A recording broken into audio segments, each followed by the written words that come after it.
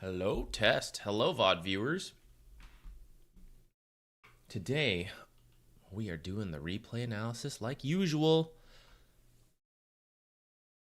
But before we start, I saw Tundra played Kez in the Blast Slam tournament going on. So we need to learn Kez. I must learn Kez. So you'll probably see this on stream going forward. As more Kez games get played, I'm gonna tune in. We're gonna look through them, try to learn a little bit, and that's probably what we're gonna start with today while people tune in. And then once people are here and we finish looking through this game, we will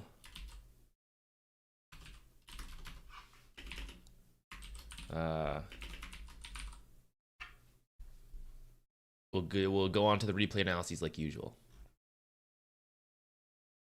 All right, timestamp the fastest timestamp ever. 1 minute in, we're gonna get started. Oh, where's my multi-chat? Tundra Esports turn to ban. Do you think you can learn from tournament games? Aren't organized matches very different from pubs? Yes, but my besides content creation, my job is a caster, so I actually do need to know the pro level Kez approach. So even if that won't be strictly applied to pub games, in all situations, it's still very good for me to know. But also, I think of like describing it as highs and lows maybe sounds a little rude, but I think there is like top meta Dota theory that's as close to the pro level, right, that they try to push, and then there is pub reality down here, right? And I feel my place in the Dota community is not trying to, figure out the pro level whatever, and it's not only to be a pub player, it's to find the blend in between. So that means I got to know both pub and pro, and then try to provide that for all you guys and the audiences when there's casting and stuff. Hey Jason, hey Roya, what's up? How you guys doing? Thank you for tuning in. I appreciate it. I know we're managing the timestamp so far. At least when we do replays. When I play the games, I forget to do it, or I just don't take the time to do it because I'm like thinking through the draft and everything. I wish my timestamp plugin was working again, but ever since OBS updated, it's been broken and I haven't been able to fix it. And for my quick search, that was like the best plugin. So now I got to go find like some maybe jankier plugin to work with. So yeah, the thing with that other one is that it would export the timestamps as a text file. So then I could just copy and paste it into the YouTube description. Whereas a lot of them that I'm finding, they'll do timestamps in the actual recording, which is useful for most other cases, but not what I specifically need right here. I would have to open it in OBS to then go look through the timestamps and cut that, which would just take as much time as like going through the YouTube video and then manually typing it in post-fact. So that's been the... Oops, I wanted to see where they picked... Oh, am I too far? I bugged it. I wanted to see where they picked Kez, but I'll just look on Dota Buff. Oh, it was literally last pick Kez. Okay.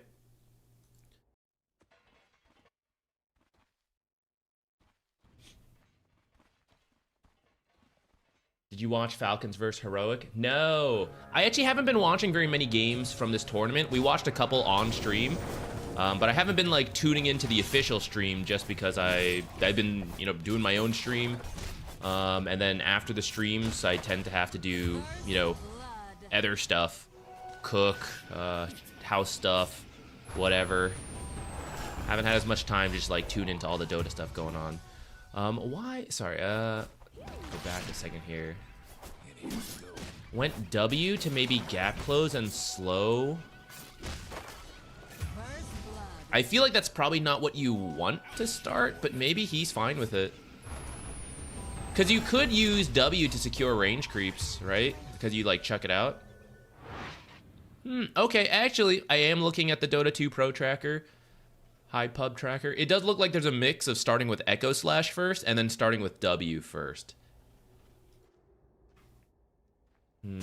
Who's he laning verse? Doom and Earthshaker? No, it's Earthshaker mid Clockwork. Enchantress. Okay, so maybe...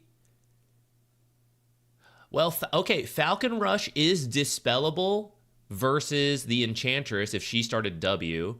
So then you can only use Echo Slash, which I think would be fine, but maybe it's because into a melee hero where he doesn't want to get, like, bopped by Infernal Blade or, I guess, Scorched Earth every time. Maybe he's starting this to secure range creeps from afar.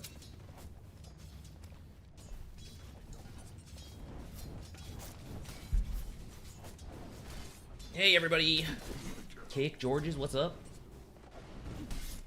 Yeah, Jupiter's here too. Did you say you wanted to learn Kez? When Kez first came out, I was playing him as a support, and it was a lot of fun. I would love to do that again. Don't expect it anytime soon. I need to learn Kez as a caster, especially as the analyst of our duo, right? When teams pick him, I gotta be able to ramble some bullshit about, you know, what we're doing with Kez. To some degree, I can be like, oh, you know, I too am learning because he's so new to Captain's Mode, but, you know, I do think I should actually be able to provide some insight, pattern recognition of like, okay, this is what I've seen Kez's do, so that's where we're at. Right now, my understanding is that you build a lot of damage on Kez because of the way the abilities scale, doing your damage... increasing your damage has seemed better than the typical like on-hit effects and attack speed type stuff. You still like some of that stuff, but raw damage seems to be the initial priority. Raw damage and then mana regen into the Aghanims, because that seems to be the spellcaster combo, which I think it fits kind of how I was enjoying him when I was playing him. But then I stopped playing him for however many months it's been. So I didn't know, you know, every time they buff and nerf him, I was just like, oh, okay, yeah, we'll see later. So I'm just kind of seeing if what I remember is still true and like what's new. This time he even made it to level 25 in this game. So we can see maybe some late game Kez stuff. All right, let's take a closer look at how this starts. Because I think the spell order will be important. Well, I don't know how much I really need to be able to talk about spell order, but I think it'll be a talking point for like the near future until everyone's used to Kez. So what, this one's on cooldown. All right, he's on Shodosai. Parries attack. Swaps over to get the... I believe he parried and then crit with the Kazurai Katana for the extra value.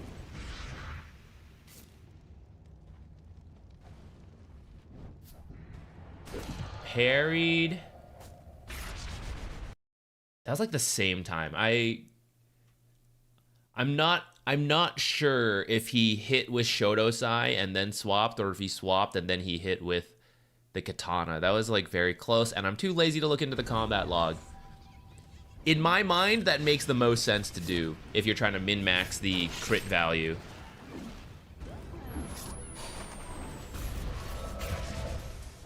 Take your time.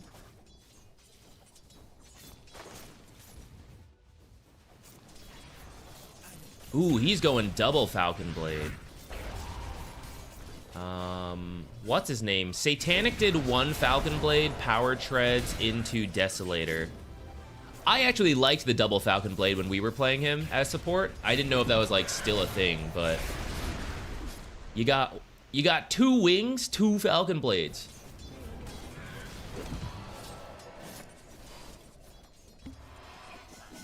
It only makes sense.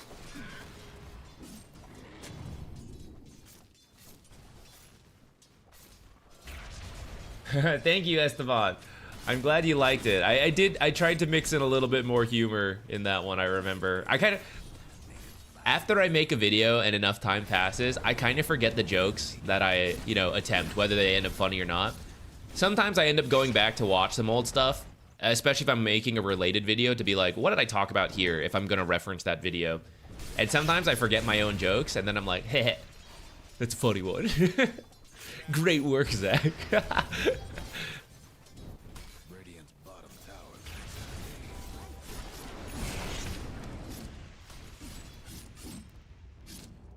All right, let's start zooming through. Early game.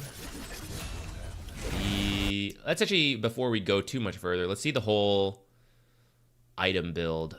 Where is he? Double Falcon Blade, Phase Boots, into the Deso, into Ags. Okay, this seems to be pretty consistent with what I've noticed so far. Deso into Ags.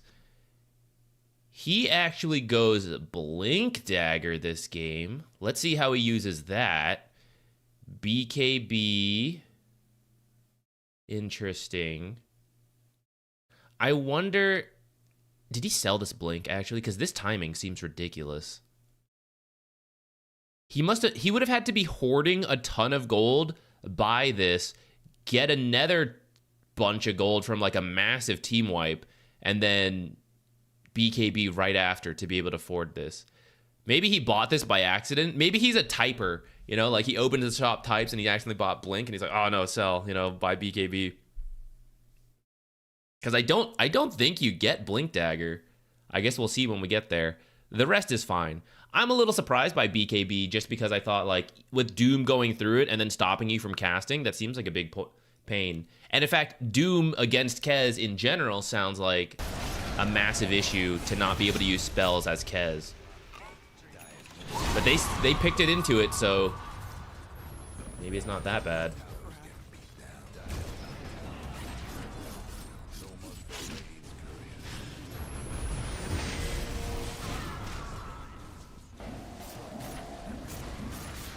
Falcon Rush towers.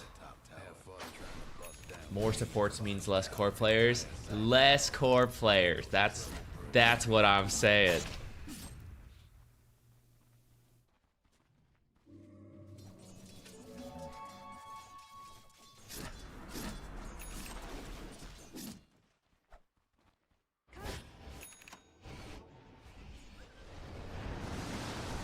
Okay, how do you take this fight?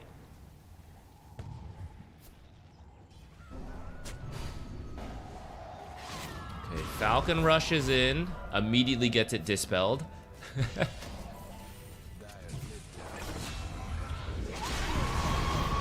Sees everybody, so he uses Raptor Dance.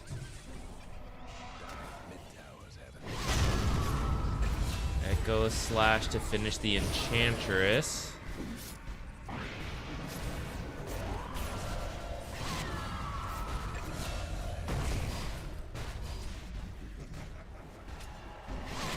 Tried to parry the Queen of Pain to have a chance to get out of there. Alright, in the end, not the best. I think losing the Falcon Rush damage really hurt him there. I didn't realize Falcon Rush was dispellable till we saw last time. We were looking at Kez last time. That means silences and dispels are going to be pretty good versus Kez in the early game. That might be some of how you counter this hero. Do you Raven's Veil here to like get the crit on everybody? Yes.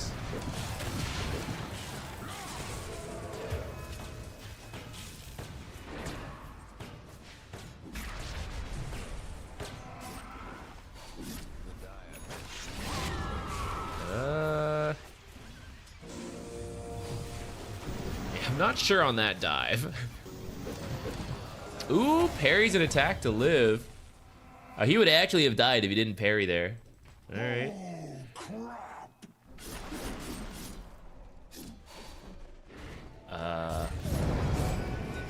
Wait, he didn't lifesteal it like at all. Hold on. What? This is supposed to work on creeps.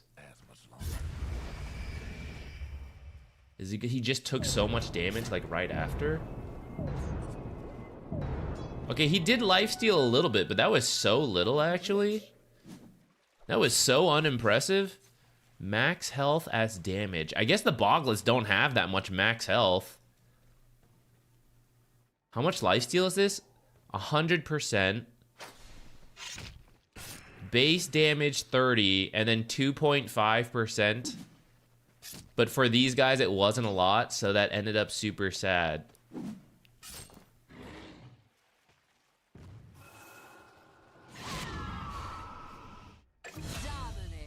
Based on the max health and heal Kez for a percentage of all damage dealt. The percentage being all of it. Alright.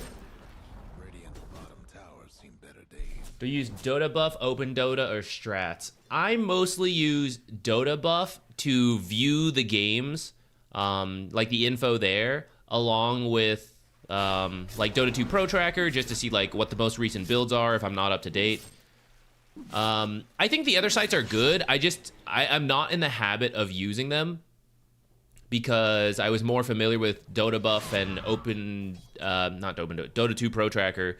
I did used to use Open Dota a little bit, and then recently I have dabbled a little bit more in some of the other stat sites, and they're pretty impressive. I just think I would have to sit down and really explore it for a little bit to understand, like, okay, what does this do? What does this tell me? There is some really interesting info in some of the other stat sites, and I think I should look into it a little bit more. Radiant's mid towers get banged up. Dire's top towers get beat down. All right, let's jump ahead a little bit. I don't want to spend our entire time on this. I do want to get to reviews for you guys. I do think it seems like you join some fights, but you also really need to get to the Aghanims as your power spike.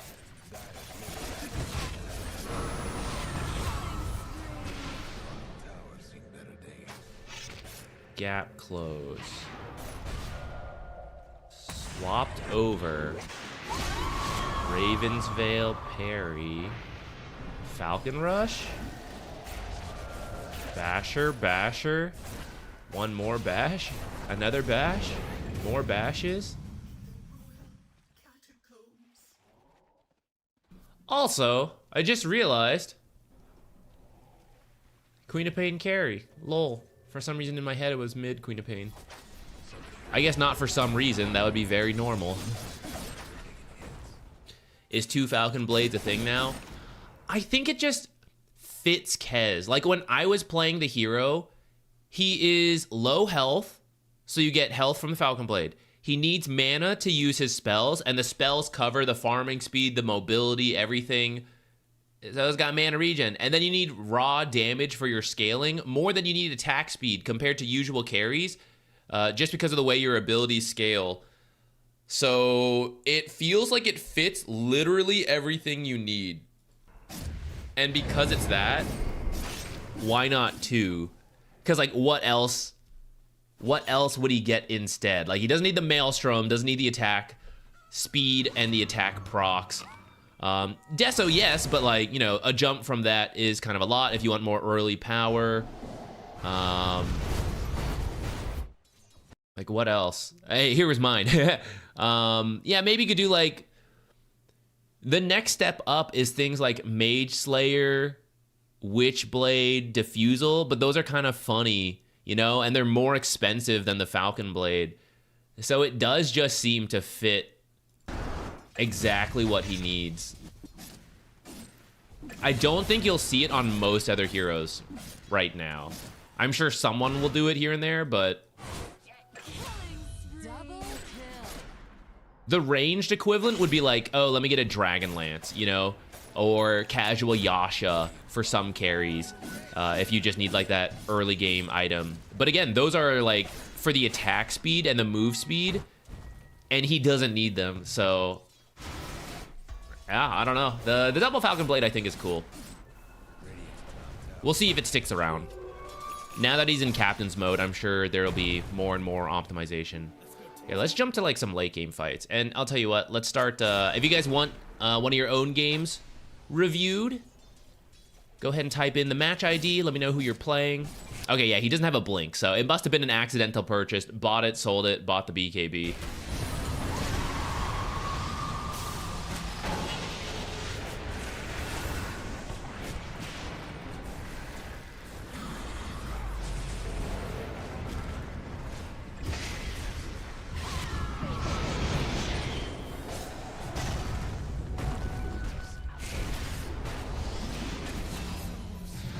The heal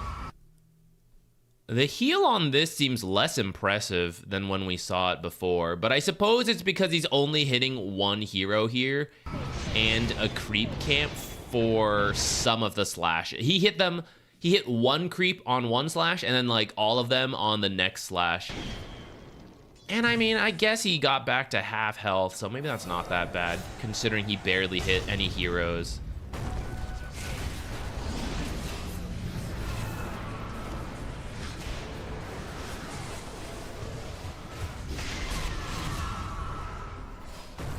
Kez is dead. We're not interested. Let's jump ahead to the next fight.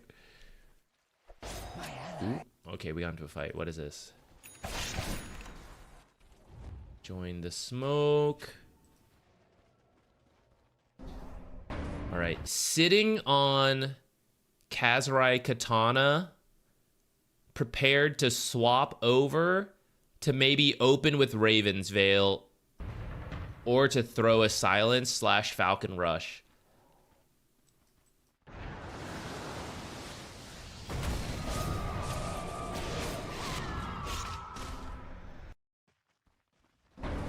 Okay, slow down. I gotta see what abilities he's using it in what order.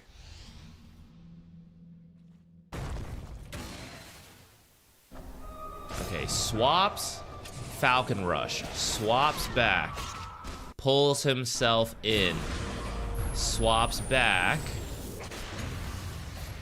BKB, I thought it would be Raven's Veil right away. Okay, there it is, swap into the other ultimate.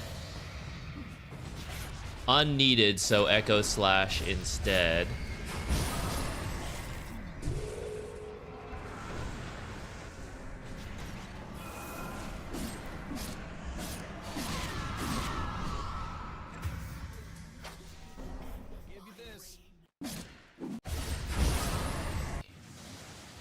One more time. Mostly I was looking at the ability bar. Now I'm gonna actually look at the screen. What's going on here?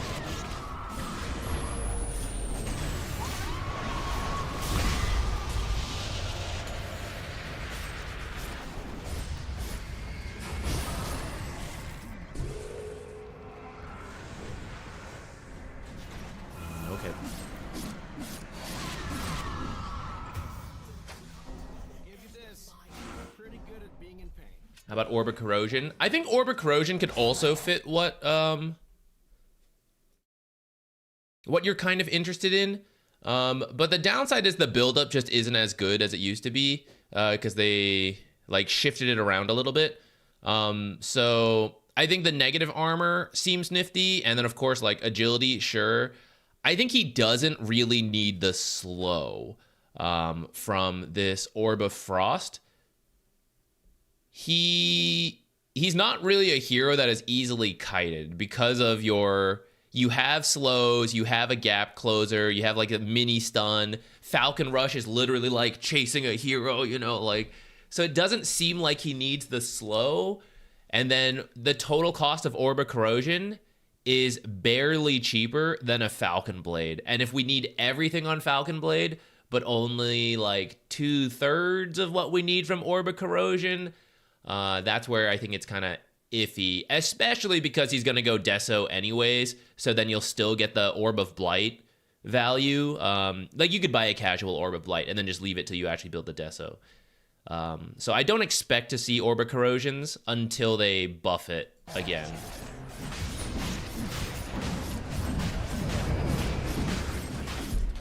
Are there any stats that you would like to see that none of the sites have? I feel like there's actually something I vaguely have in mind, but now that you're asking, I'm blanking on it. And the thing is, the other sites might have it, and I just haven't, like, looked for it easily.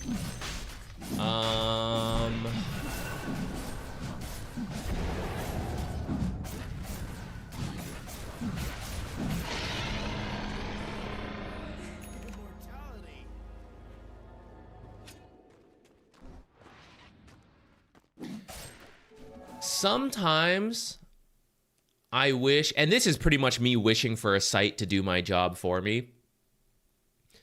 I would love a collection, and again, this might exist and I just don't realize, for a given team and your given players, right?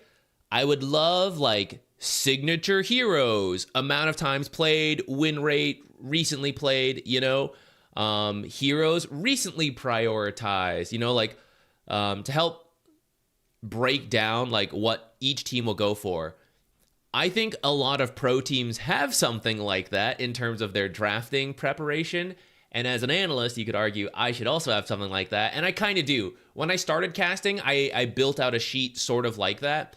Nowadays, it's mostly in my head, and I stopped like trying to do it for every single team, and then roster shuffles, and then all that, you know, new players, all that. But I think if I was a panelist, I would put more emphasis on that stuff and like learning all that. As an analyst caster, I don't emphasize it as much, even though I think you could.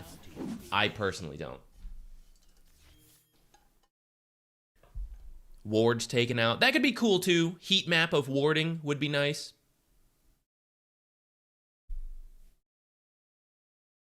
Okay, let me see what you guys stuck in. Let me take a look.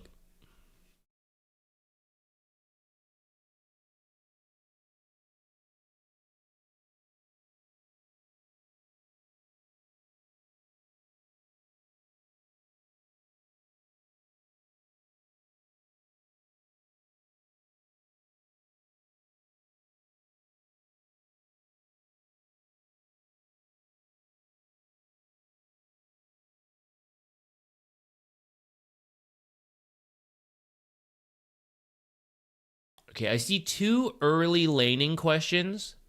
Maybe we could start with that, since that'll connect to each other.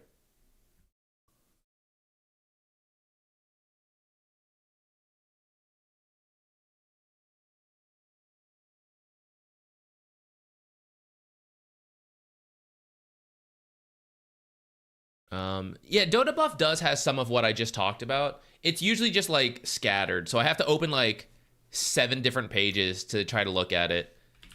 Having it in a more condensed format is kind of what I would like, but it's also not that important.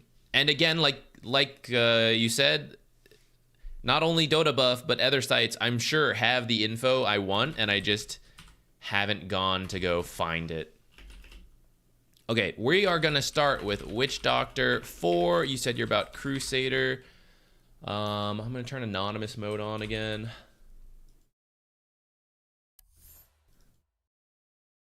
Forgot to do that. I need to... once you have a game open, this is I think most people probably never even have to worry about this, but if you have a game open when you switch to anonymous mode, it doesn't change, and you have to go load a different game and then load back to this game. I think that is a complaint just for me and probably like 10 other people in the world. Soft support, Crusader. Okay, I'm starting with this one, and then I saw another one in the comments. Kind of questions about the laning stage. So we'll do like 2 quick ones running through the lanes. For this one, you said you're a bit more confident in playing position 5, not as much about position 4, which is what we're looking at here. Like maybe the knowledge is there, but the execution isn't there, is what you're saying. So this one felt tough. Left Abaddon 3 alone to stack, secure rune shrines, etc. Was there anything in the first 12 minutes I could use improvement? Okay. Witch Doctor 4 does work. Nice, friendly, good luck, have fun. I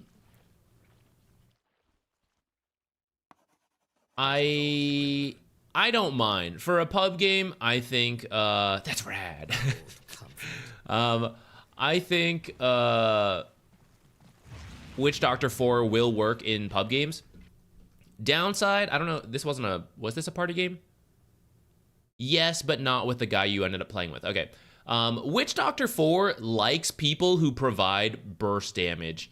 Abaddon, if the shield pops, kinda, but it's really not the greatest.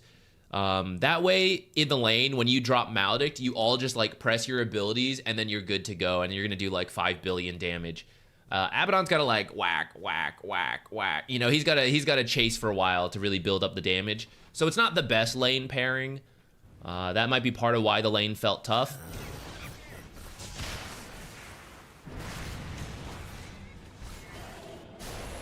Oh, he got away. Yeah, we got Necrophos though. Oh, he didn't get away. Got him. Nice. Well, you're doing very well. I'm very proud.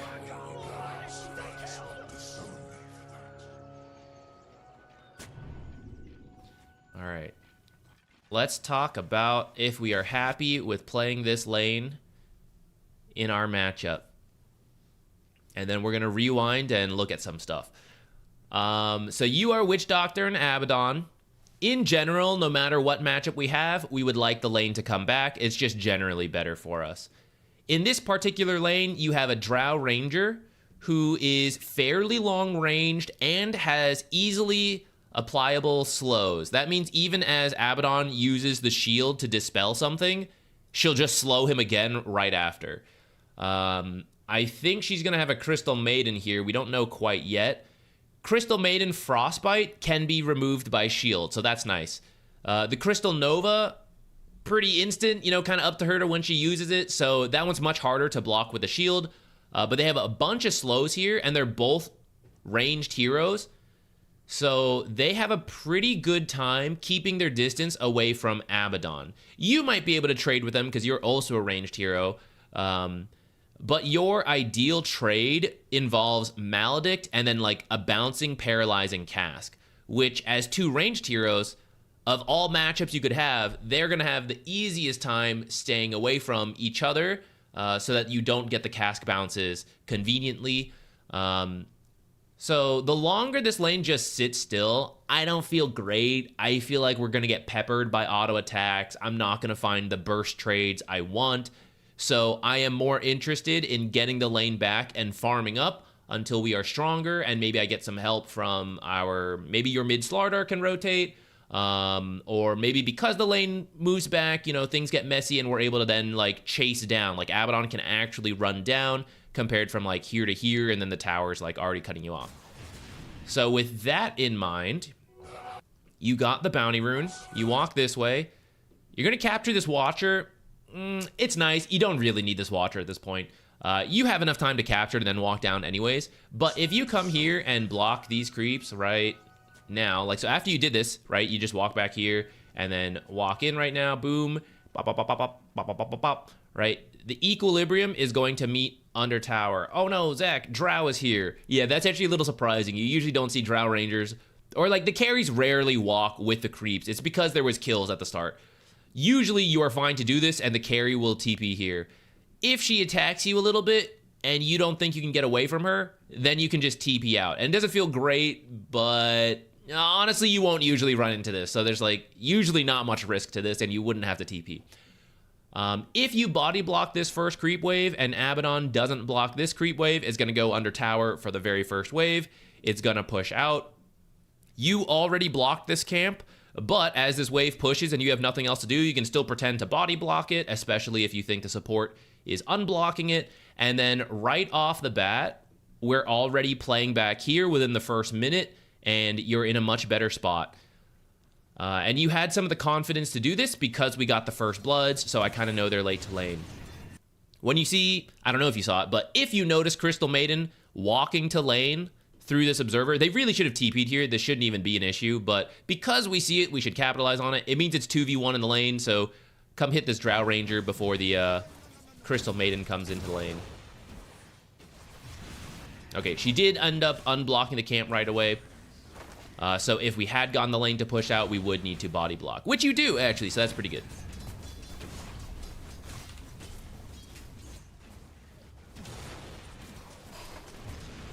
I first picked him, didn't know I was going to be with Abba. Yeah, I don't blame you. I'm just kind of like, it's not saying like you picked a bad support. It's recognizing that as support players, we always first pick, so we won't always get the ideal matchups. But once we don't, we need to adapt. So in this case, if we had a better lane pairing, maybe I wouldn't care about, you know, getting the lane back so quickly, and I would feel better about just like playing a more direct lane because I know we can kill them, like even in front of their tower.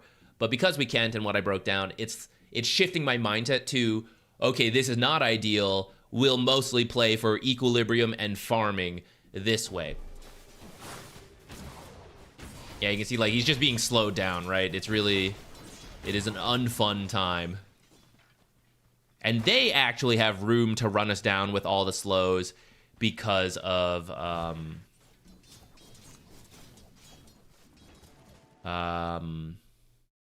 because the lane's here and how far it goes back. It is rare that stacking at level 2 is necessary. I guess I don't mind that you did it here, though, because you guys took a pretty rough trade and you guys, it's pushing up. In the end, for the stack, you only miss 1 creep. So in this particular situation, I'm going to say it's okay, especially because you have boots first, which actually I'm not sure if you should have. I kind of think you might need some other laning items to help you, but I don't mind the boots, I suppose, especially if we're planning to like avoid them a little bit more.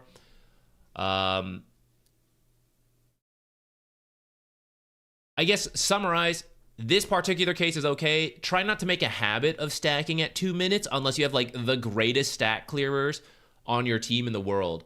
So a mid laner who clears both stacks and an off laner who clears both stacks. I know you'll have a Sven, but if we think about it, Sven won't clear these stacks until probably 7 minutes or later, and that would be pretty early. And it's not really... It's unlikely you will stack it more than 3-ish times. That would be a pretty big stack. That would be when they start to body block each other. So most games, you don't have to stack at 2 minutes because just no one's going to do it till way later. So we can also stack till way later, which means we can stay in the lane longer to get XP to hit level 2. Now we're pretty far out of the lane, we're as far as we could be, really, which means we have no chance of getting XP. For XP, you could be like, let's use Drowse to showcase this. Oh, I can't show this? Wait, oh, maybe it's because she's on the enemy team. Yeah, here. So, like, for this melee creep, based on Drowse, right, we could be, like, over here, which would be getting us towards our level 2, which is when Witch Doctor gets a lot stronger in the lane. So, we did end up missing a couple creeps of XP. And that's why we see this, like, level 2 to level 1 fight here. You live, but, yeah, we ended up taking a lot of damage, and then you're going to end up walking home? No, meeting the courier. We have, like, no health, but full mana.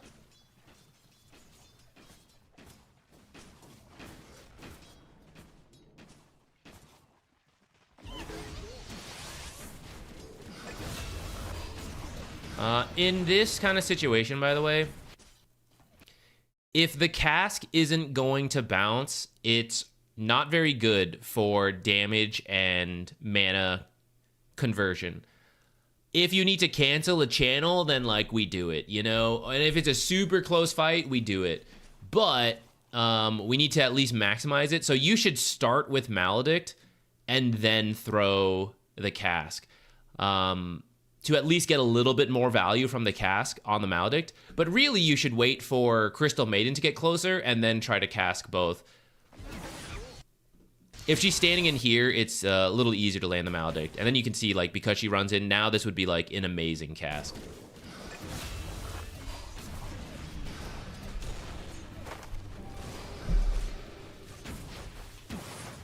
Sven asked me to stack, which is why I got boots. I think it's fine to stack. I'm just saying I think that's a little bit early. Thought the lane was rough. Thought I should be doing other things. What is the cutoff for trying to help lane more versus ganking, helping other lanes? Okay, so let's think about the payoff of our actions. When is it going to help us? Because this is a really good question. So let's continue with the stacking discussion, like I said. So you're stacking early. Let's say you stack at 2, 3, and 4 minutes, okay? That'd be really good. When the carry comes over, they're like, oh, great, you know, 4 camps here, awesome. So that would already be considered very good. And we stack at 2, 3, and 4 minutes. But, again, the carry is probably not going to come over till, like, 7+ minutes, and sometimes even later than that. Sven, in this case, will need God Strength, or he'll need his Mask of Madness, if not both, before he feels that comfortable doing the stacks. So we are dedicating to walk from here. It depends where we go from the lane. Let's say, like, from here, here's the worst. Here is, like, the best case scenario, right? Let's call it, like, 20 to 30 seconds to walk over, stack, and then walk back. That means in the first 4 minutes, we would have dedicated a minute and a half of our time to stacking, but there's no actual payoff until, like, again, 7+ minutes or later, unless you have a mid or an offlaner who can do stacks that early. Though, again, if we ask ourselves, who can do stacks at 5 minutes into the game? Ancient stacks? Pretty much no one. Outside of, like, Tidehunter with Kraken Shell, or, like, a really slow clear. It's going to be the Sven who has to come over.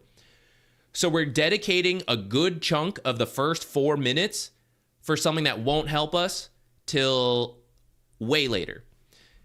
But what if we switch that? What if we stack at 5, 6, 7 minute mark, right? And then the guy comes to clear it right after that. So we dedicate the same amount of time, but the payoff is relatively a lot sooner. Then we consider what can we do in this lane and when we move around. So when we leave at the 2 minute mark, so like 1 minute 30, we're like walking out of the lane, coming over here, we are still level 1. So going from level 1 to level 2 is relatively a huge power spike, right? It goes from just having Paralyzing Cask or just having Maledict to having both, and both is what lets us get really good trades at level 2.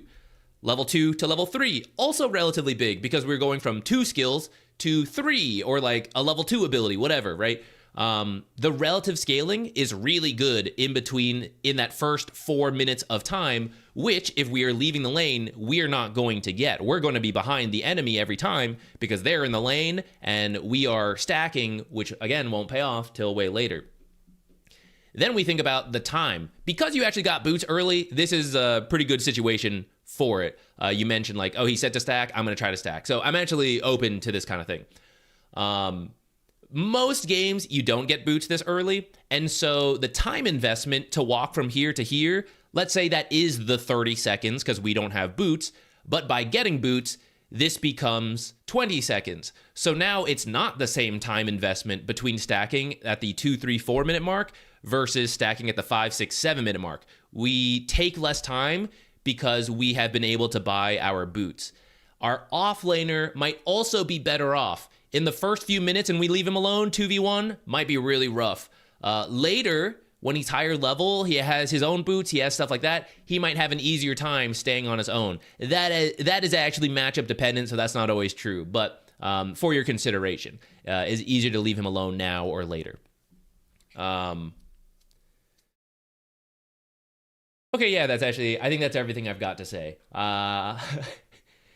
I would say you can start with boots and plan to stack as early as 2 minutes when you have an offlaner or a mid who can clear them.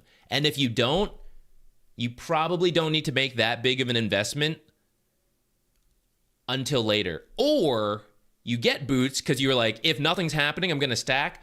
But otherwise, you use your boots to help the lane in the early few minutes. You are creep dragging and dragging it around this way for your Abaddon. And then, okay, I brought the lane back here. I got nothing to do, so now I stack, and now I go, like, get another creep wave, right? The stacking is secondary to the early creep dragging and helping the lane in those first few minutes, but when it works out, we stack. As opposed to, like, I'm going to abandon the lane straight off the bat within the first few minutes to stack more. Yeah, I hope that makes sense.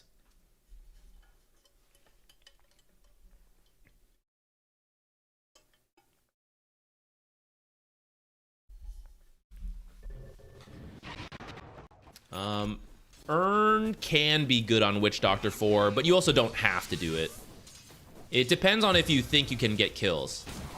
It's a very good aggressive pop. It's a fun game. You guys are all chat in a goofy way. It's not just like raging that I've noticed anyways. It's an aggressive build. I wouldn't do it this game, at least to start. Like, I wouldn't build first item Urn because I don't expect to get a bunch of kills with an Abaddon versus Crystal Maiden Drow. Now, we never know how the game goes, and if you are picking up a bunch of kills and you want to pivot, go for it.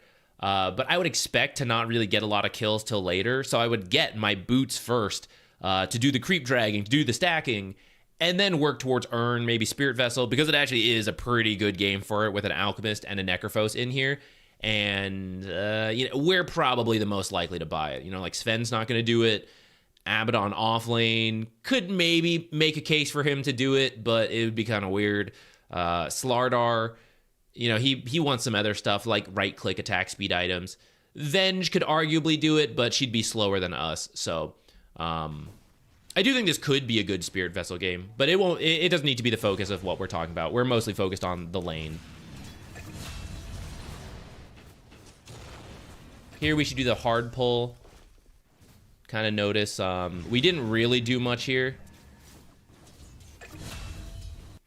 Yeah, we just kind of like watched Abaddon do stuff. We could maybe like attempt to deny creeps, but didn't really get to it. Now maybe you didn't go for a pull because you saw, oh, it's only like one super low health creep. That is true, but you don't always have to deny creeps with a pull. Think of pulls as delaying the amount of creeps and the timing of the creeps. Both those factors are really important in terms of creep dragging. So even if you pull this camp over and it dies here, the creeps, instead of just walking straight down, they do go like, and then like choke point in here for a little bit to kill the creep and then return to lane. So you would at least get like 1 or 2 seconds of delay just by dragging the creep over. And if you want to extend the health even more, instead of attacking it, walk into it and then walk away to draw the aggro by proximity rather than attacking it. And then if they chase the creep, they would walk in, fight, and then return to the lane this way. So then you're getting like 5 to 10 seconds of time delay, which is enough to go from equilibrium here to somewhere along here, depending on, how healthy that creep happens to be. So if you have other things to do, you can do other things. Because yes, at the end of the day, this is not going to deny anything, and you're only going to get a little gold, which you could just farm this creep. But considering our goal is let's get equilibrium back so that I can stack and maybe roam mid a lot, then I would say it's still worth it to do this. Unlucky on the bounces. And we kind of see that's actually a good showcasing of why equilibrium here will just always make our life tough. Oh, Abaddon maybe could have stacked that instead. Oh well, that's not our fault. Alright, we steal the bounty rune. So here's another case. I'm getting the bounty rune. I'm pretty free. If I don't do anything, this creep wave and this creep wave are gonna meet here, and just this whole time haven't been really having a great time in the lane, but off of getting this bounty rune, why not head down here? And we could have grabbed this creep wave and then drag them around. Drag them all the way around. You could like run them through the trees, TP out if you have to, whatever the situation calls for. But then that'll give Abaddon a full creep wave. Right now, if we just do it based on the existing CS, it looks like Drow is getting about twice as much as Abaddon. So every time the lane is here, Drow is getting... we'll just leave it at like that. We won't get to actual numbers. She's getting twice as much as us. If we creep drag, we're getting 50-50, and that's way better, right? We're equaling the amount of farm we get. Even as we technically lose, we both lose creep waves, right? Because I drag one here, I secure one while denying one. She keeps one creep wave, she secures one and denies one. But that means she is getting less, and we are getting more than the current status quo of sitting here, and that's why creep dragging ends up being worth it. Otherwise, I do want to say, I sound like I'm just criticizing everything you're doing. I will say, I do think you should think to stack. You should think to go for power rune. So I don't want you to not do that stuff. It's in between doing that stuff, how do I set up Abaddon for the most success? and then I go do all that other stuff. So we are doing that stuff, but Abaddon is not quite set up for success. So it's like, you know, it feels middle ground success. If you do some of the stuff we talked about, we'll feel a lot better about Abaddon, and then still go do some of the other stuff we're doing, and then it'll feel a lot better.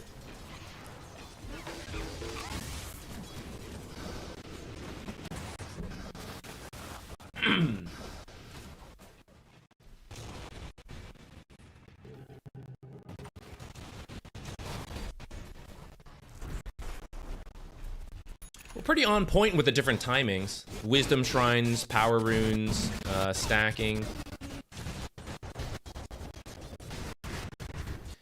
The actual rotating objectives are pretty good. It's just the setup to that point.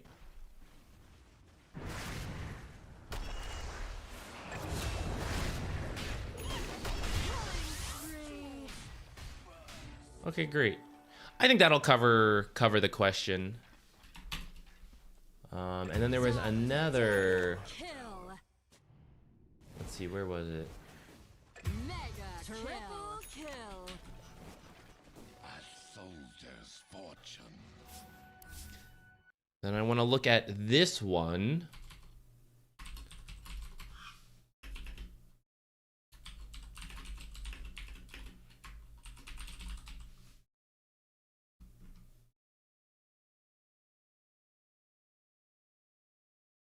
This one, right? No, I didn't put in the match ID. Ho ho ho, ha ha ha.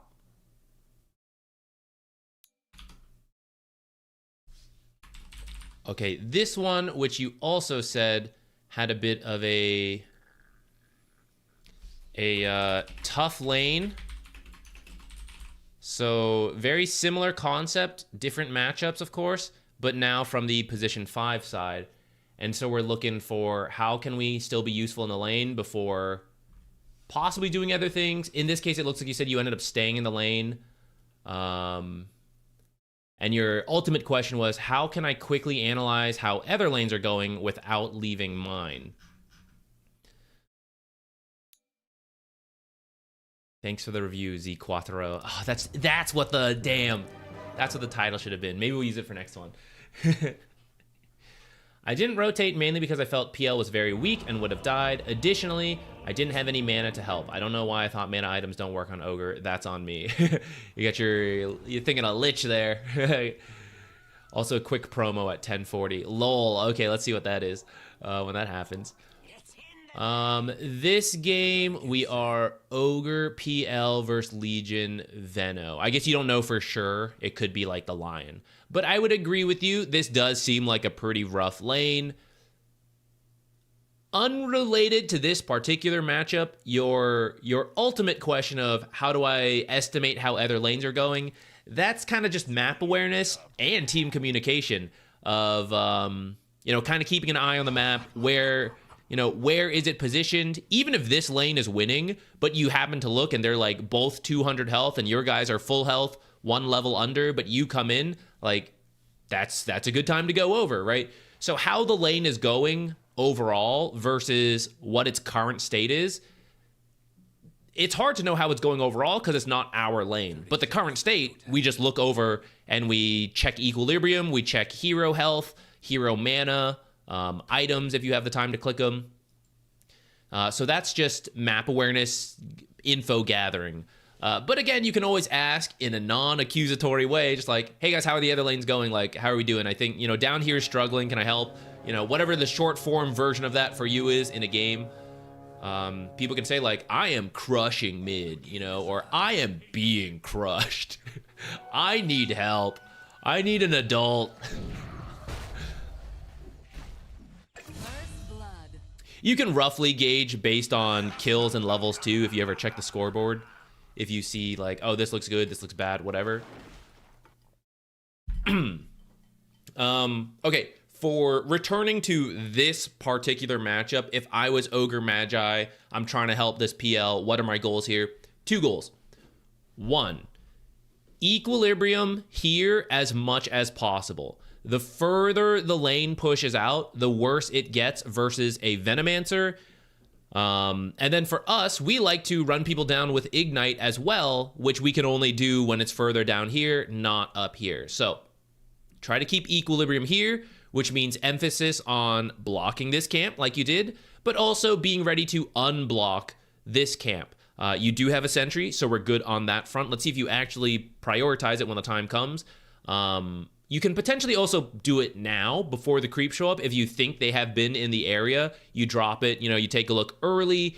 This means it's, kind of guaranteed at 1 minute. The downside is that if they actually block it late, they'll then get your sentry. So I would say it's okay to hold it to see, especially because you blocked this one.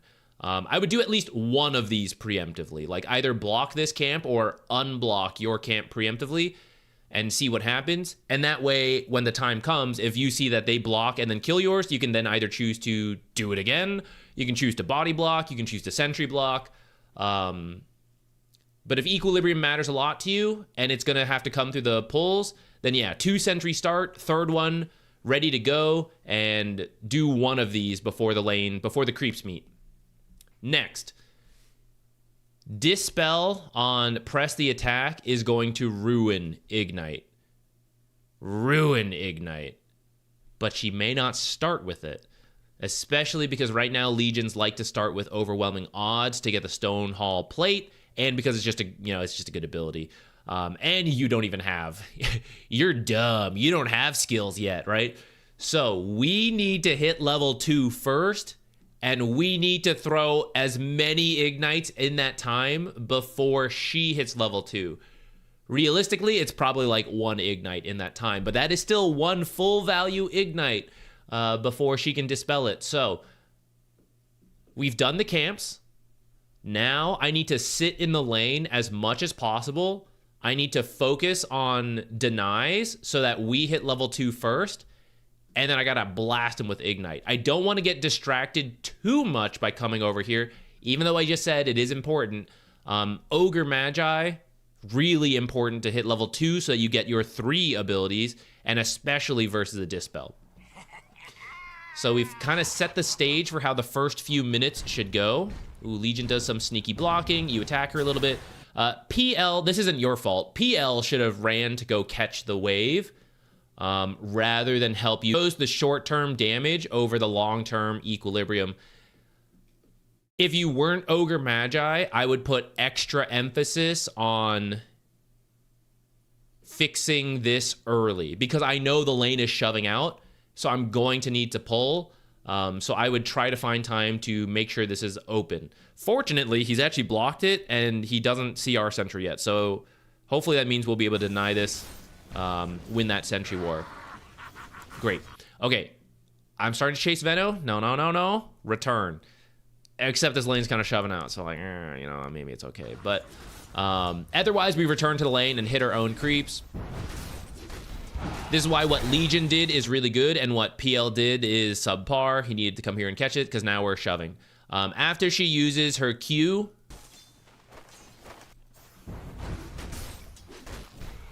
immediately stop hitting her. She has 100 barrier. None of your attacks matter. This will fade over time, especially if there's something else to do, which in this case is to either prepare this camp if you had to, but in this case, to just hit some creeps here. We want denies. We want to pull equilibrium back, and there are no pull camps right now. So hitting creeps, getting the XP advantage while staying in the lane, really good right now. You guys ended up hitting her, and you did get through the barrier, but in the end, we didn't do that much actual damage to her.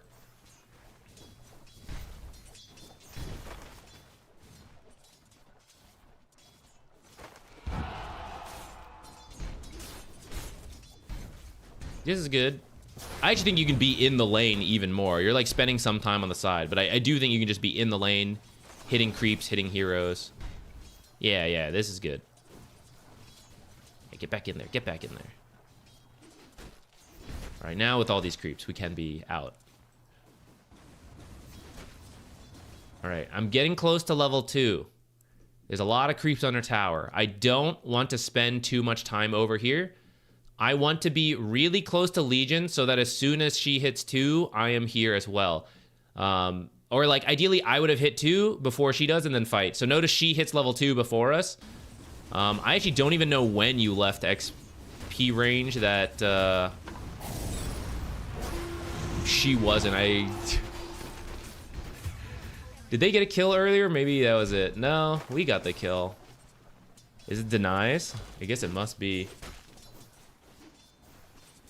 I feel like you were actually in XP range for all this. Did I blank out?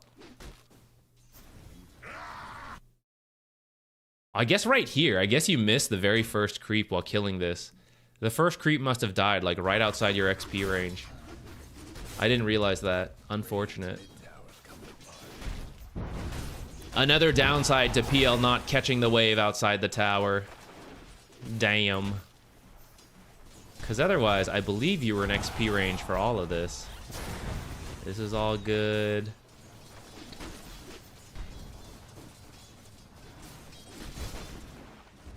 Ah, yeah. It was literally that one creep we missed at barely max XP range. That sucks. Well, now we'll focus on Veno, I guess. If Ignite hits 2 heroes, right, it's fine.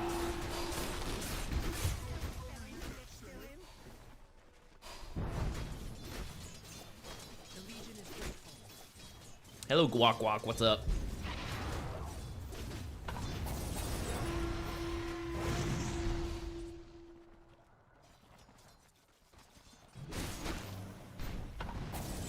Yeah, get him! Curse, press the attack! I'm gonna try to sit back and use my backrest a little bit more. I'm not playing, I don't need to be hunched in, poor posture.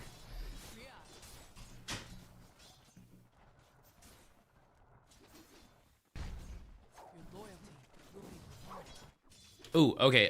This came up yesterday. This comes up actually most replay streams, but yesterday I was looking for an example of someone had a question about pulling. I think it was a new league player coming to Dota, and I was saying when this when these creeps die, our creeps, the amount of time it takes these creeps to walk to here where good equilibrium is, and then before they go too far, is about the same time it takes for these creeps to walk from this camp to here. So we're going to use this as a case study example. We're going to watch what Ogre does. In this case, because I actually see the 2 melee creeps are already half health and dying, I think we need to start hitting this small camp pretty quickly. Possibly we could have done a half pull here. Because we didn't, you know, whatever. We're committed. We messed up. We didn't realize we should have done a half pull. Whatever. The case doesn't matter. We're in this situation. We got to start hitting the small camp. And PL could arguably do the exact same thing. He could identify what's going on and help out with this while keeping an eye up here. If he's safe enough to tank it, he could. Okay, the Fortify has actually thrown us off a little bit, but this worked out pretty well. This camp died just as the last range creep died. They are a little closer than up here though, so it looks like our small camp maybe needed to die a second sooner, which if Ogre had attacked a little bit more, there were a couple times he was kind of waiting, we would have that 1 second difference. This is getting messed up because Veno ended up drawing one over here, but then we can kind of see, right? We see how close it is and why if this camp had died 1 second sooner, we'd be meeting here right now rather than under the tower, like barely. It's so close. This is actually so close that PL probably should have tanked an auto attack or two from these guys just to get better equilibrium.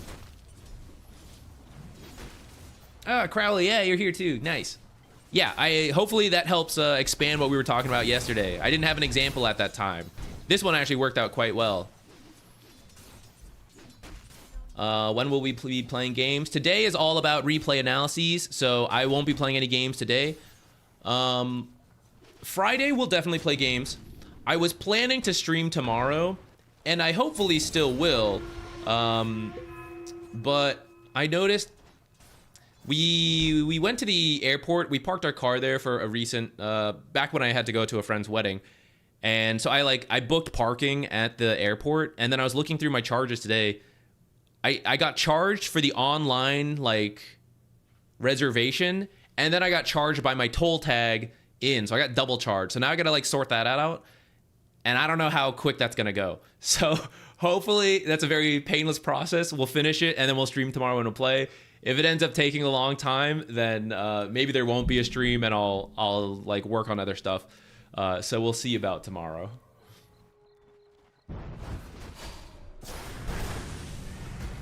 Coot, I have done a couple videos like that in the past. I've been thinking about doing it again recently. They're usually somewhat well received. There is always inevitably a couple comments that are like, this doesn't help me because my teammates will never be like the pro teammates. But, you know, you can't please everybody. What can you do? I don't really mind doing it. The part that is... I guess the part that I'm a little hesitant about sometimes is I am not that pro player, and I am not... Although I am relatively high MMR, there is still a whole ocean of MMR between me and the pros. So sometimes I worry about talking about like, oh, this is good, oh, this was bad, whatever, and then the pro player will be like, man, that guy doesn't know what he's talking about. I mean, I doubt they're watching our channel, you know, but there's always that slight worry in my head about that. Oh, I like that backpacking. You're gonna have enough mana because of that in 1 second. Nice. Yeah, sometimes that's the reason I hesitate a little bit on it. The other is... the title and thumbnail and all that, arguably the easiest. It's just a giant picture of the pro player and be like, how does Miposhka play Bane? You know, something like that. Maybe we should do more of those. That's easy thumbnail and whatever. But I always feel weird doing stuff like that. I don't know.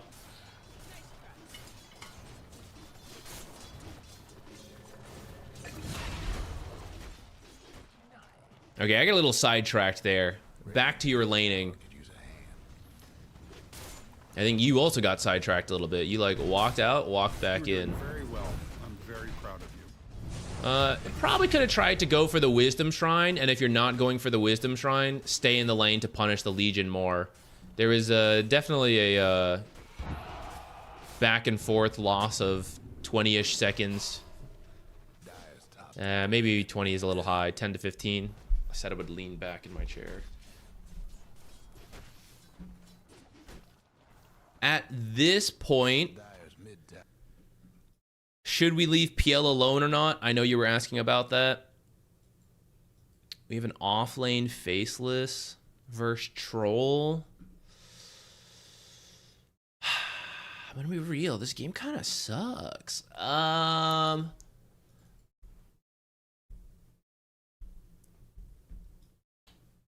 Your team's draft is ass.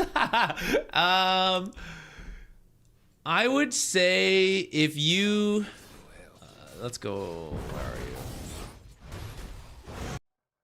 you? Okay, we need to go late game. We need to drag this out.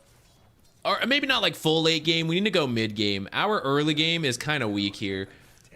I do think you can kind of consider leaving...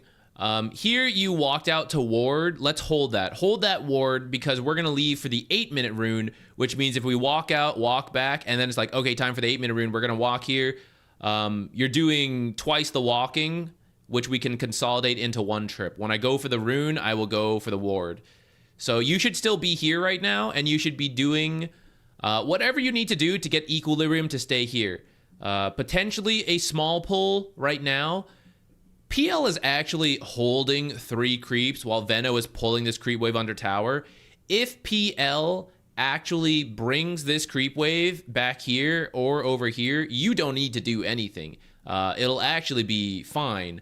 I suspect PL is going to walk straight under tower with these creeps. Oh? But he's hitting them. God. He's hitting them, which he shouldn't. If he kept it here, full health, it may not seem like a lot, guys. The 3 auto attacks he did means this lane will push like 1 or 2 seconds faster than it should. Which, when we're talking about I need to survive for 30 seconds while my support goes away and comes back, all those little seconds matter. So he shouldn't have attacked this needlessly, especially when they have like a mostly full creep wave up here. This is part of why Equilibrium ended up high. So we could have done a half pull, full pull. He could have not attacked, whatever. A whole bunch of different things could have happened here. And then now is when you would walk out to ward and to get this power rune. If I could nitpick where you placed your observer, Venomancer is probably going to do one of three things, depending how greedy he is. One, he stays in the lane, continues to punish PL, and he starts putting Plague Wards in this area to jungle these camps while they keep pushing the lane into the tower. That's option one. You'll know he's doing it because you'll see a shit ton of Plague Wards here, and then you'll know what's going on. Option two, he will come here or here, but it's probably going to be here. And he will start jungling and leave Legion to the one-on-one. The third is that he will go to a lane, twin gate, mid lane, whatever. He'll go somewhere and he'll try to do something. This observer might see him rotate to the mid lane, but it's so close to being on this cliff, and then you could also see in here. Oh, Zach, if I put it on this cliff, it's much more likely to be dewarded. That is true. So then alternatively, we could bring it closer over here, something like here, or something like over here, or like maybe even here, maybe in this part of the river. Then you'll see Venomancer heading to the mid lane, or you'll see him heading to this side to potentially jungle. So then we'll cover like two options of where Venomancer is. I probably would just risk putting it here.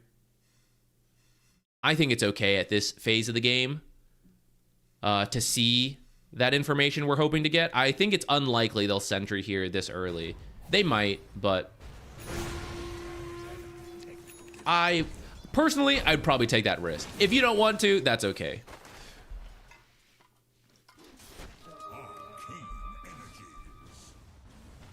Moments like this is when PL is fine on his own, and we might spend this time going through the Twin Gate or walking somewhere else.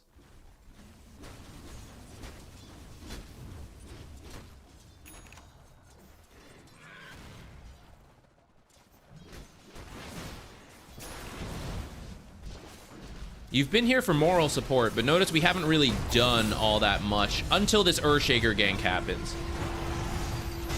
There was like 30 seconds there we just kind of like waddled around. After that, let's leave. So notice we're kind of waddling around. We're going up, we're going down. We're going to put another observer here. So we have 3 on the bottom half of the map, none top. You should probably just pick one of these.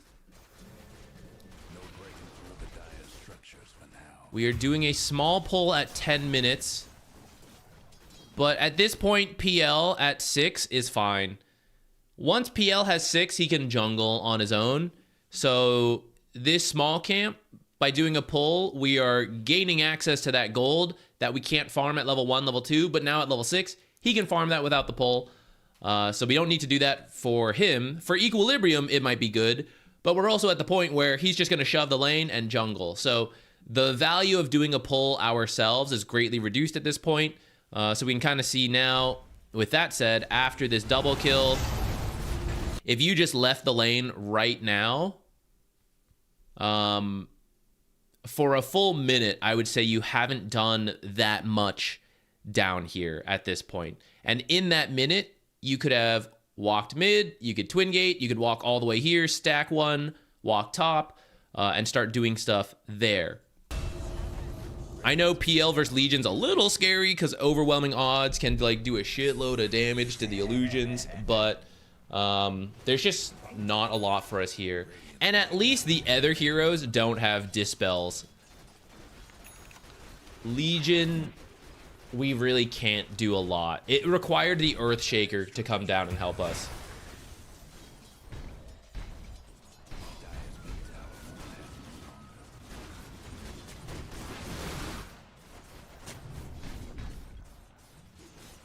Like, we do a little camp block. Again, the value of the camp block at this point, You were doing not very as well. much. Frankly, if you feel you're losing this lane and they are using pulls, they're actually helping you. If you're losing the lane, they should take your tower. If they bait themselves into keep doing these hard pulls, I actually think you're just buying more time in this lane. Now, I know they're getting gold, but I'm very proud of you. in terms of drawing this game out, because I think we'll be stronger later on, if they're not taking our tower, then I'm okay.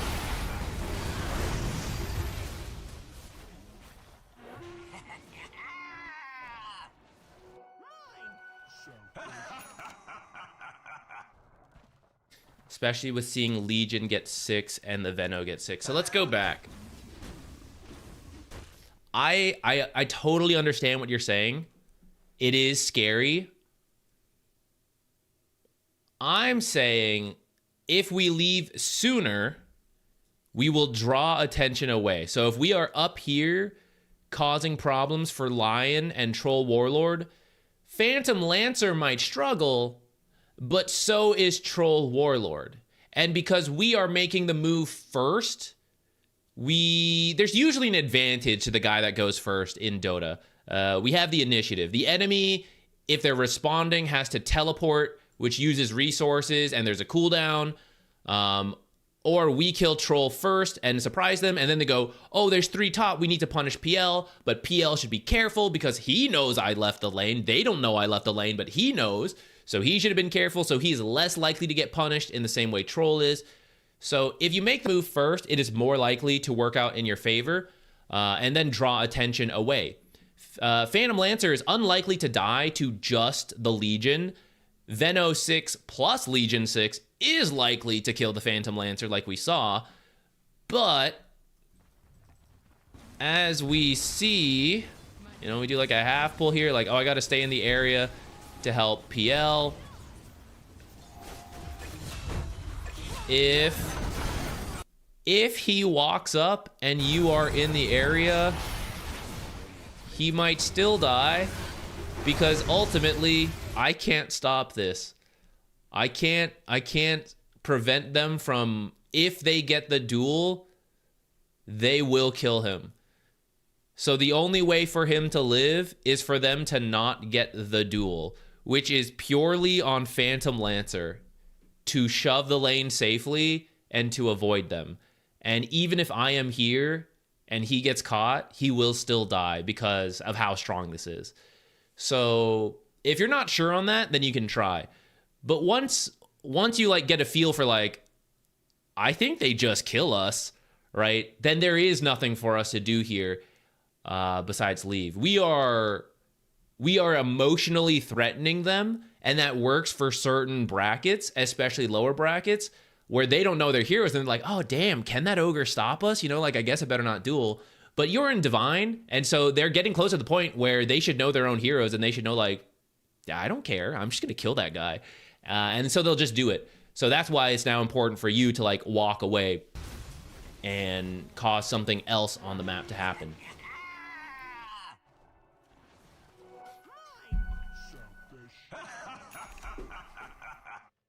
Oh, welcome to the game. I feel like we have a lot of new people coming in. Maybe we have to revisit some new player content.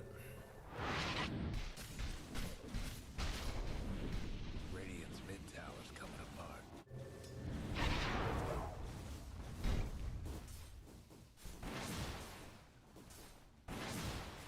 1040. Oh yeah, I forgot to look for that. Hold on, where was that?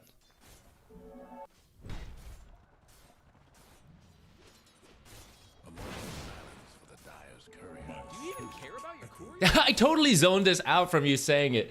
Nice. Thank you for having the voice line. I don't know if I said this on stream before, guys. I don't want to reveal numbers, but I made more money from the voice lines and the stickers than I did for casting, which I thought was really funny. And thank you so much for supporting me by buying that talent bundle, any of you that did. You were doing very well. I'm very proud of you.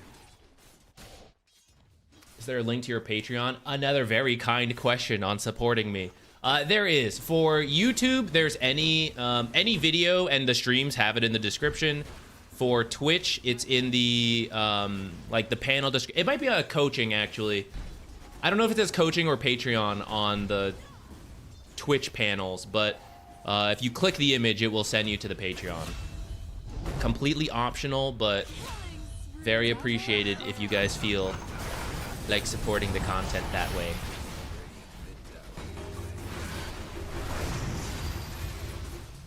Okay. Let's start sending in match IDs again. Oh, I forgot. Don't send in match IDs. I lied. I baited you. That's why it's chaos. I forgot. Roya donated $5, so we're gonna do a guaranteed replay. And I saw that, forgot to say anything, and then just saw it again now. So we're gonna do that one next. For remote work, TI paid the most of like anything I did this year.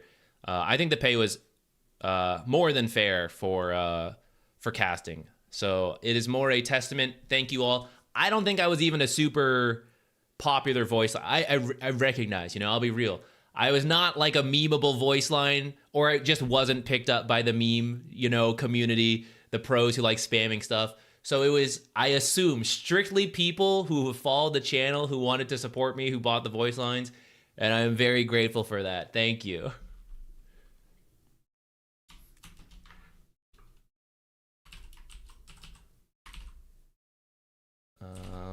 This one is, okay, so this was Leshrac 4 and Crusader.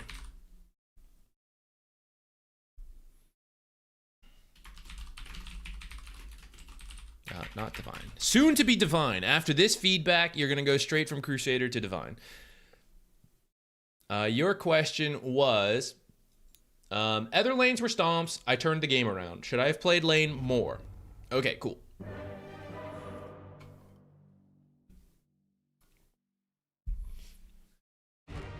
You got timestamps? Yes, I did get that one. I have to manually type them in now, but we are so far so good.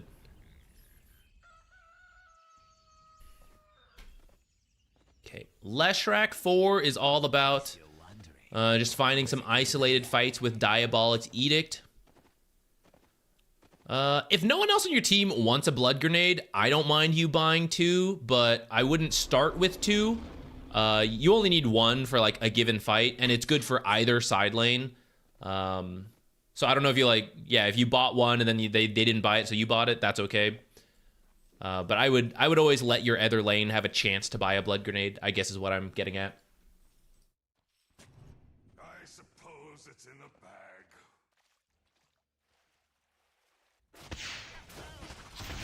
bag. Yeah, unfortunately the talent bundle isn't on sale anymore. Thank you for the thought, though. I appreciate it. Hopefully, we'll have another one next year. I need to... I don't know what it'll be, guys. I gotta come up with some voice line ideas.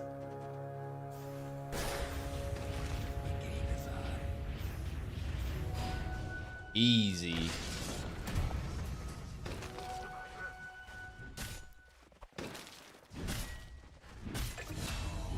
Rather than blood grenade there, because this will happen.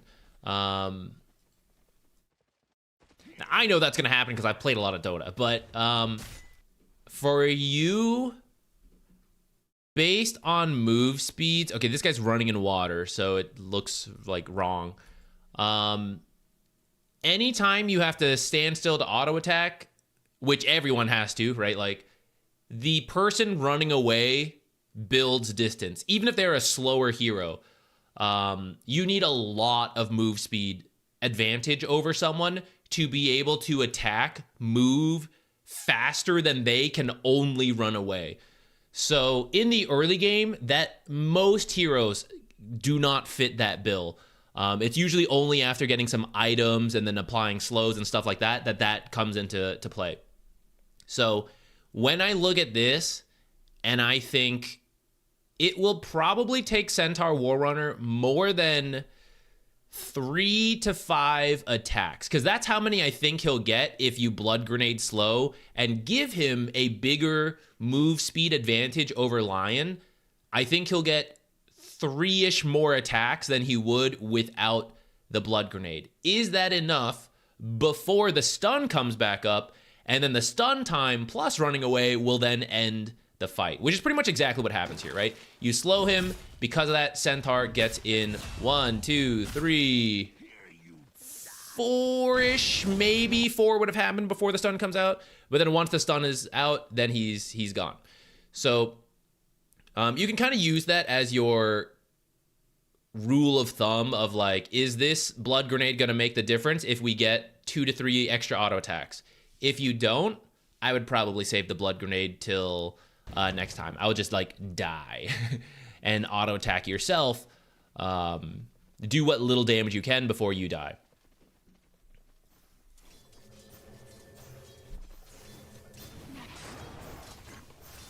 We are going to have to get more water after this one. Okay, it's a Veno carry. I didn't expect that. I wasn't really like looking at the draft thinking about it, but not too big a deal. Minor critique. The less time we can, the more last second you can do this, the better. We need to place this sentry at like 59.9, you know? As long as it's in before the 1 minute mark, we're good to go. So the more you can sit in your lane and just keep, like right now, you could just keep auto-attacking this melee creep. You could keep throwing out a couple attacks. We would throw a little bit of caution in because I see Centaur backing up and I don't want to get hit by like some stun into slow and I'm on my own. So, you know, I'll be a little careful, but I think you can safely auto-attack this melee creep. Like, especially if you ran into these trees and then launched an auto-attack to go for the deny, I think you would still have time to run out and deny the sentry. I mess this up all the time. So this is a more do as I say, not as I do. Very hard to do this. This is what separates, you know, the pros from all of us. They're so good at this, but I will throw out the advice. If you can stay in the lane longer to do this little stuff, this is what's really good.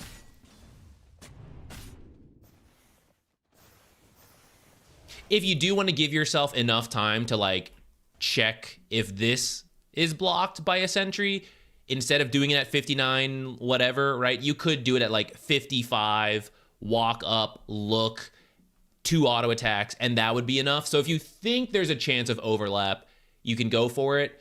This one is usually a low chance of overlap because most people put their sentries either like up here or, yeah, up here, which yours did cover. You can give yourself slightly better odds by moving it even further up and to the right. But in the end, it's not a huge difference. I get it. At the same time, why not min-max? But yeah, either here and then back to the lane right away at 59, or like here at 55 and then take a quick peek. However much time you think you need to do that peek. Okay, yeah, we'll get the courier. Why not? Back into the lane. Your level 2 is nice, but the big spike is level 3, so if there is a little bit of time out, I don't mind as much as other heroes who are more about that level 2 power spike. With that said, still want level 2 will still be very good for you, but at least you went for like a courier. I don't know what you're backing for here. Maybe just like checking what line is up to and you kind of like walk back by default. In the future, the more you can, ooh, see, partly get that kill thanks to the slow.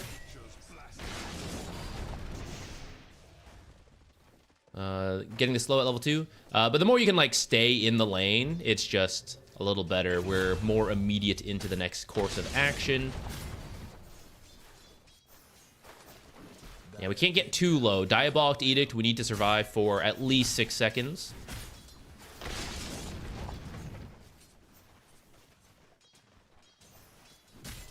You do want to try to be here. So if we go back, like, after this fight, if we think ahead, one of our greatest strengths is winning pretty much any fight at the Lotus Pool. I need to be healthy enough to live the 6 seconds. So around now, be very careful with any trades you take, unless you have like a salve on the way. But just tango up, be very careful with your health, because I need enough resources to then come here and Diabolic Edict. Which, because we took, you know, a couple little trades, Lion poked us, we step back, we step in, step back, step in. If you had, like, mostly just focus on creeps, keep your distance from the heroes, then you'd be a little healthier. You'd be, like, up to here if we take away that Earth Spike and a couple auto attacks. And then I feel better about standing here with Diabolic Edict versus the Lion.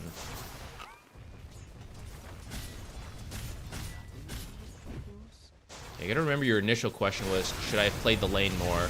Up to this point, seems good. So maybe it's coming up here that we end up leaving the lane. Looks like we got stepped up a little too far, got caught by the slow. Walk over here, maybe trying to get the sniper because he was low. I do think that's a pretty tough one to get, to be honest. But, maybe.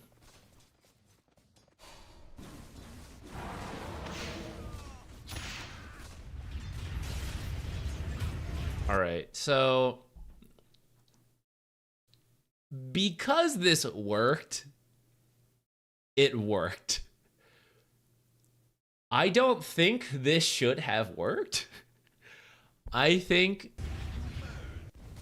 I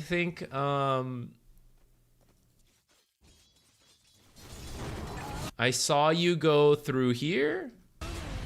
I saw you go through here. And there's a big creep wave. Really, Sniper should be standing back over here, just farming this creep wave. He chooses to go in and then, like, completely ignore you. So it works because it works in this bracket, I suppose, or like because Sniper made a mistake. So to go to your question of, like, should I have played the lane more? I would say you should be back in your lane. Like, after your initial, I'm going to TP and see if I can get him because he's super low. I'm up for that. If that doesn't work, I would just go back to your lane or go to another lane right away. I think this amount of time commitment mid will stop working as you gain MMR and Sniper makes a much smarter choice there. And then we've just wasted our time. Continued to split XP from Lina, who's underleveled, and Centaur will be pressured like 2v1. So it won't be worth your time, at least for this particular case. I had the Sniper pre-muted because I played with him and he had no map awareness. All right. Well, when you know stuff like that, it's fine to go for it. As long as you keep that in mind for like the next time you see a similar situation, maybe we don't take that risk because we don't know that guy's map awareness, then that's fine. That is some calculated shit though, so I'm on board.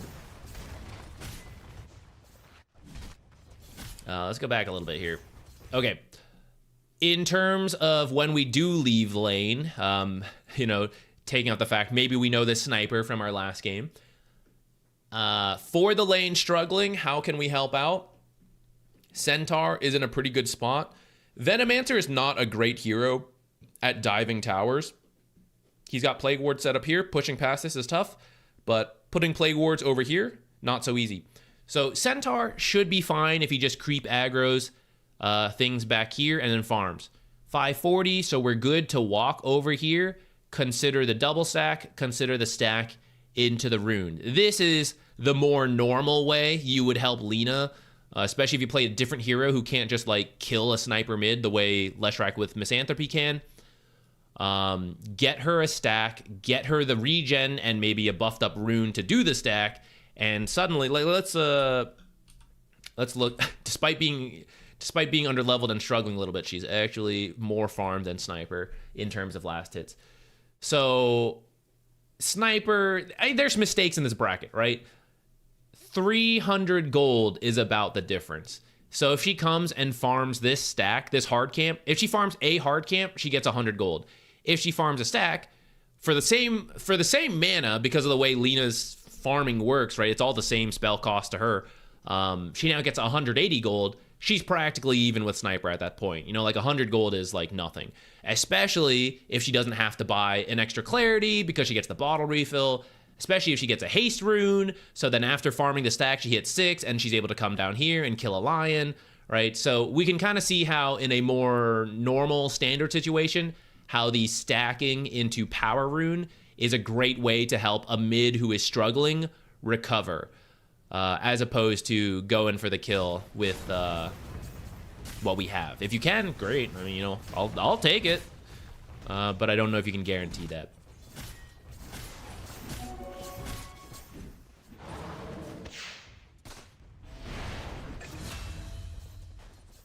I was reading chat. What just happened here? Well, we didn't go for the rune. She stacked her own camp. Sniper ended up with the haste rune because we didn't go. And then he just kills the Lina with his haste rune.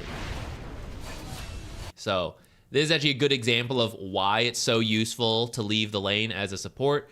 I think we're gonna... Hold on, wait. Let's definitely... I'm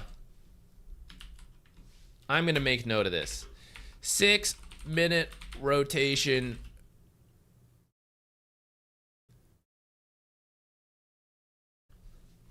I'll just write that. I was thinking about adding more, but I'll know enough once I check that out.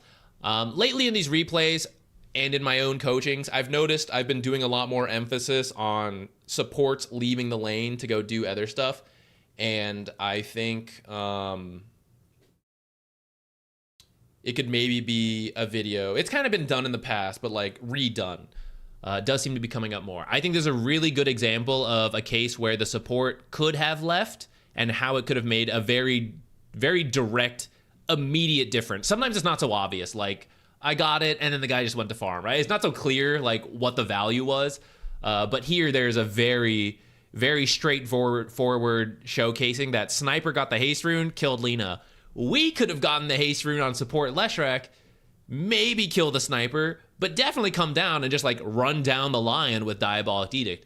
So identifying the ability to leave here is the difference of our mid being killed and us getting a kill, and also stacking for Lina to farm. Or Lina for getting the... Maybe Lina could have gotten the haste rune, right, to refill her bottle and do something with it.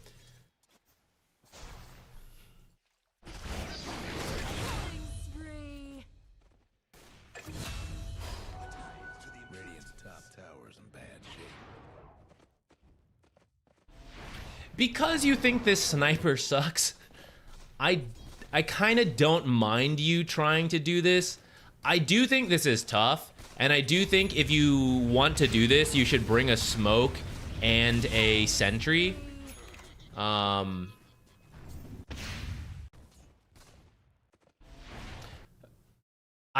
guess for the record, I'm only okay with this because you are trying to act on what you know of Sniper from the last game, and I'm okay with that. In general, I would not recommend this, just because it is very hard to simply walk up to a Sniper if they have better map awareness, and also for the sacrifice that's going on in this lane. And if he just backs up, it's really hard to do anything. So that's why if you bring the sentry, you can at least de-ward while you're here. You can put an observer over here where you might catch the Sniper a little bit easier. We get a little bit more value out of the same movement if it does work, but also why we try to line it up with other objectives. Now, if nothing happens, we don't get anything, and then we're just sad. When we came, or if we had came for the 6-minute rune and he sees us and he backs off, we get the 6-minute rune. If we push this rotation off for another minute so that we're here for the 8-minute rune, okay, Sniper sees us and backs off, okay, well, we'll get the power rune, right? So there's value even if we don't find the kill. This rotation really needs to pay off. Otherwise, there is no other value thing to do right now. We're not in position to stack. I'm not going to snack for the Sniper over here, right? I can't make it over here in time. So it's not that you can't do this, especially if your offlaner is in a good spot, which he kind of is, to be fair. So if you did leave around now, it would be okay. Like, oh, there's nothing else to do. But for 651, there is something else to do in terms of the Wisdom Shrine, either secure our own, or earlier, around like, 620, when you see he's in a good spot, Twin Gate over, run down here. Maybe you get into a fight with them as you pass by. Maybe you just keep going. Leshrac is really good in isolated places. So that is the Lotus Pool, that is runes, and that is wisdom shrines. There's no creeps in these areas. Diabolic Edict just does its insane damage, like straight on the target. It's your best case scenarios. So we really like to go for that. So I don't mind that you're moving around. I'm trying to direct it to more high payoff places.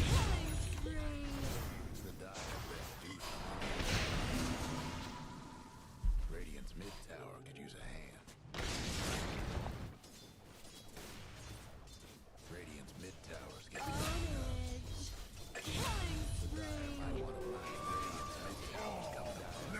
Centaur is not happy about being left high and dry. Though I don't mind. Actually, a lot of times I've seen him back here because Venomancer keeps shoving in the lane. So actually, I don't think leaving him is strictly the problem.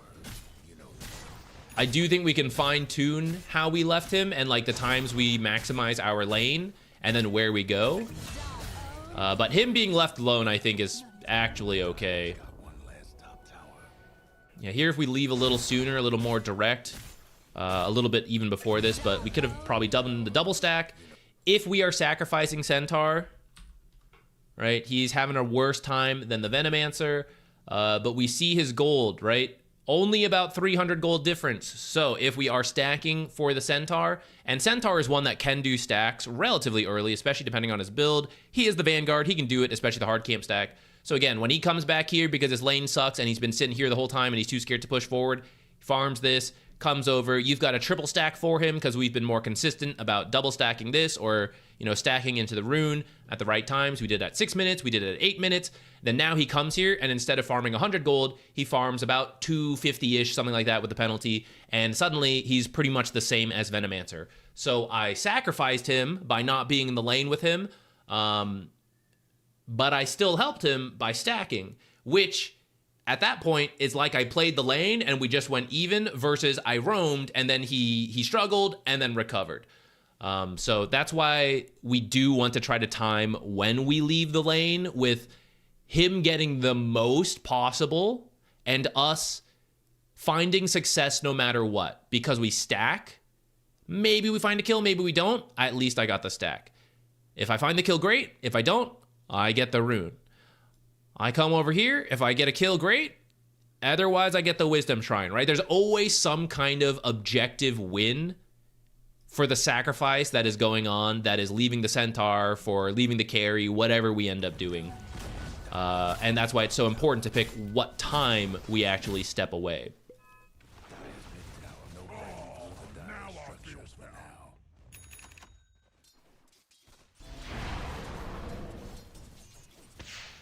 I think that was your main question. I think you did say you ultimately pulled this game back. Yeah, it does look like it. Even by the 10-minute mark, like 2.7 is not great, but not the worst. So, yeah, it looks like you guys were able to then find a bunch of fights. Where was I looking for? I was looking for your damage dealt. Yeah, he did a lot of damage this game with the Diabolic Edict.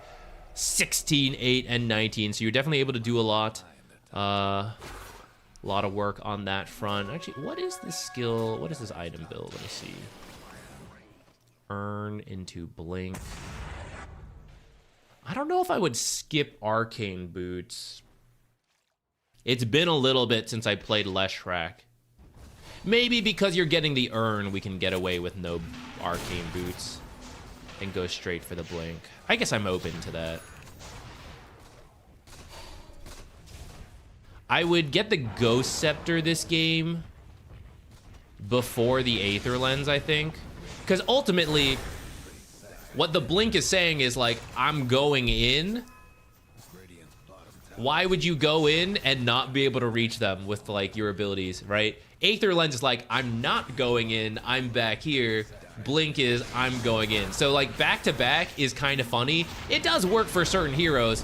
It's just for Leshrac in particular, to do your damage, the reason you're building the Blink is going in. So you need items to help you live once you're in, like the Ghost Scepter first, a Glimmer Cape first, Either one of those I think would be preferable. If later on you do want to get the Aether Lens so that you can choose to be back, choose to be ahead, whatever, I'd say that's okay. But if you are planning to go in, especially on the sniper, I would buy a Ghost Scepter. Blink Gleipnir. I'm a little bit more open to that. I do think the Atos is more further distance. Like, I am staying in the back. I'm throwing Atoses, throwing stuns and lightning storms. And only, it's like, okay, if I was on Sniper's team, I might play that way. Because what my job at that point is to help keep people away from Sniper. And when they commit onto Sniper, I misanthropy and they are isolated because they're jumping onto Sniper. So now we hopefully kill them before they kill the Sniper. And if they aren't jumping the Sniper, then I am like in the back, Aether Lens, Stun, Lightning Storm, or Atos, Gleipnir from far back, Lightning Storm stuns. And I'm playing less about going in to do Diabolic Edict as opposed to like standing in the back and using it as a to dissuade the enemy. Like, you don't want to come to me because I got Diabolic Edict. You don't want to come to your Sniper because I'm going to Diabolic Edict next to this guy and then you'll die. So it depends on the game, like how you think you are going to play. And I'm not even like looking into the draft specifically, but just if we're building the blink, then to me that's saying like we're going in. I think I can go in. Gleipnir AoE does work with the Split Earth. I'm sad they keep nerfing this. I actually really liked support the Leshrac. I really liked having like split earths everywhere. I thought that was cooler. Diabolic Edict is like fun and cool, but I don't know. It's just like I kill you, and that's only like so interesting. I thought like all the split earths everywhere was a little bit more fun. Okay, I'm gonna let this play for a second. I see we have another donation one for a turbo game, which should literally be quick. So we'll do that one next. But I need more water, and maybe I'll be boiling some water for tea. Let me know if you have any, if we didn't quite answer your Leshrac question, but I think we did. I think we identified some of our opportunities where leaving the lane was ultimately the right call versus a Venomancer who kept shoving it in. But how can we fine-tune the moves we made while leaving the lane and how we can maximize our time in the lane? I think that's what we covered. Okay, 1 second.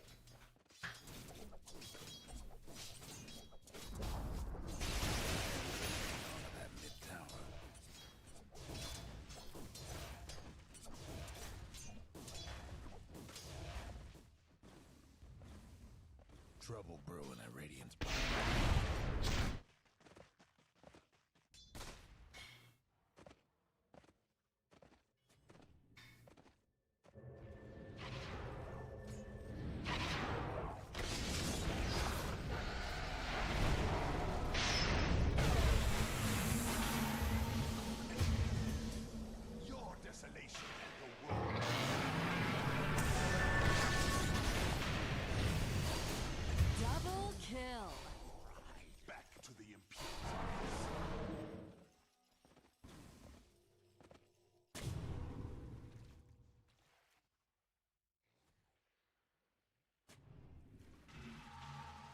No breaking down the Radiant structures like this. Radiant's mid tower could use a hand.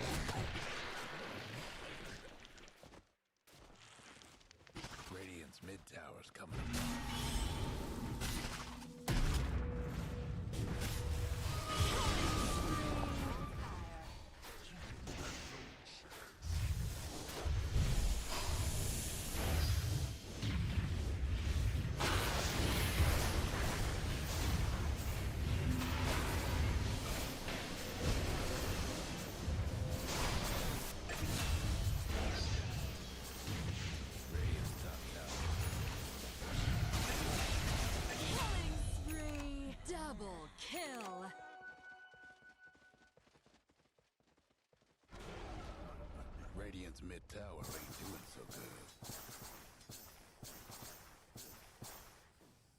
Radiant's mid tower could use a hand. Killing spree. Oh, that's not bad. One last top tower for the Radiant. Dominating.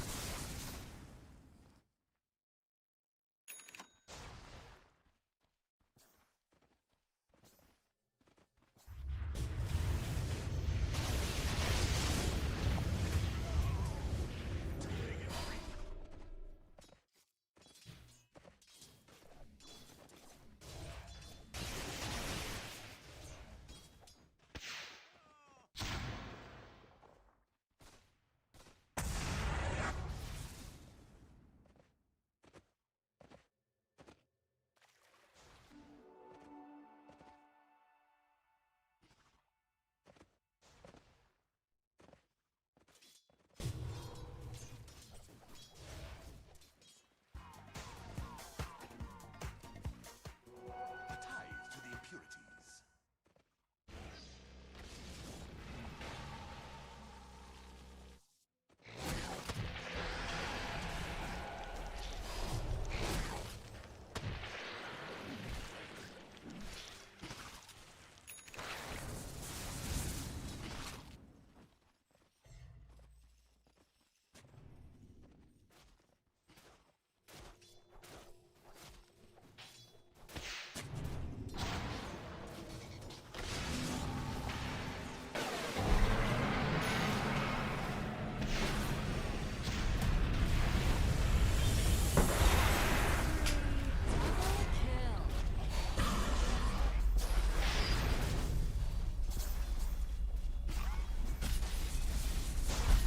I made some hot chocolate today, and I found a cat along the way. Cat time!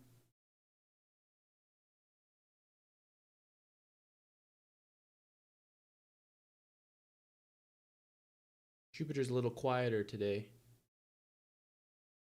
Hephaestus last night, troublemaker.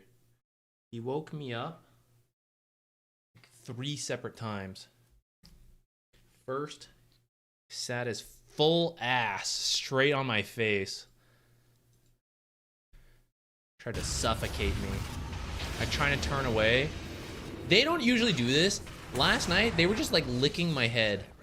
I don't know. I did kind of sweat last night. I don't know why I was so warm, but I was kind of sweaty, I feel like.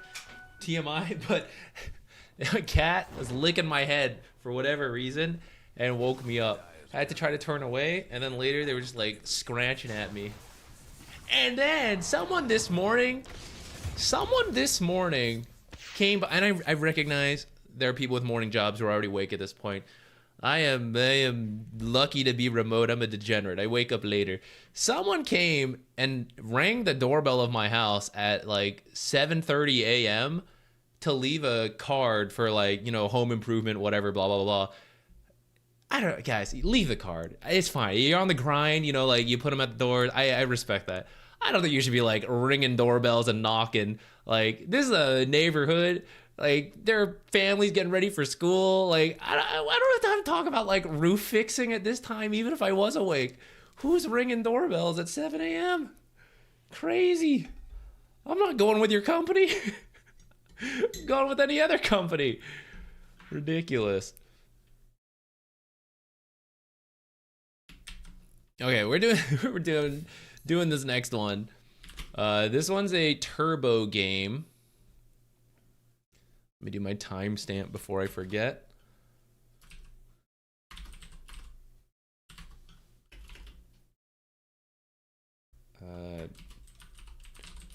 Dawnbreaker 3 Turbo.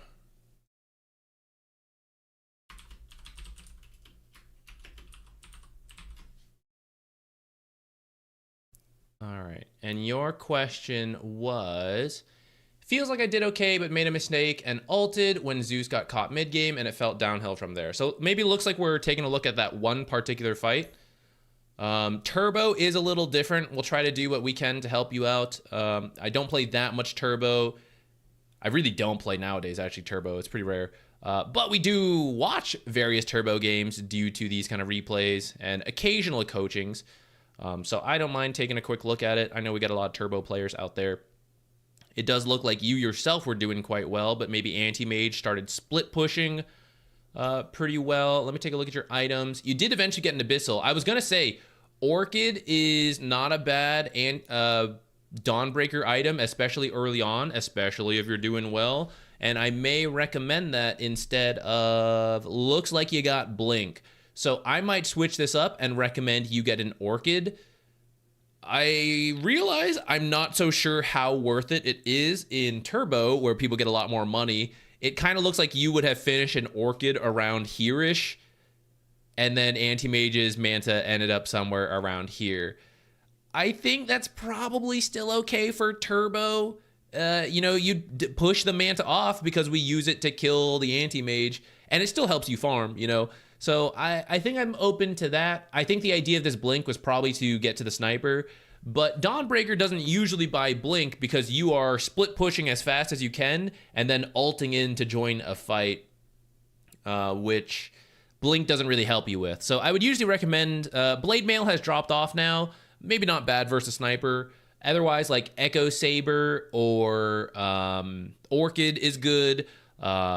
Into the Aghanims. I actually don't see you getting Aghanims this game. It looks like you really push that off. But I would actually recommend the Aghanims before some of this stuff.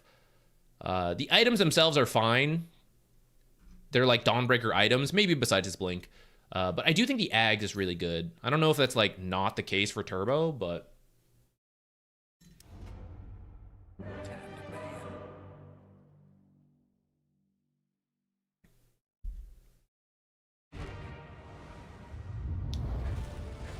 A beggar ringing at 7 a.m. Rough. I feel for them, but 7 a.m. is a little early. Hey, Jupiter. You were also ringing. Jupiter's meowing at like all hours. Quick question if you have time. I had a game recently where I was POS 4 Phoenix and had a POS 5 Venom on our team. Who buys the Earned Vessel? I thought me as Phoenix, but was I wrong? Either of you could be Vessel builders. If Vessel was the only thing we're thinking of, I would argue you as position 4. Hold on, let's step back. Jupiter, shush. We're trying to answer this question. First, whichever hero is the best at building it would build the item. In this case, we're talking about Spirit Vessel, but there are other times you're picking between other. Get over here, Jupiter.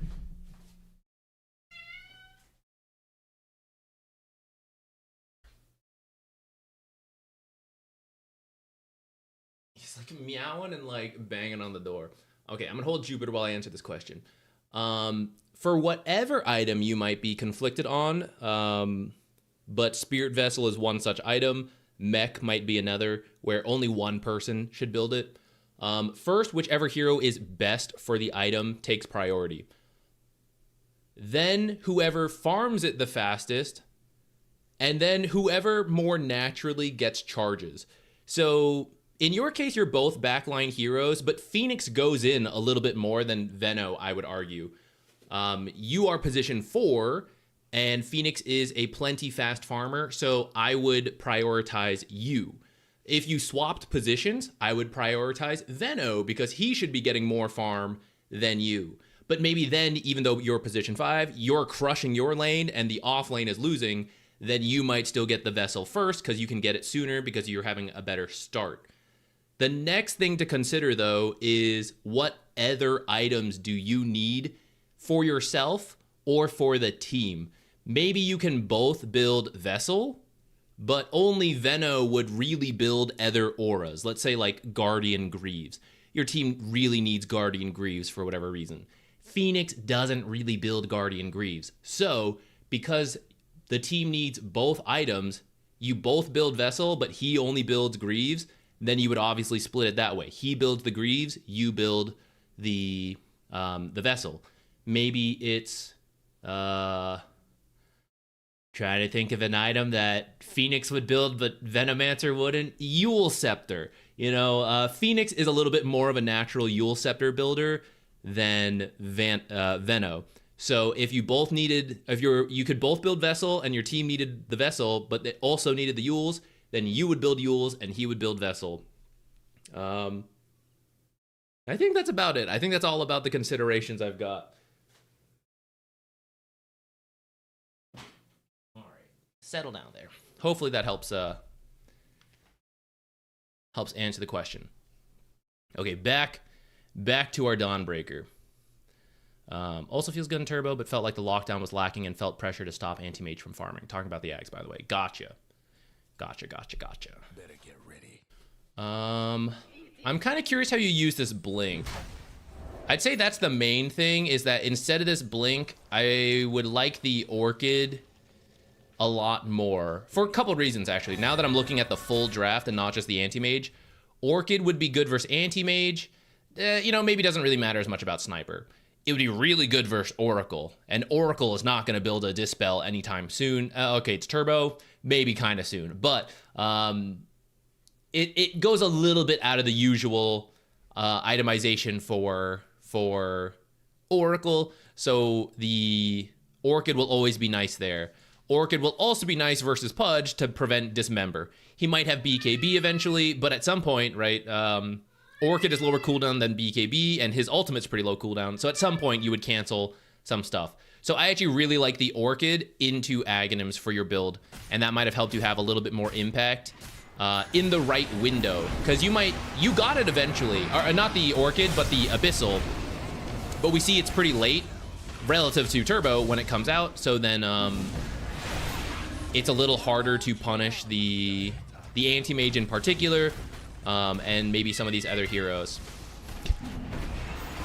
What's going on, Jupiter? Getting antsy lately.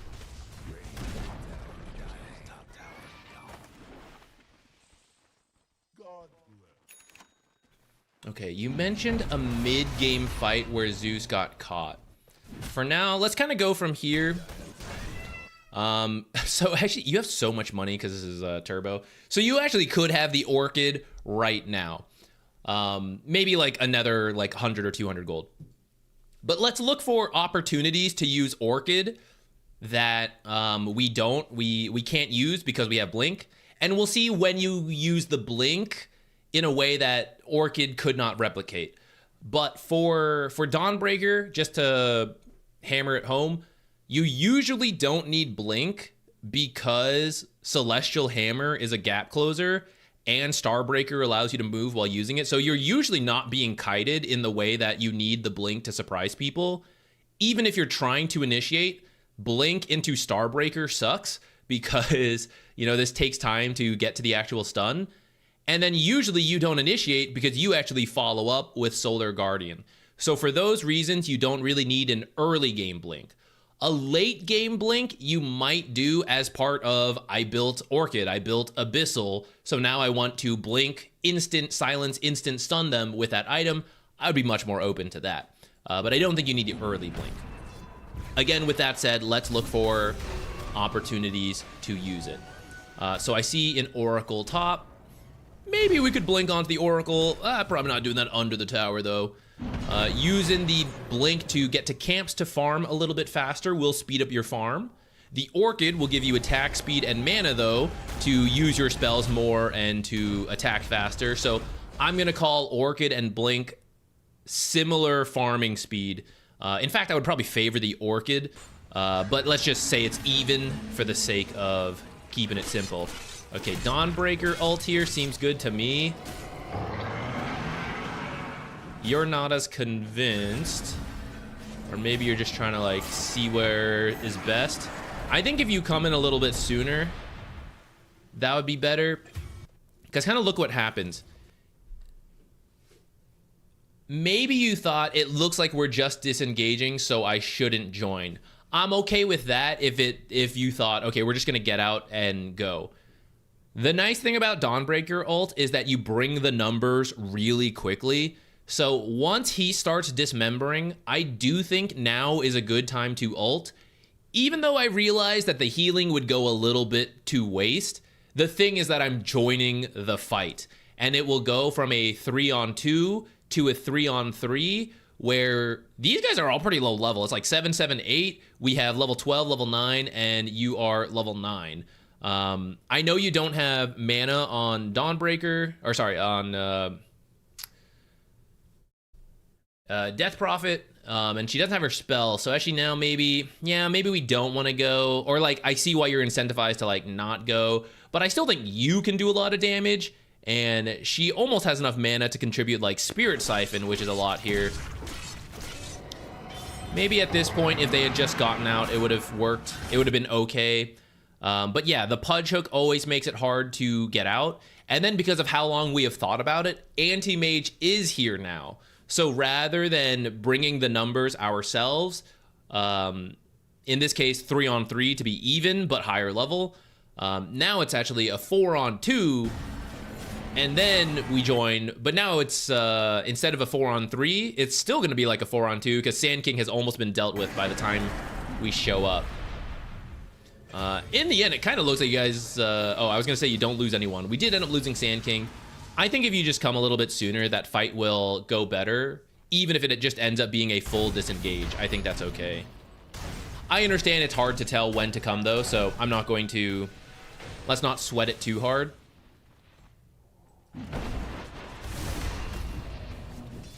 All right, we are blinking to lanes and camps to farm faster. Again, I still think the Orchid will do all of that. Oh, and actually, I forgot to think about that in the last fight. Let's go back to that. Not this one.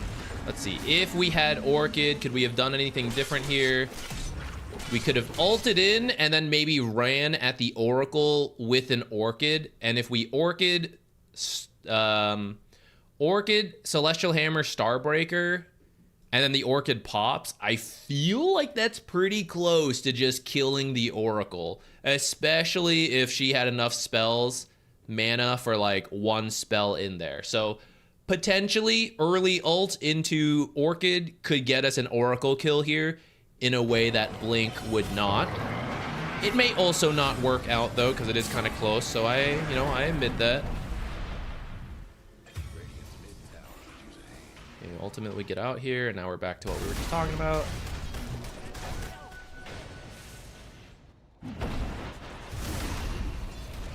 Okay, we push a lane. Dire's mid tower won't last much longer. Here's where we would go for Aghanims. So we have the Orchid, and we'd be halfway to Aghanims if we do that build. Just to like compare the kind of the differences, I guess. Looking around. Maybe gonna join the fight with the Blink coming up here. Though you actually move towards your team. Solar Guardian's about to be up. I actually think you should be moving away from your team. So either continue pushing bottom, or if you're too scared, start jungling like back here. This is all wasted farm because we are all up here and we're all gonna split. Like you farmed this creep wave. That could have been Death Prophet or Zeus farming this creep wave. Them getting gold, and you would still be getting gold because you're jungling back here.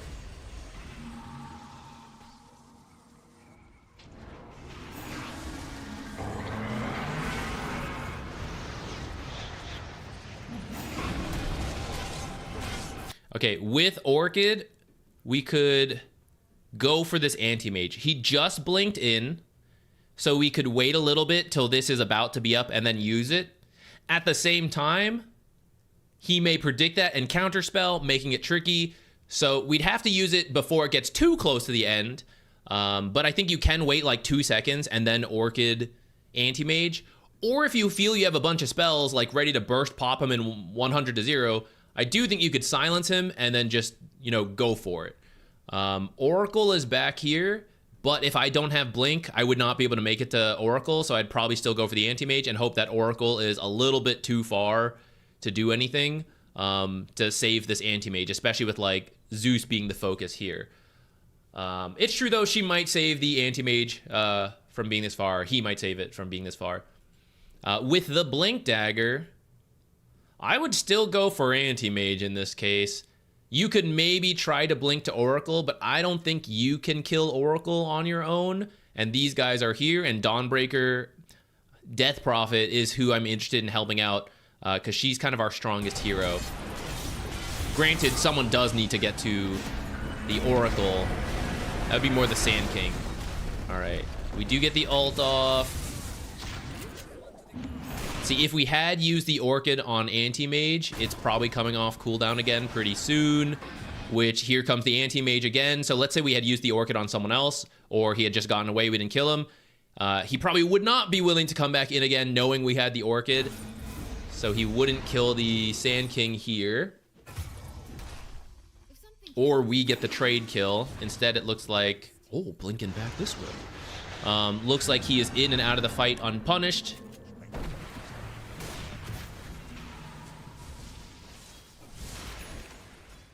Was that the Zeus getting caught out fight you mentioned? Let me actually see. Maybe on the graph we can just see where the... no, maybe... Okay, so maybe later at the 20-minute mark. It looks like we were building a slow lead and then dropping. With that said, in Turbo, 9K at 20 minutes is usually awesome. I think for Turbo, this is not as big of a deal. So it's still good, but not quite the same for regular Doter.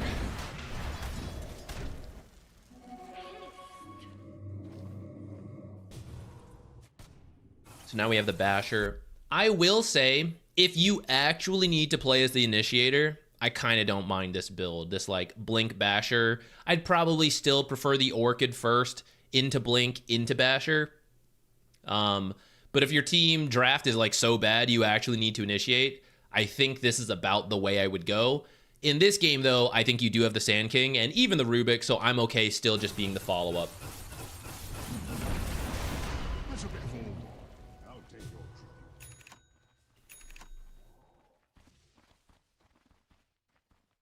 I think you're okay to keep pushing top.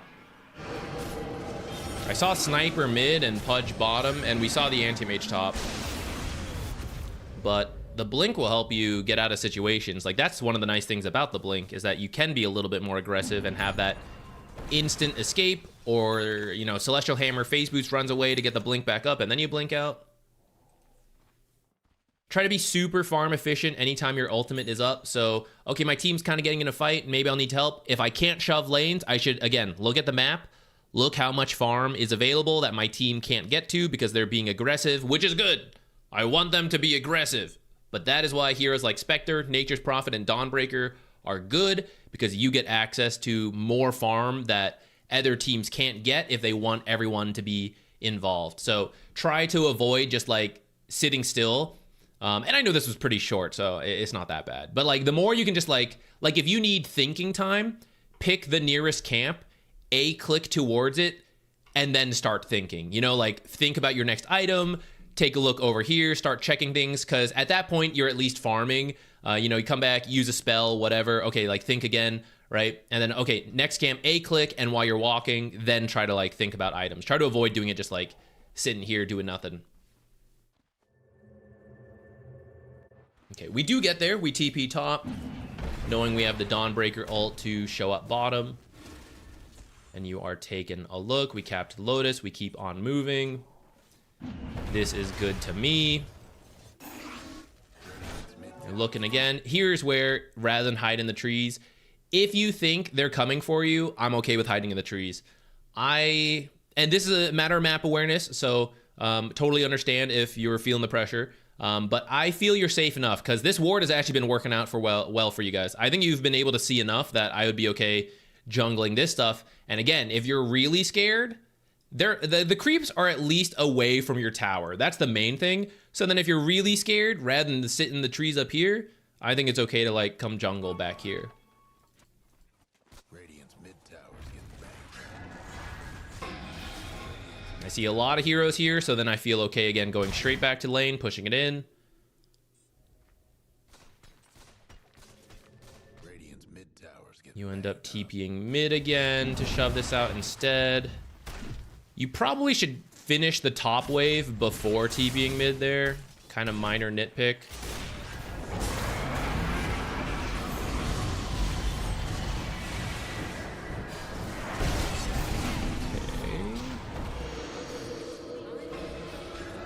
Kind of feel you should come in a little bit sooner, but I kind of don't mind the patience as well.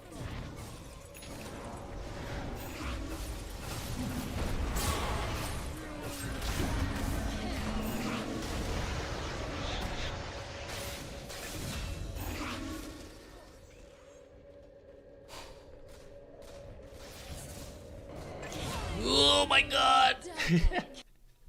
So close. All right, let's go push. Ah, the last one got her. Okay, never mind. They're respawning. I forgot about turbo death times. Let's get out. All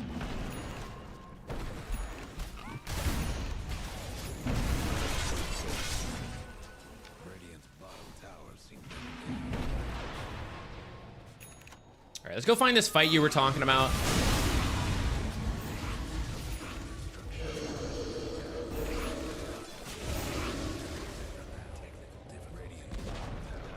You have your ult. You don't even need to be here, by the way. Again, just like back jungling.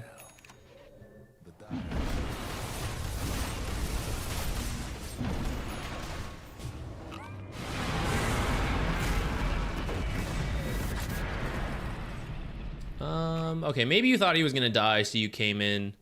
It kind of looks like your team actually had the full retreat, so I think you could just save your ult and just keep farming.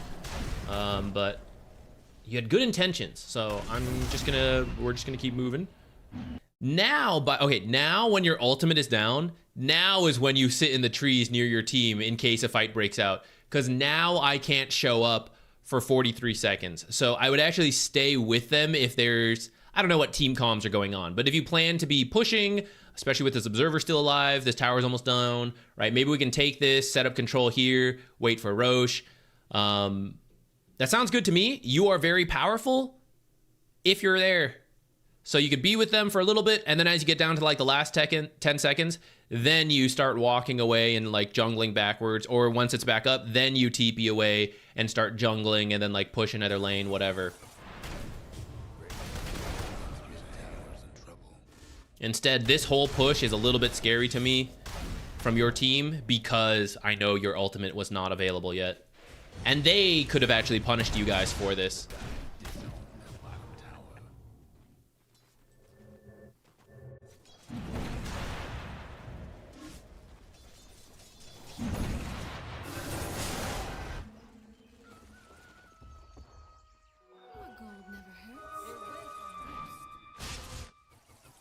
I feel you're playing a little bit in reverse. When you have your ult, I see times where you move towards your team, and then when it's down that one time, you moved away then.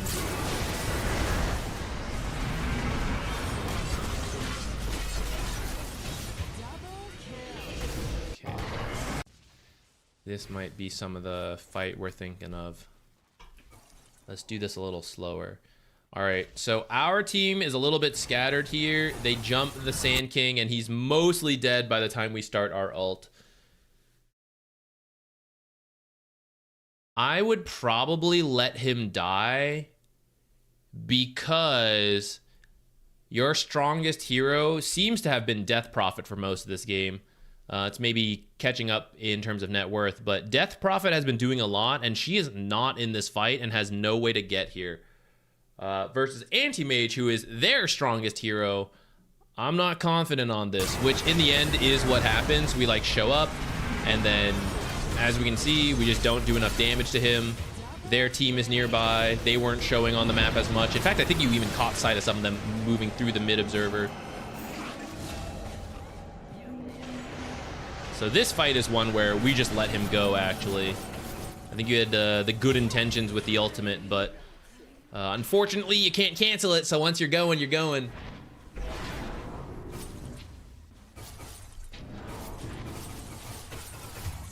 Yeah. It does look, by the way, that your team doesn't actually have a carry, which for Turbo can kind of work, but ultimately, the longer the game goes, you guys would get outscaled, which seems to have been what happened. So although this fight kind of cemented that, the lesson from this fight is that we tried to save a hero with what might become a full fight based on who was showing and what we knew about our own team's positioning, and it did end up happening that way. So then we lost the fight, and so next time we just gotta let the Sand King go.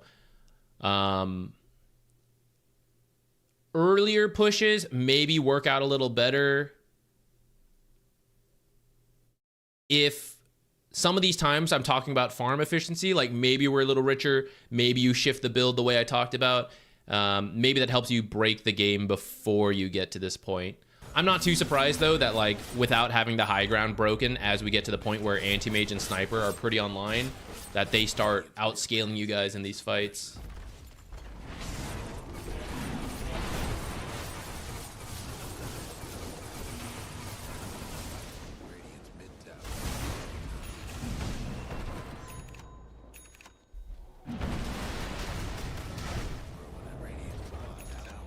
Okay. Please submit your match IDs. Let me know who you're playing. Any questions you have always helps. We'll pick another person to take a look at their game.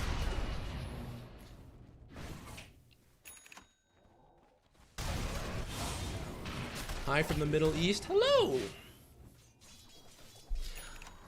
It's cool to see all the... I always appreciate all the international audience tuning in. Thank you guys. I know the time zones are pretty out there depending where you're at, so thank you for joining in.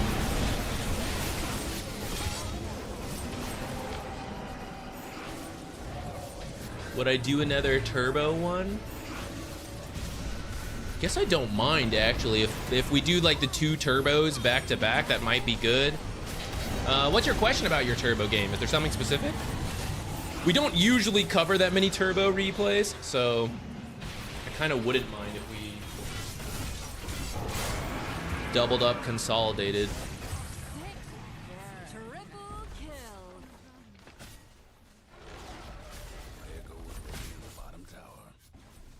Otherwise, let me see what else is coming in.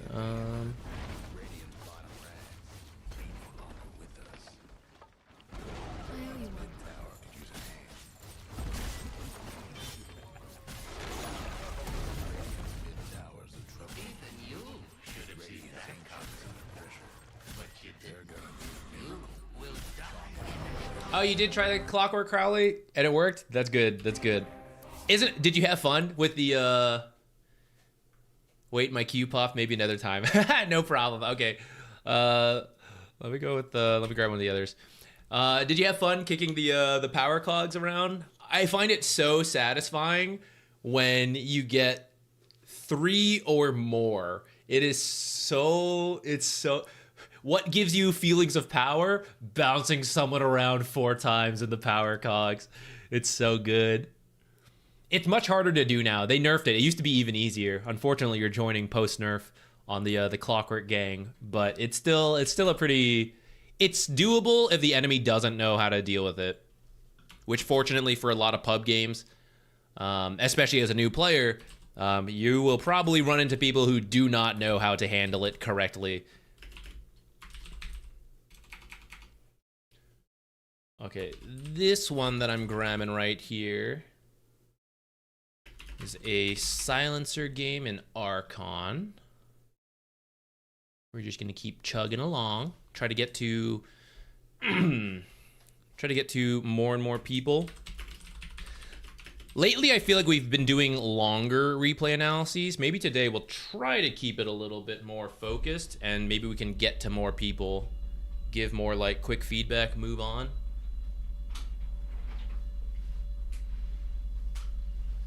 And for this one, download, you eventually lost to a farmed anti-mage.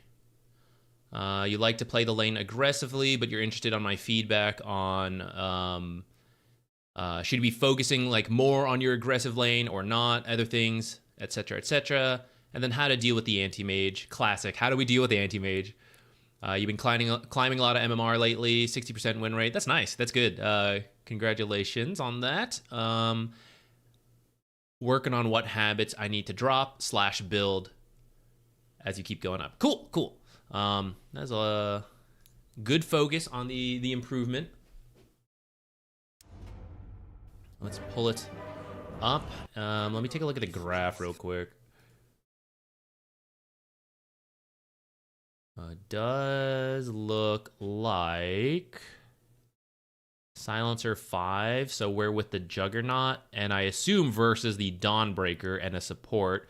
So it does look like you won your lane, although you're under-farmed relative to what it would be nice to be. You are fine. The Juggernaut is not. So we'll take a look if maybe we're going a little bit too aggressive. This kind of net worth is what can happen when there's too much aggression, and so we're missing CS.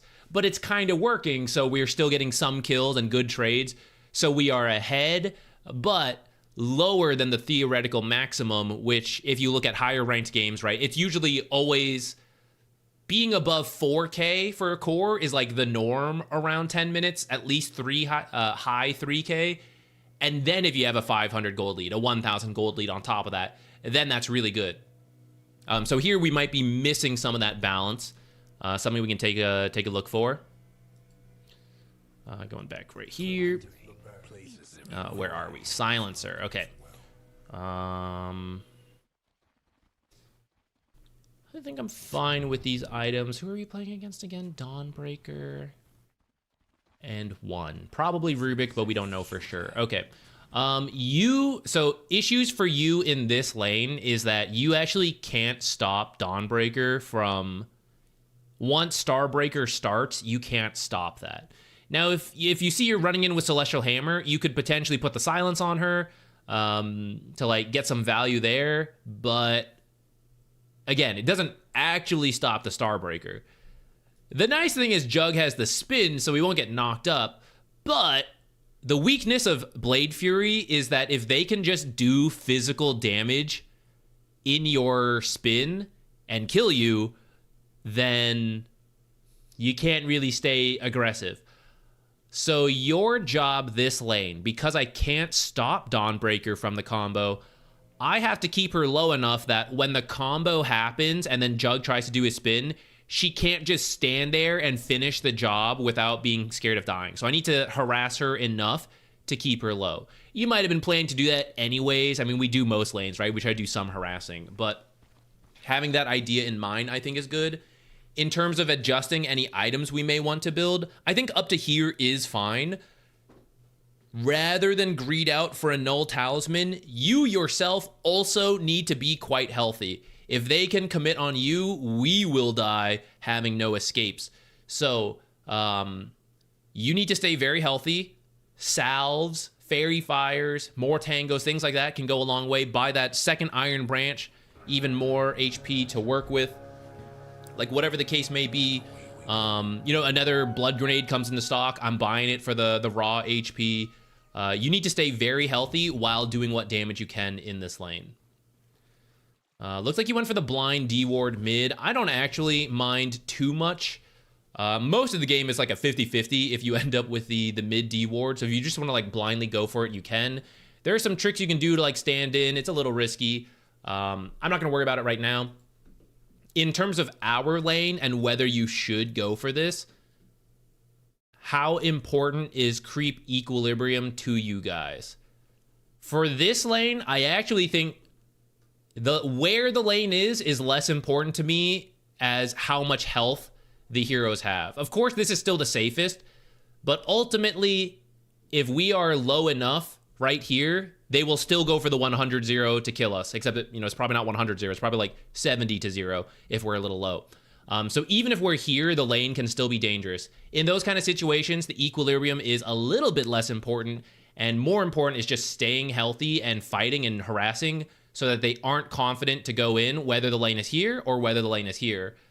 With all that said, again, always easier to do here than here. So if you want to go for the blind D-ward, I don't mind, but it still may have been useful to like block or unblock a camp. Especially to block the camp, because a silencer with no mobility, to come out here versus the Dawnbreaker is very scary. She's in the lane, but then with Celestial Hammer, she can be on top of you very quickly, and then you're in trouble. So if you block this camp, you don't have to walk out here, and you can stay in the lane safely, just harassing. I think I probably would have preferred that. I would also be really careful of walking in this way. Let me paint a picture. Okay, bounty runes happen. Our team was bottom. We didn't see them. They invade. Actually, did we? Let me, before I paint fake pictures. And here we go. Okay, Jug got top. They got this one. I didn't see them. You walk over here. Hopes for this one. Okay, they did get this rune, right? Expected. They were probably somewhere. We go for the sentry. Didn't see anything. That doesn't mean there's not one, right? Could be on this side. Could be on this side. And then you walk this way. So there is a risk that Dawnbreaker and her lane partner got this rune. They start walking top. And then they see you in Observer. And then they go, let's wait right here. And 2v1 the silencer. Maybe they wait here if they had been like... Sometimes Juggernaut doesn't go for this, right? Maybe they're here, they're walking this way, they see you in the rune. They're like waiting in this area to see if you're going to walk in here or here. So this is really dangerous. I would recommend after you attempt this, you probably should just TP to the lane for how late we're going to be. Or you have to take like a safer path. Like after you do this, you walk up this high ground, which is a little bit safer, so that you can see from high ground to high ground, high ground to low ground, and you're less likely to be surprised walking up point blank. Fortunately, we only run into Rubik, so we are able to get into a relatively even fight. But we do end up a little lower.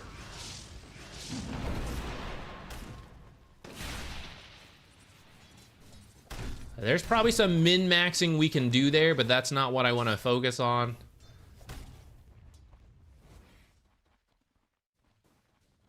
We want to hit level 2. You're worried about the Rubik because he's a little healthier than you. Dawnbreaker can't hit you, so just come back to the lane, hit the Dawnbreaker, hit the creeps. So you're like being zoned by this Rubik, but Dawnbreaker is the more important person to get her low. And we're like looking for camps, but that means we're stepping out of XP. Dawnbreaker's like over here. You should try to just be in the lane harassing more, which goes back to, so we bought the Mantle of Intelligence. We're already down to the last tango. Once you lose probably to about here, you're not going to feel confident to stand an auto attack with your 3 extra damage. And so then the 3 extra damage doesn't matter. So that's why step 1, we have to cover our regen needs, which is usually going to be like another tango, salve, whatever. Jug does have the healing ward at some point. Who knows when he's going to take it? You never know with carries. But again, because he didn't get it right, this is why we can't really depend on that, and we have to look for other stuff. Okay, you're trying to use this one. This is an advanced sentry to use. This is good. I need to make myself use it more, to be honest. But they don't even care, right? Look, they're winning the lane in front of your tower. This kind of goes back to, they should be. It turns out she's actually not very good at last hitting. I feel they're winning the lane. She has barely taken any damage. She's done a lot of damage. Turns out her last hitting isn't so good. If she was, though, right, they're winning the lane in front of your tower. They don't care if you maintain equilibrium with this pull. They don't care if the lane pulls back. They care a little bit. It's easier. It's better. But they're winning right here, and it ties back to how much harass have we done? How much regen do we have?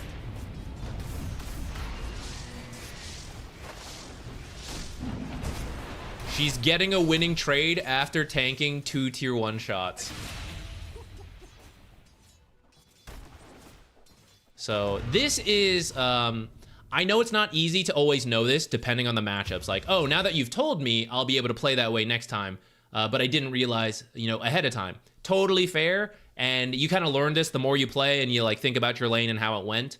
I will say for any of you guys who maybe aren't sure, Dawnbreaker in particular, she almost always tries to play this way.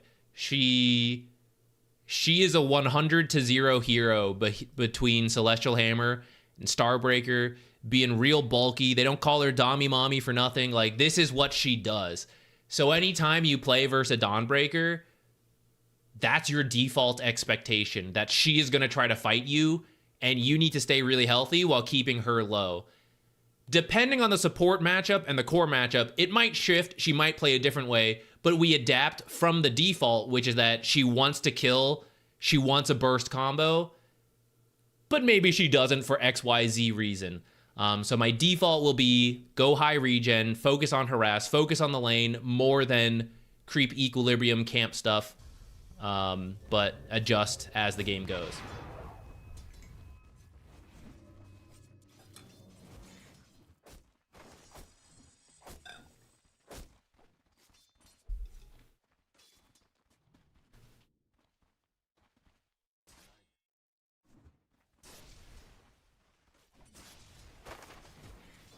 Joining in from the Middle West. I'm still getting used to, I've lived in Texas for a little bit now. It's still so strange. The other day we went on a walk. I don't know if I told the story or not. We went on a walk. Oh, someone just rang my doorbell. Maybe I should check. It's probably fine. We went on a walk and then we're like, oh, it's kind of cool today. And I checked my phone for the temperature and it's 85, which is like what, high 20s for Celsius, like 27, 28, something like that. Who have I become? It's like, oh, cool. It's not over 100 today. So cool. But at least we're out of summer in Texas. And then right here is where, if you have a salve, we salve up. So notice, okay, hold on. Actually, let me see who is at my door.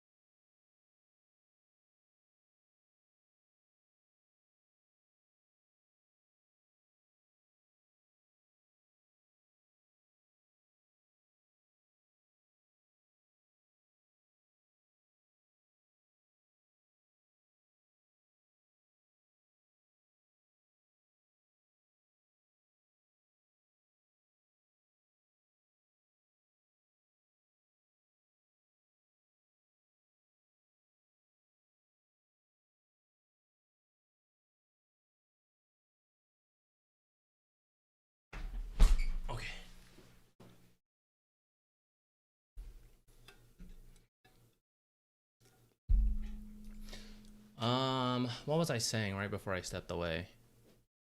Oh, here. Okay, so let's ignore how the lane's gone up to this point. Let's just assume it's even. So this is kind of what I mean by we need enough regen. Let's do some math. Dawnbreaker is low. Low for Dawnbreaker is 381 health because she has a lot. We are 295. Let's pretend we have enough mana. We all have enough mana for our spells. I will do, oh god, math on stream.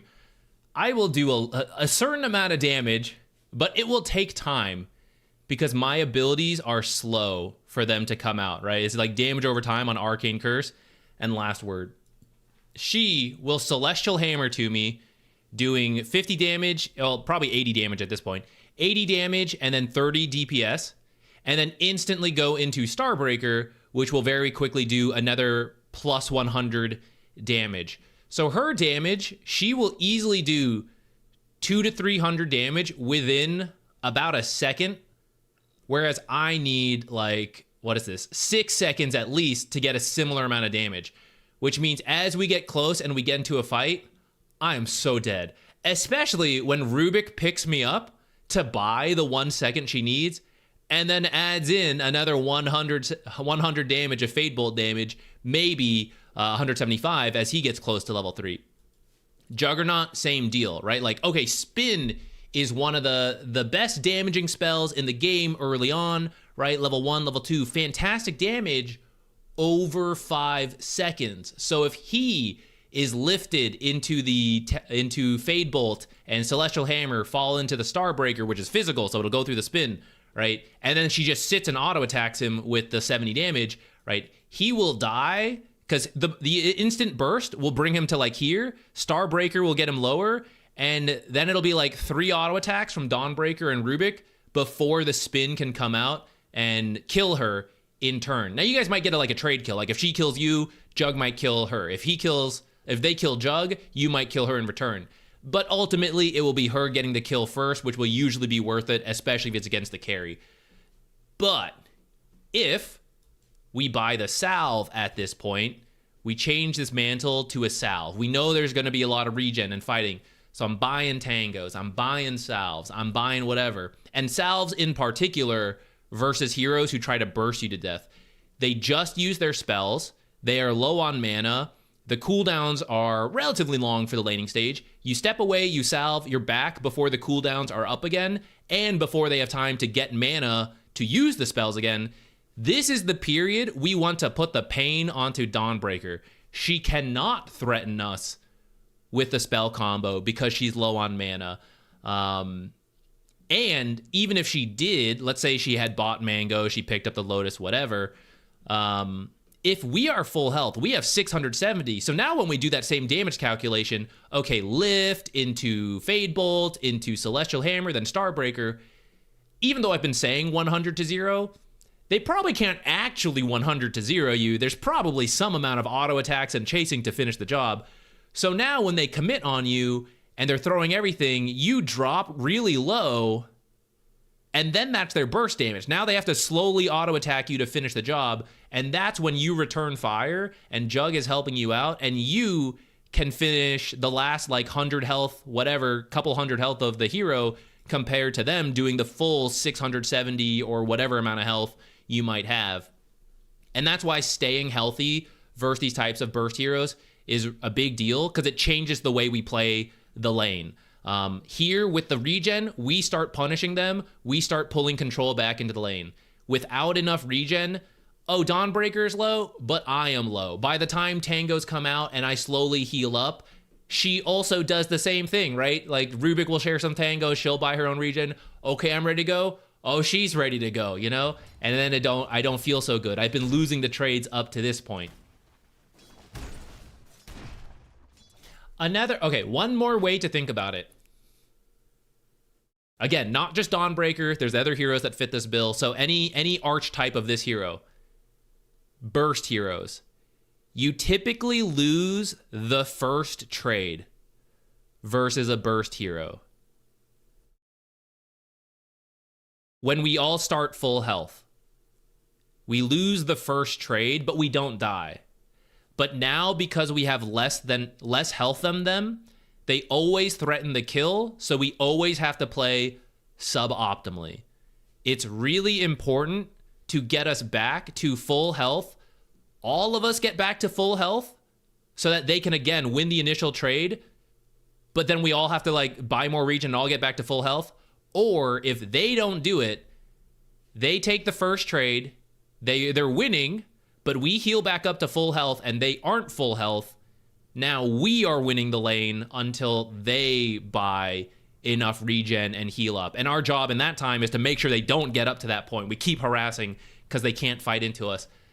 If you don't have the regen to take the second fight after the initial burst, you will pretty much always lose the lane until you die and reset.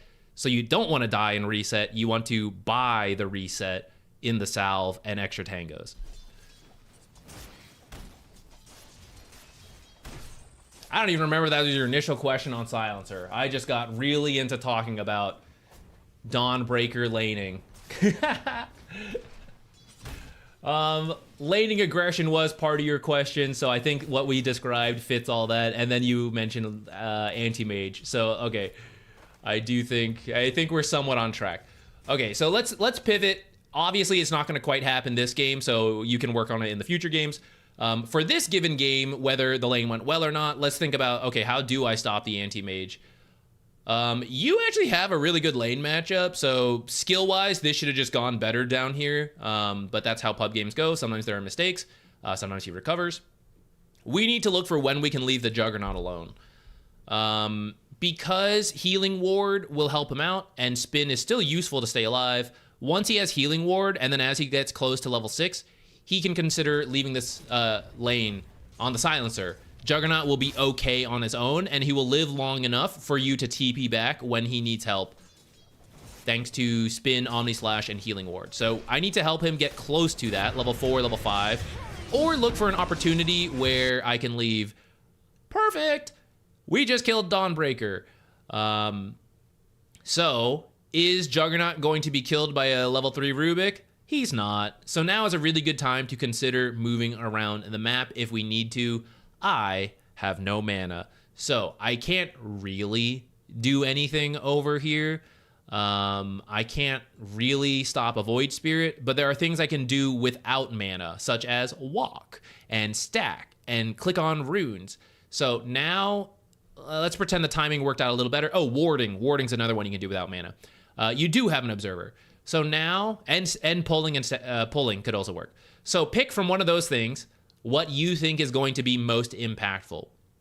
This game, I would say you could attempt a pull. You could try to like run to this hard camp and pull it here. It doesn't look like that's going to work. It's going to be too late. So you could start immediately running to this small camp, pull back here. Maybe we have regen on this courier.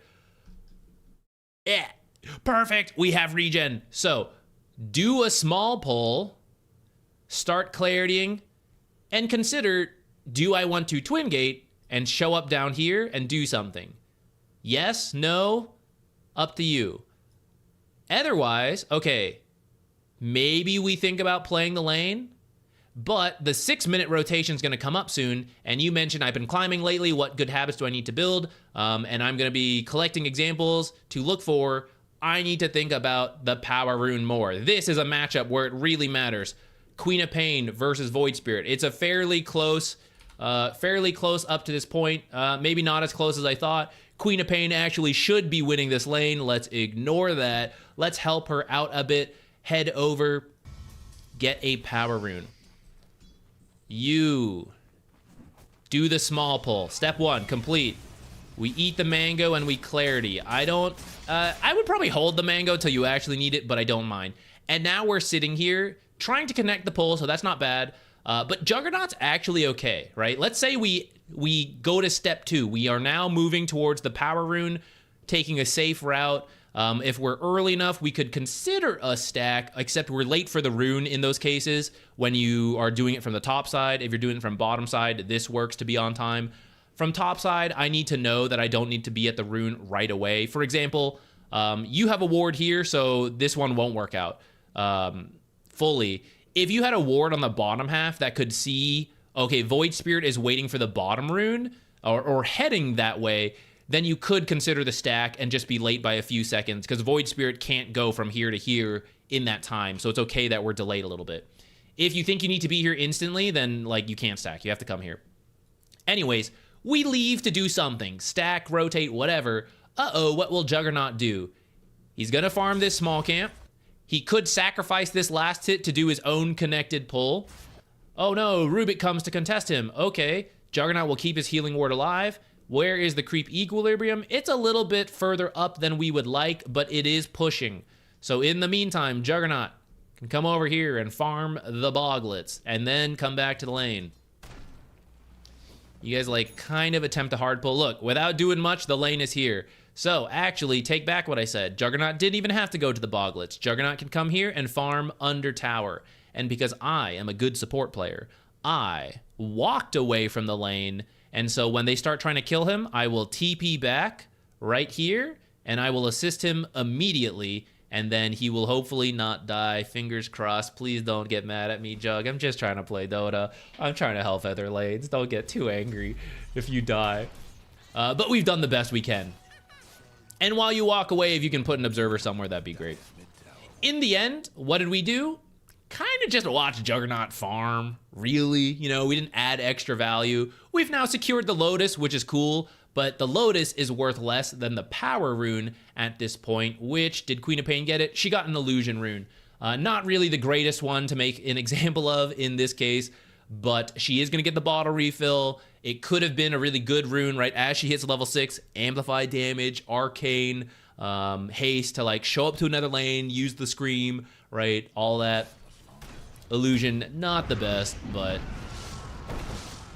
you know, she could be on her way to now snipe this Dawnbreaker. Which, that's actually, we didn't kill her. This is another time to leave. Who's gonna kill him? The Dawnbreaker with 100 health? Nah. Rubik? Nah. Right? So here, we could Twin Gate. If you want to try the Wisdom Shrine, I think Rubik is like right here. So I don't think you're sneaking it. And it's too early. They could rotate to kill you. So you could try to wait and then sneak your way over. If we want to go somewhere else, like you want to ward for him in this time, like walk over here, ward, keep going mid or something. If you want to Twin Gate, make sure you secure your own. And while they're securing their own here, right, you're like messing with the Anti-Mage.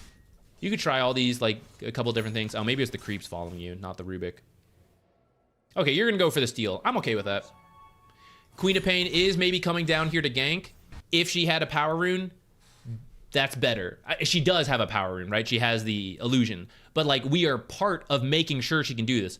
She is doing this because she got the bottle refill. Without the bottle refill, she will not have enough mana to make this play. So she is only doing this because she got lucky and got this rune. And I don't want it to be lucky. I want it to be intentional. And that's why the more I can come and help with the power runes, the more likely this kind of play is going to happen, which will be how we stop the Anti-Mage from getting too farmed, or just slow down the enemy carry while our carry is happy. Because now maybe Dawnbreaker is currently walking back to base from that earlier trade and healing. Suddenly this play happens and she's like, oh, I can help out. I'm going to TP here. Maybe she does help and okay, we went too far.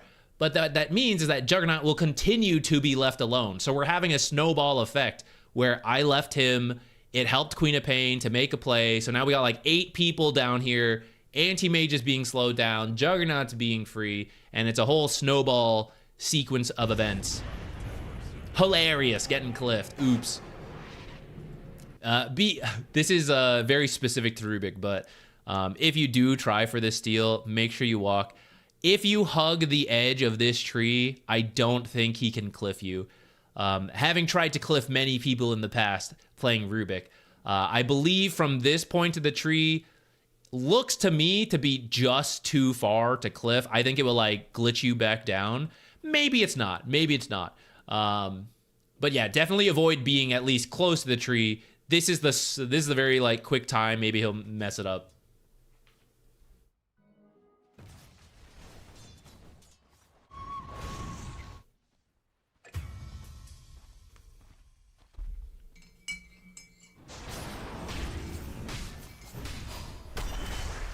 Now, Void Spirit came down here in response. Our team killed Ogre. Looks like they're going to kill Anti-Mage. And they ended up not helping out. But look where Juggernaut is. If he is scared, and I would argue he probably should be scared, he doesn't need to be up here. He could easily be back here. He could be farming this camp. He could have done his own small pull. If he's really scared, he can go farm the Boglets, because I'm not falling behind on Juggernaut compared to Anti-Mage. Anti-Mage is dead.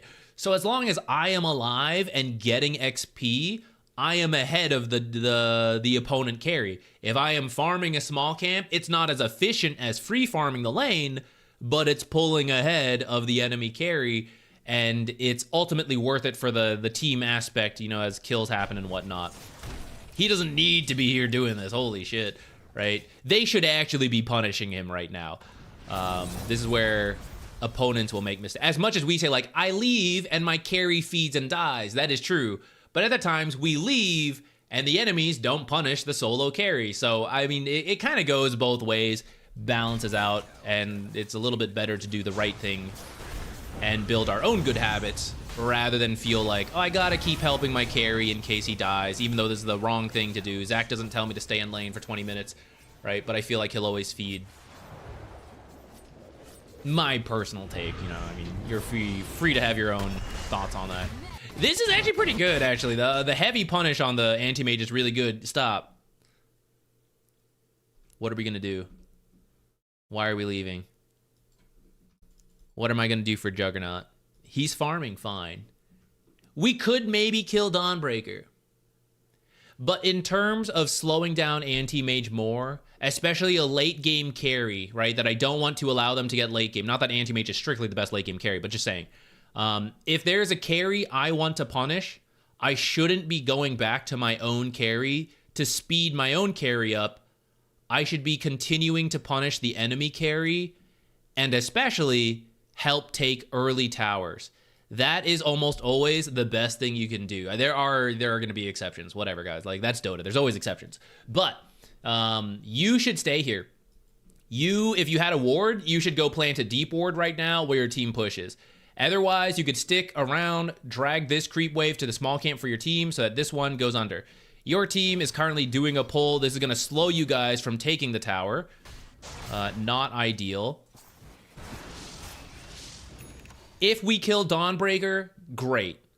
What if we don't? What if Dawnbreaker plays safe? Then this is what happens, right? I just watch Juggernaut farm, and then I watch Dawnbreaker farm, and I don't actually do that much here.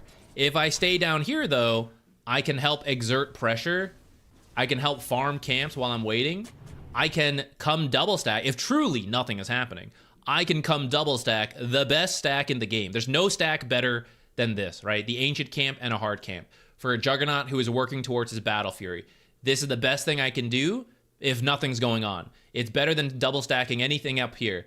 So I can either help kill the carry, I can help take the tower, I can help double stack, all really good things compared to this, which is like, I watch them farm while splitting XP from Jug. I double stack these camps, which might get stolen from us because it's like, it's right here. These camps might get stolen. Oh, so then I gotta like walk all the way back here to like, these could be stolen. So like, oh, I gotta be all the way back here.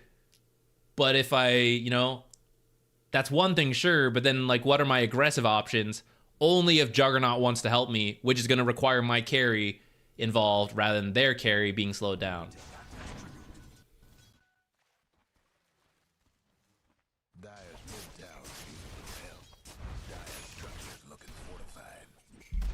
Isn't it best not to play support in low ranks to climb? I disagree. I think whatever role fits you best will work to climb MMR.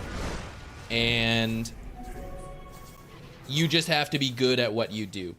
You might adjust the way you play. You might not be the true, like, sacrificial support that we see, like, a pro player do. You might put a little bit more greed in it. But ultimately, it will still be a supporting style, and it can be good and strong. I mostly stopped playing any core role by 3 to 4K. I have climbed to where I am almost like 95% only support. I know you mentioned like low ranks, but like I have tons of success stories from people coming in saying like I play support from Herald to like whatever, either replays, coaching, whatever. So it's doable. You just need to be really good at what you do. At the same time, feel free to go play core if you think it fits you better, if it frustrates you less. If you find playing support is frustrating, then you're not going to feel good about doing it. So if you want to switch to core, you think it fits your playstyle better, you think it's easier, that's fine, do it. But ultimately, it will simply be about, I became good at the role, I enjoyed the role, and I believed in it, so I was willing to put in the effort, and I became good at it, and that's what let me climb. I should probably look at that fight again. You guys kind of got wiped here. Why did this happen? We're actually 2K up. Let's take a deeper look. Okay, so right now, if nothing happens, it's pretty good, right? Anti-Mage is splitting the lane with 3 other heroes. He is at a quarter of the farming speed that Juggernaut is, even as Juggernaut is jungling, so like, obviously the exact math is not quite there, but the concept, Juggernaut is alone, Anti-Mage is with 3 teammates, for a total of 4 down here. So he is a quarter of the efficiency that Juggernaut has right now. Unless he gets a bunch of kills, there's always a risk of that. That's what we're about to look and break down, like how did this not work out for us? But why it's usually better if you're winning to come down here and force this kind of stuff. Okay. We dump everything on this Dawnbreaker, but Slardar doesn't quite commit with us. You could argue your global is a little early, but I think it's fine. If Slardar had come over sooner, I think this Dawnbreaker kill happens faster. And this is where if we hold the global a little longer, this stuff is not going on because they're still silenced. He has an amplify damage rune. Going back to why power runes are so important. He is killing the Queen of Pain because he is essentially doubled the damage right now. Unfortunately, the Noxious Plague also didn't really scatter over. And you tried to get out, but Anti-Mage got us. Okay. Honestly, just a little bit unlucky in this Amplify damage rune. Though I would also argue Queen of Pain probably didn't need to... I think she didn't notice this. She passed this Void Spirit, but didn't notice and then still blinked in to scream at, like, full health heroes, which is typically not... She should have just, like, backed out here. You guys finish this Dawnbreaker kill, and then you reevaluate. If it, like, looks good, you keep doing this. If you back out, like, it's fine. You got one kill, and you're good to go. I think she just didn't see that.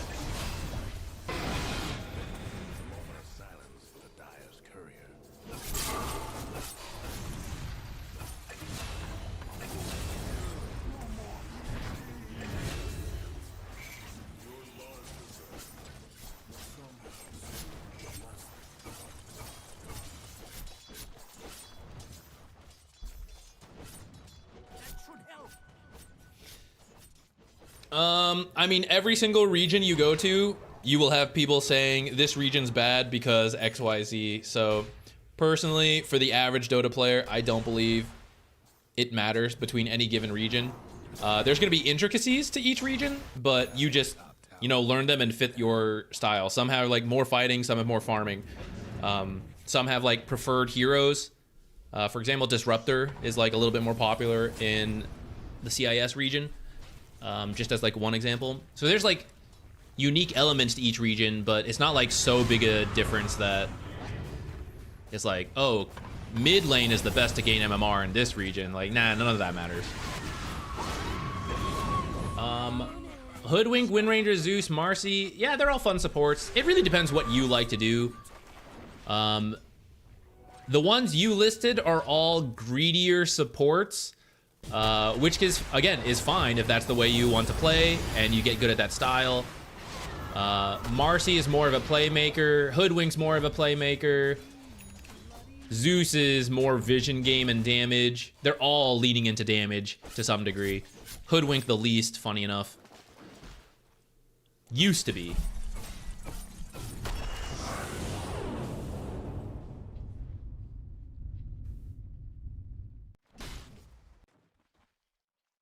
Alright. We're interested in this anti-mage. I think we need to...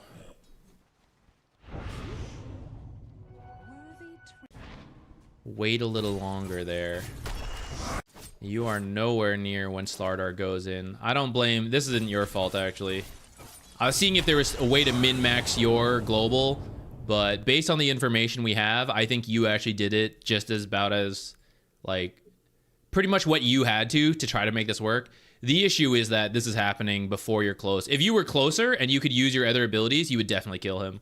But Slardar just, like, jumped now. Previous to that last fight we threw, it probably would have worked. Anti-Mage leveled up a bit and picked up more stuff. I see he did Tread Swap as well, which helped him. Ah, actually, you know what? Looks like we're maybe finishing the job. Oh, shit. Maybe not. Okay, we got him. Good enough. Could have gone a lot smoother.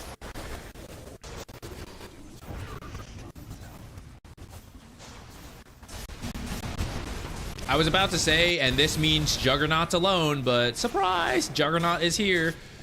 Which is actually okay to, like, rotate over sometimes for this kind of stuff, so that's fine with me.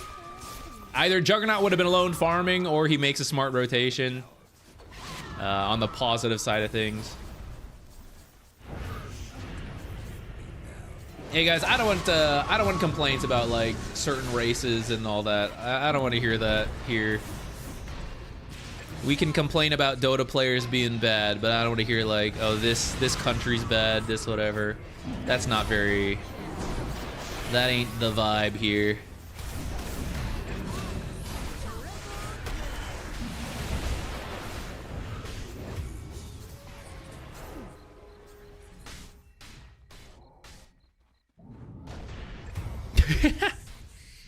I guess he saved Dawnbreaker. It was worth it.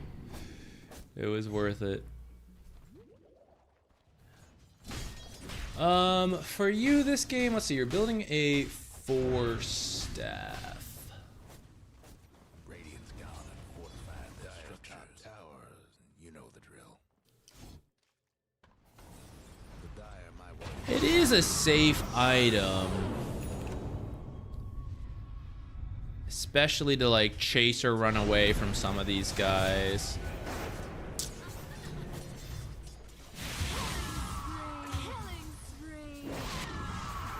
If Slardar was doing better, I think I would like the Solar Crest so that you can keep playing behind him to punish harder. But since there's been some back and forth, I mean, he actually is still doing relatively well, but you don't know the exact net worth in the game. Yeah, I don't. 4-staff is like fine. I'm just trying to think if there's like a better choice. Go Scepter, also good. I'd probably get that as my second item and then go for Refresher.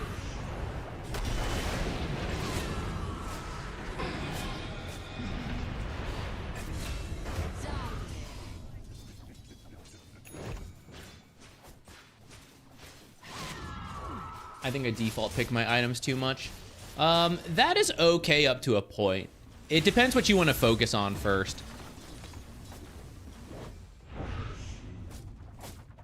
Itemization is usually something you can improve on out of the game. Because, like, just do your best in the game and then later think really hard on it, right? Think about the starting items we talked about. Like, oh, because I got the Null Talisman, I didn't get the regen, and that cost us this way. Or, okay, I bought the 4-staff, but then I ran into a bunch of cases where it's like, oh, if I had the Solar, it would have finished the job. If I had the Ghost Scepter, I would have lived this way, right? You can usually adjust itemization outside of the actual game. With that said, you can dedicate some games to like, I am going to buy the right item, and I'm going to spend all my time thinking about it. I'm not going to think about map awareness. I'm not going to think about other stuff. I'm just going to like really try to hammer home the right item, even if it requires building something strange. Like I never buy this item, but I really believe in it this game. Then like do it, you know? That's kind of how you'll improve on the itemization.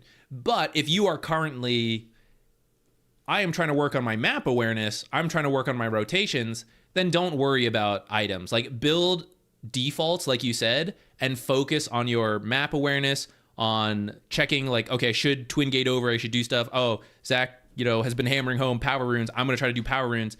And if you spend too much time thinking about items, you're going to forget about power runes. So just trying to like fixate on one or two things at a time to work on. And that's usually, in my opinion, that's the best way to improve. If you try to do too much at once, you just, you won't build the habit. You'll always be trying to do like everything at once rather than I'm going to make this second nature, then I'm going to make the next thing second nature, and then like you stop having to think about stuff and you can keep actively thinking about how the game is going and adjusting to unique games.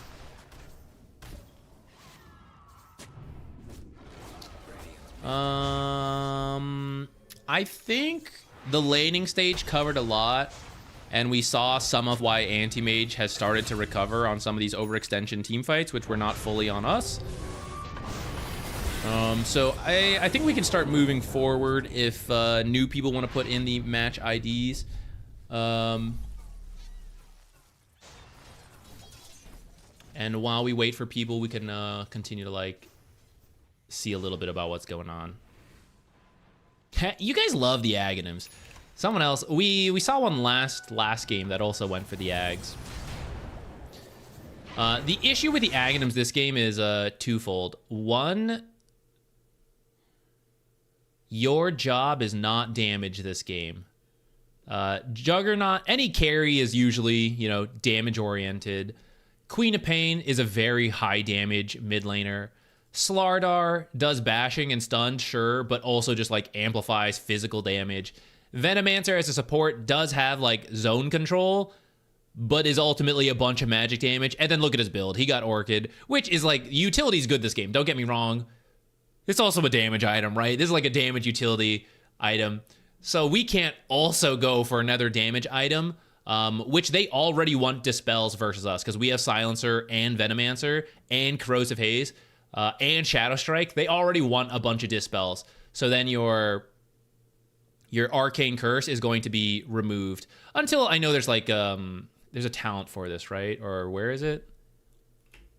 One of these is like undispellable, isn't it? Or did they remove that? Oh, maybe that's gone. Okay, all the more reason that we're weak to dispels with the Aghanims.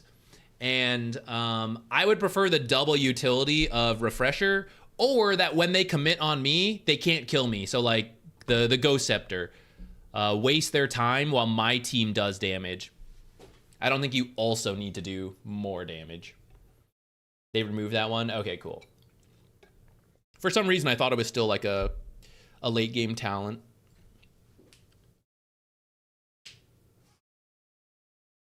Do I do that often? Like use a particular game to focus on stacking, itemization, etc., or do you try to cover every facet of support in every game? When I was trying to gain MMR and focusing on like the MMR grind more, I did that. That was my own personal method. I usually go in a cycle of like, let's start with the laning stage. Let's get really good at laning. And then I would, like I said, you can kind of passively do items because you can think about it in between games. And then after the laning stage, to make all the mid-game, late-game calls, that's map awareness. So like, okay, my laning's really good. I'm starting to do early rotations. How do I know where to play? I need good map awareness to do that. So now let me focus on map awareness a lot. You know, kind of doing that cycle and then starting over. Every time I start to plateau again, it's like, okay, I'm not winning every lane anymore. So let's get that laning win rate up to 80% again. Okay, I got to up my map awareness again now to like this current MMR, whatever. So I did do that cycle. Nowadays, I don't really do that anymore because I'm not so dedicated to MMR. But also, to some degree, I've made several of these habits if I'm playing well. I admit this is the weakest part of my Dota game. My mechanics and habits are not consistent. So I actually have more game knowledge than good habits. That's why I know, like, I should have done this, I should have stacked whatever. I didn't. I got distracted, you know? So that's my weakness. And if I cared about MMR, I would try to be better about that. That would be my current focus. But I am mostly... I'm finding my place right now, I think. I am reevaluating what I need to do. I don't know if I will strictly find more career, financial, YouTuber success if I strictly gain MMR. So lately, I've not really been trying to gain MMR as much and spending more time on, like... I think my place in the community is bridging the gap between high MMR and then, like, educational community stuff as a caster, as a content creator, making Dota still fun and not toxic tilting, you know, knowledge sharing. That doesn't strictly require me to, like, try hard each game focused on something.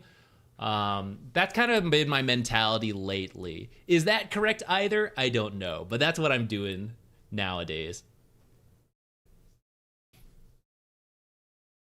If someone told me though that like, hey, if you get 10k MMR, like you'll find more success one way, more people watch, whatever, then I'd be like, okay, I'll do it, and then I'll be straight back to that. I'll like, okay, let's start with our lane, let's start with good habits, let's start with map awareness, like whatever it is. Let's start spamming heroes again, all that stuff. Also now I'm trying to expand my hero pool more so that I can help more with different hero guides and hero advice. When people come in and it's like, oh, I don't play that hero, I don't know. I'm trying to expand my support hero pool more, both for that and for casting. And then at some point, I might go back to playing core for the same reason, that I can provide more knowledge, not just to support being like my specialty, but like just knowing more and more about the rest of the game. But we'll see if we ever get there. there's a lot of supports, and the patch is always changing.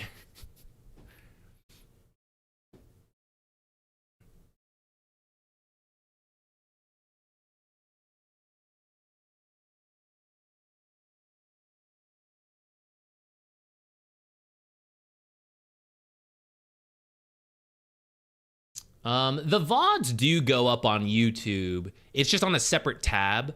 I sometimes try to cut like a particularly good replay review into a video, and sometimes I like add more. Sometimes I just like redo it. I use the same game we reviewed on the stream, but I like talk through it in a more concise manner. Sometimes they do go on to YouTube. If the player could get a voice on, I agree to some degree. It could be cool. And for coaching, it is a call, so there is more talking. So if you're interested in signing up for coaching, that's one of the differences. I don't do it on stream for a couple reasons.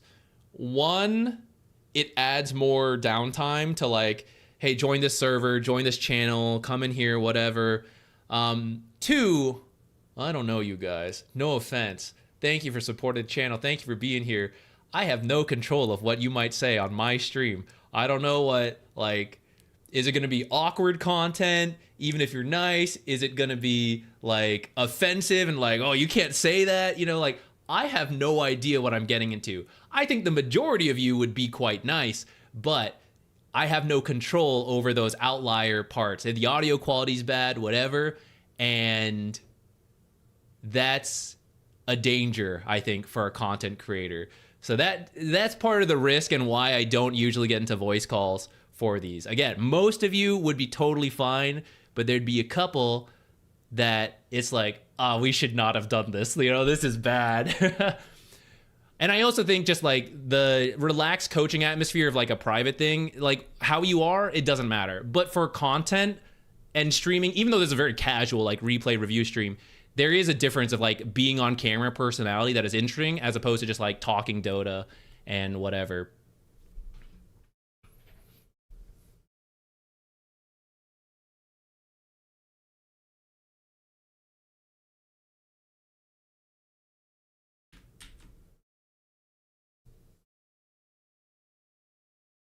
The gamer words, exactly. And then I'm done. We'd have problems.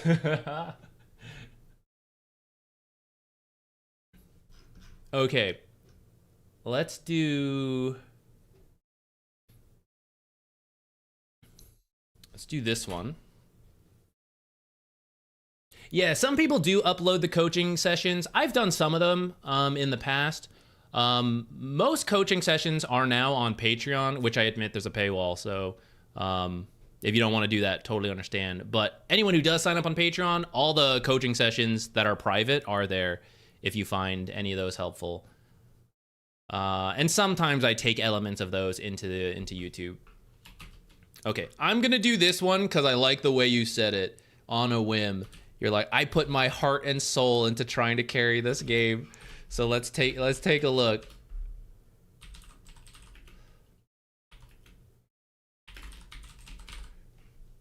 Crusader. Anything in particular about this game?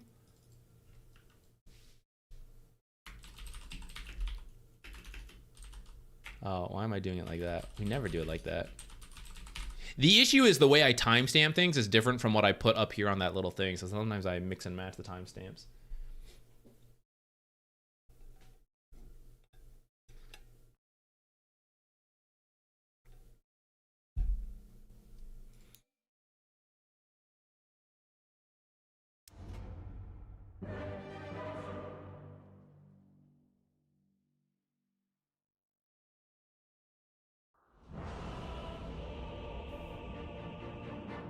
Let's see what we can do for you.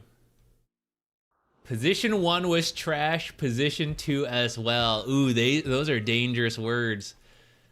This is a positive stream here. If we're gonna blame teammates, might get some sassy feedback. Let's see. Are you right? Are we making our own mistake? Let's find out. All right, draft-wise, let's see. You and who? You and Spirit Breaker, maybe. Looks like they get first blood on the OD. Okay, so mid, let's start to be fair. You might be right in the end, but I'm just gonna like talk through what we see. To be fair to the mid laner, he's already in a rough matchup, and now he is going to be playing into first blood. So very tricky for the mid laner. You and Spirit Breaker should have a decent time if it's Juggernaut. And I don't know, I guess Weaver's more likely. Radiant on one side. Maybe Hoodwink. I felt like I was the only core. Okay, let's see. Although I am serious where it's bad to blame teammates, and then like sometimes I'll be like harsher. At the same time, you can be totally right. Sometimes their teammates are garbage, you know. I fully recognize that. Let's see. The important thing though, going forward, it doesn't ultimately, whether the teammates are good or not, the only important thing is if we keep improving, which that is what we'll focus on. Even if they're bad, we'll still look for things for you to do. Okay, hold on. I got a little distracted there. Let's back up. Okay, we're coming to lane. We're healing up. Because we kind of ran into Jug, we didn't do like the early body blocking. You could block one creep forward to have a little better equilibrium, but it's fine. Yeah, get the deny. Yeah, start hitting this creep. There, we could have done that a little bit sooner. There was another creep there you can deny. You don't need to do this aggro. Okay, we want the lane to come back, right, as the offlaner. One creep's already dead, the range creep, that's good. We get another deny. So at this point, the lane is pushing. You don't need to do creep aggro anymore. If you do a little bit of damage, it'll push faster, and then you can back out. So I think you can like hit this creep sooner and get out. I don't really think you need to aggro this. But it's also not really like that big of a deal. Let's just keep moving. It's a big deal in terms of like, I got an extra deny. Like that does matter, but for Crusader, I'm not gonna spend a bunch of time on like a given deny. I do think they're pushing the wave like kind of hard into us though. We gotta. I think part of your value is like hitting Juggernaut. So if we're not denying and getting last hits and denies and all that focused, do try to like bop the Juggernaut a little bit. And I don't think this is one. Let me see what you're building. I hope like a bracer's on the way.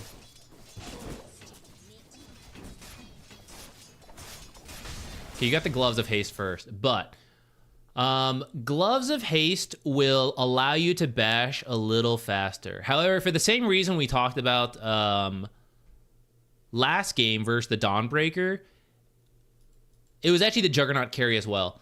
So the issue is that right now you only have 100 health more than Juggernaut really. It's actually even less, it's like 50, but as you level up, it'll like go a little higher.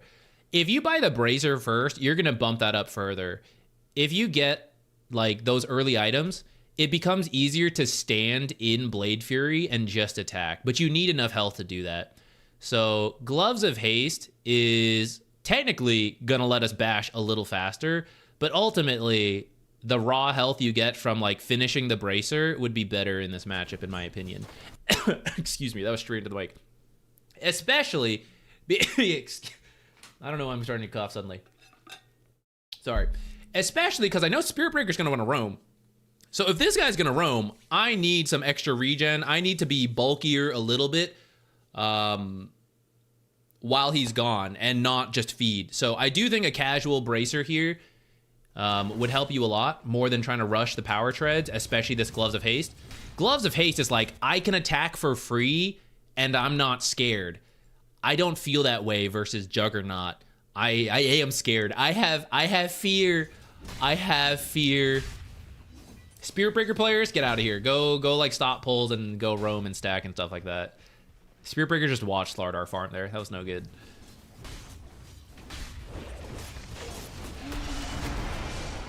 Right here, this is where I want to stand and fight. So they actually did a good initial burst right? Some of this stuff. Hoodwink can't contribute anything anymore. Her spells are down. She can only attack slowly. I have very consistent damage on Slardar thanks to Bash. And Spin, as soon as it ends, that's everything. That's every ability they have, but I will continue to Bash. And actually, so will Spirit Breaker if we're lucky. So here is where I want to be able to stand and just fight this guy. And with my current build, I have 278 health right now. Jug has 449. So this is where like the Brazers and the early stuff help to bump up our HP so that this is better. With that said, because they had a strong start, it actually is rough, and you should not do what you're doing right here, which is that right here, I don't need to do anything. As soon as your creep goes under the tower, I know that my equilibrium is good. This will shove no matter what. There's nothing they can do to stop this from shoving. I am under-leveled compared to Juggernaut. So if I was equal level, I've got a few more stats. I've got a stronger Bash or Crush. I actually don't know what Slardar max is. I feel like Bash could be good versus Jug, but also this helps with farming speed. I don't know. It doesn't really matter which one it is, honestly. The point is, you don't have to do anything here. You don't have to take any risk, because in 30 seconds, this lane will push up to here. So when you come up under tower, just to like hit a creep and like bash Jug, this is the risk. This is the risk reward. I do a little damage to Jug, but also they could 2v1 me. Like you saw Hoodwink here. So that's exactly what they do. So for the cost of like hitting a creep and doing a little damage to Jug, we lost all of our health. And this was unnecessary. Even as we make that mistake, see, the lane is still pushing. So again, like, I don't need to take any risks. It will push up, but I could be doing this with full health. And then I would feel good about fighting while their cooldowns are down, especially Spin. Also, why a Salve is very good in this lane. Kind of like skip past that, but like to just stay fully ahead of Jug.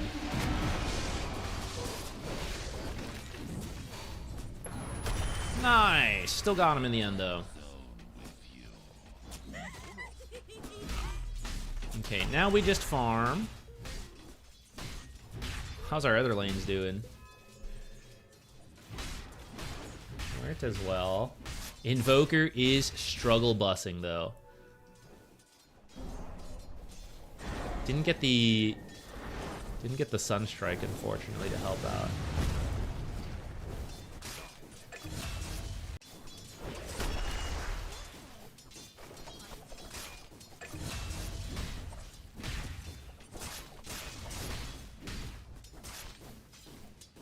You should hit Jug there.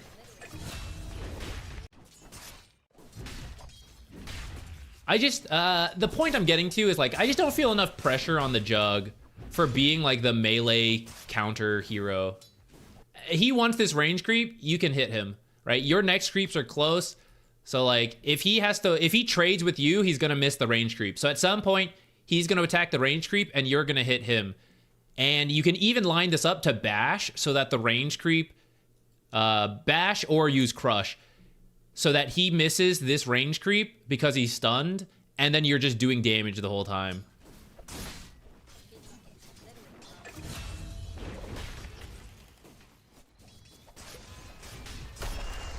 Like, if we're gonna crush... Okay, I'm gonna crush this range creep. I should only be attacking Jug right now, then.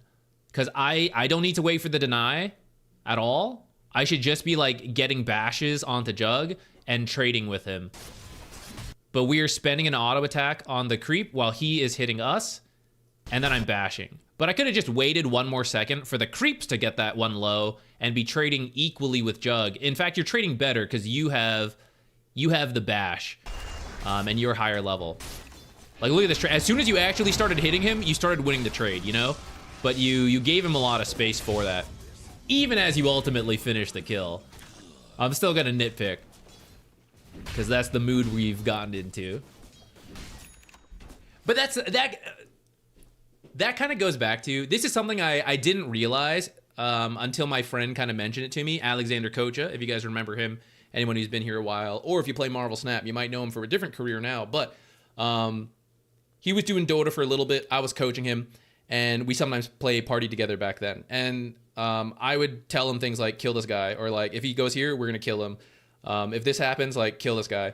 Essentially, because I had played a lot, I could tell like when you can kill people, and that was why I was punishing people. If they walk up, I know to like harass, to punish, whatever. And he would tell me, it's like, I didn't even think that I could kill this guy, so I never thought to look for these opportunities. Or like, I didn't think to trade this way because I didn't know I could just do that, you know? So that's kind of what I'm like breaking down here, hoping to make it clear, is like, eventually you started hitting Juggernaut, and then you guys were like, oh, we can just kill Juggernaut, right? So why was he in the lane this whole time farming? We could just be killing Juggernaut. And like, once we don't kill him and he's low and he backs off, then we farm. But that's why we have to balance harassing and fighting when we have these kind of like good matchups. Your lane should be going better right now. Not to say you're doing poorly, but you can punish Juggernaut harder. And hopefully that's something you'll take away in the future.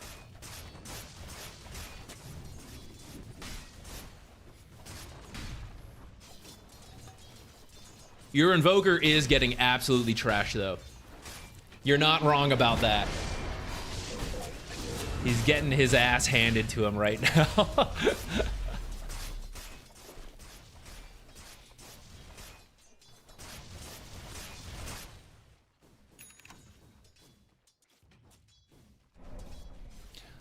I don't know if you guys have been saying it or not, but when you guys do go for kills, you should ask him to Sunstrike. This is strictly to your benefit, because this is what's happening to him. So if you can get him assists and kills, it will shoot his net worth up. Should he be doing this poorly? No. But are we surprised? Also no. OD, very strong laner who got first blood. I am not that surprised. Your Invoker is struggling. Invoker will struggle in many matchups, and the Sunstrikes will be how he gets back. So I don't know if you guys have been saying it. If you have, great. But essentially, anytime you think you can get a kill, you should tell him to look for a Sunstrike. That is how you help your weak and puny allies whenever you can. All right, great. Well, what did we do in that time? We lost all our health. Let's come back. Let's see what happened. We're already low. Okay, we have to be extremely careful because I know you are by yourself. I know Spirit Breaker is gone and he is doing things.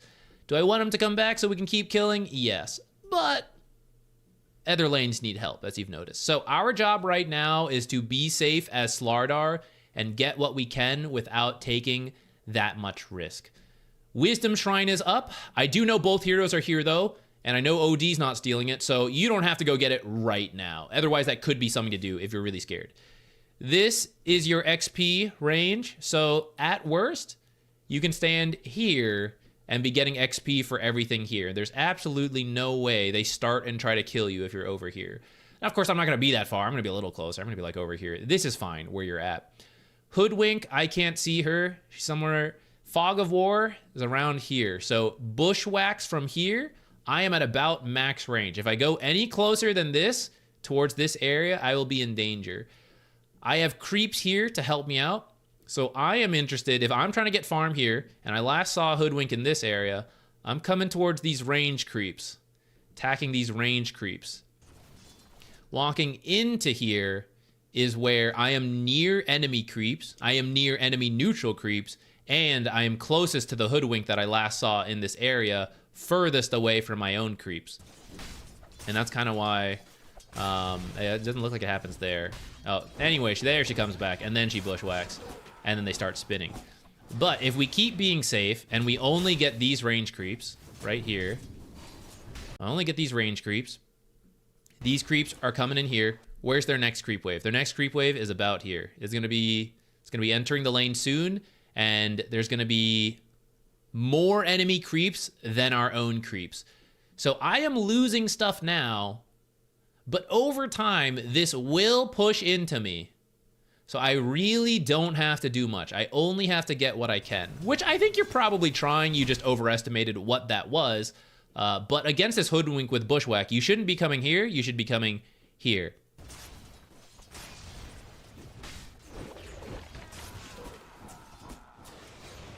As a team, let's look beyond ourselves. As a team, We are gaining... We killed this guy, right? Did we not kill him? Too bad.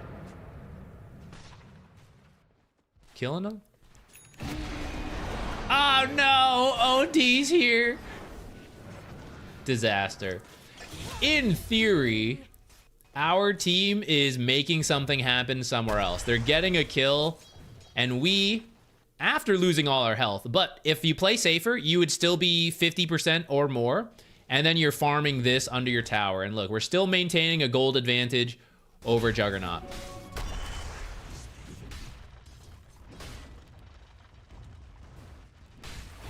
And then you come get the Wisdom Shrine. So you still got a good chunk here despite being 1v2. And then the theory is that Spearbreaker is doing something else useful. Unfortunately, did not actually get this Pango kill. OD came over, but that means Invoker got some recovery time. So this is our part as the offlaner. We have to allow these other things to happen. If we don't, Invoker will continue to lose the lane really badly, and then top lane wasn't like being dumpstered or anything quite yet, but it will also continue to slow down. So Spirit Breaker must try to help other things if you want non-trash cores, and that means our part is to like be safe here and get what we can. You haven't died, but we just have lost more health than necessary, and in fact, you're very close to being killed right now. You're dead if he doesn't lose you in the trees. But did we need to do this? No, because right here, I can tell you, you have 8 creeps on your way. Here's 4. This is from the last wave. These 4 creeps are actually supposed to meet the 4 creeps that are down here. If they're doing a small pull and they did the full pull, it won't deny everything, and they'll come back. They'll come back at least 2 waves. If they did a half pull, you'll lose 2, but 2 more are still coming, so they'll still be here. So you, with your low health, don't need to do much, which, by the way, I say low health. You have 600 health compared to Juggernaut's 850. So, like, that's why as long as we maintain enough health, we can fight this guy. But because we keep losing health 2v1, we can no longer do that. Right here, he's even killing this. He's doing it for you. So you just sit here under tower, and then this will come in to you, and then you will farm it.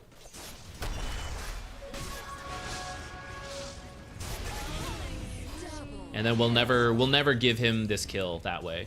The next wave we'll meet, he'll never Omni Slash us here. Well, he might. He might be the luckiest Jug player in the world, but these are the areas we can improve, right? Whether our other cores are garbage or not, whether our team griefs, whether it's toxic, bad draft, these are our own individual improvements that we will bring us to the next game where we have good teammates. And maybe we have good teammates who go even in these lanes, but we don't beat the Juggernaut the way we're supposed to, then that game is our fault. So that's the individual improvement mentality. Let's see what else you do.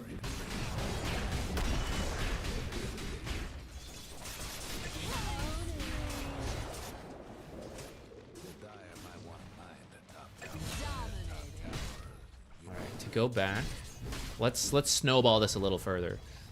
Because we died, because we took a bunch of damage on risks we didn't need to take, we died.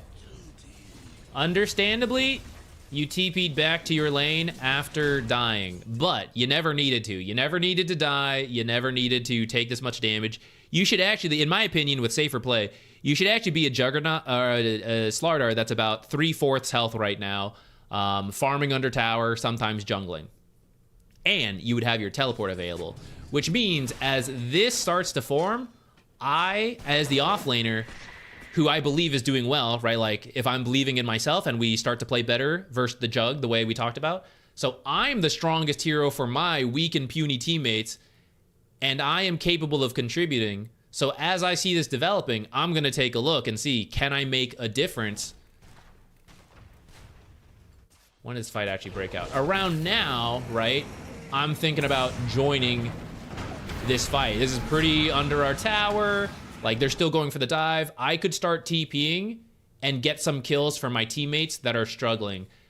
Whether you do or not does depend on you. It would be a little bit tough here, I'm not gonna lie. Maybe you decide it's not worth it, I should continue farming down here. That's okay. But you don't even have the option because of the mistakes we made earlier.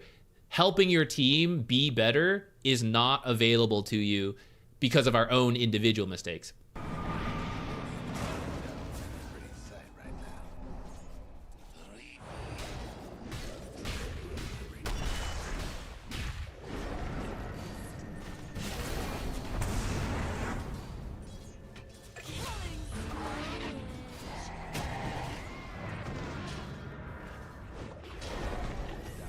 It probably would have been tough top. I won't lie. That would have been difficult. With where we're at, though, if we play a little better, you might have this. You might have this already. You know the drill. We put a little more pressure on the Juggernaut, take less risks, or don't take some of those trades so that we can get more farm because we're healthy, don't lose gold. Might have this Echo Saber, and then might have been able to TP there with the Echo Saber. Yeah, for what I consider a good matchup, we ended up even with the Juggernaut. So even as I do see your teammates also lost really badly, this will be our own self-improvement.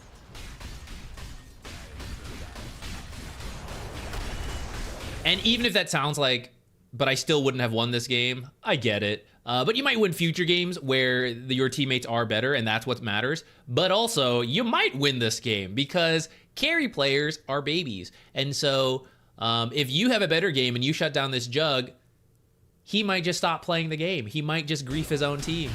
This is where we get some extra wins that maybe we shouldn't have. I also think Slardar is a hero who can take over games, though. Like, you get to that Blink +1 item. Well, I do think you can be quite strong. I kind of like the idea of Orchid first, by the way. I'm not really a Slardar player, so I guess I don't know the specifics. Now, Orchid sounds pretty sick this game. The bash time you get is not enough to kill Weaver, Pango, Juggernaut, or OD. Like the extra bashes you get from the Echo Saber. The silence duration is enough time to potentially get kills on 4 of these heroes. So I think this might be an Orchid game. Orchid into Blink.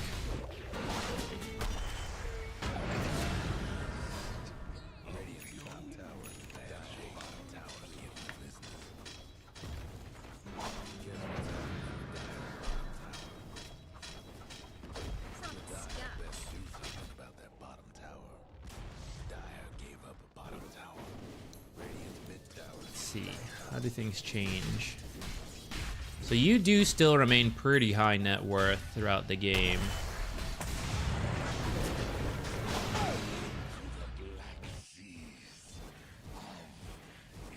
Oh.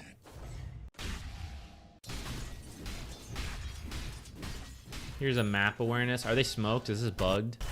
I don't think so. I think you just didn't notice them. So here's our own individual map awareness. I would recommend you walk here, by the way. As part of losing, we need to be ready to move around the map and help ourselves, help our team. So you would miss a couple CS here, but you would save your teleport. And you could just like farm this, jungle this, repeat. And if a dive does break out, you can help. Because essentially, the mentality shift to have here, if you want a chance at winning this game. I would expect you to lose because of like how poorly your teammates are doing. I'm not gonna lie. But if we want a chance to win a couple of these type of games, which is all you need to gain MMR, right? We just need to turn a couple of these losses into wins. If the game is played standard, you should lose, right? They should continue to out-farm you. They should continue to just kill people around the map individually and then win the game. We need them to throw. And fortunately, this is a pub game, so there's a very good chance they're going to try their best to throw. And that means when they do that, I need to help capitalize. So the number one way for them to throw is to dive a tower too soon. And in cases like this, it happens quite a lot, actually. 15-3, they've been going around, getting a bunch of kills. They stop caring. They start feeling like we're way too strong. You're like, just do it who cares? Tier 2, tier 3, let's just go. It's only 15 minutes into the game. The tier 2 still hits pretty hard, especially with the Fortify. You can hit the whole team, especially when you Corrosive Haze them. The tier 3 hits even more. So we need to be ready to act on that. That's one of our only avenues back into the game of the enemy messing up. Us doing something is going to be very hard at this point. 9K down at 14 minutes, right? We're supposed to lose. We need the enemies to slip up, and I need to take advantage of that. And it really only takes 1 or 2 mistakes to break the momentum of a game, and then you're good to go. So we really need that one chance. And having the teleport available is going to be a key part of that. We sacrifice a little bit of farm. Frankly, even if you got all this farm and got out, it wouldn't change the game. You're still going to lose. What will change this game is OD diving too hard, and then you teleport and bash and kill him under tier 2. For Juggernaut to try to like Omni Slash a guy too far, and then you kill him, right? He tries to get the Muerta ults, you show up, you kill them, right? That's going to get you like 1,000 gold at this point. The fact that you guys are so far behind, you're going to get so much money for that, and it's going to save your game. That's kind of what you have to play for. And this applies to any role, not just this Slardar, right? Like, if you're ever the best player on your team, or you're the one doing the best, it's really important not to be killed by a gank like this, which was shown on a ward, but then also be ready to help out. As annoying as you might, as annoyed as you might be at your teammates, especially if they've been toxic. I don't know if that's the case. We can't see the chat here. They might just be bad. They might be toxic. But if you want to win and you care about MMR, you still have to be ready to show up and help them. Otherwise, you will just lose.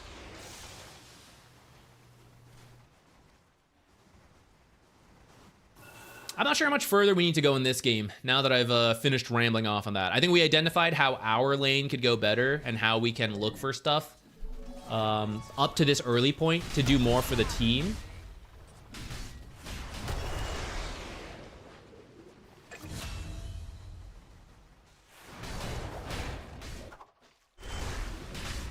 Actually, let's see if that was an opportunity. I wasn't really...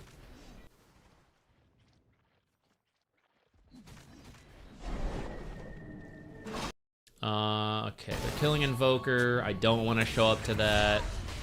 We finish pushing this in, and then we get out because we're scared. I would probably go through the Twin Gate here and start pushing bottom.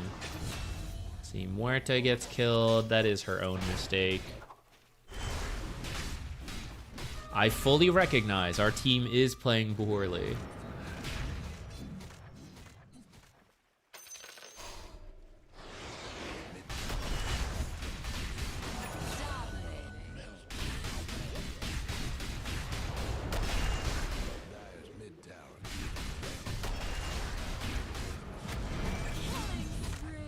Spirit Breaker should actually charge bottom there, guys.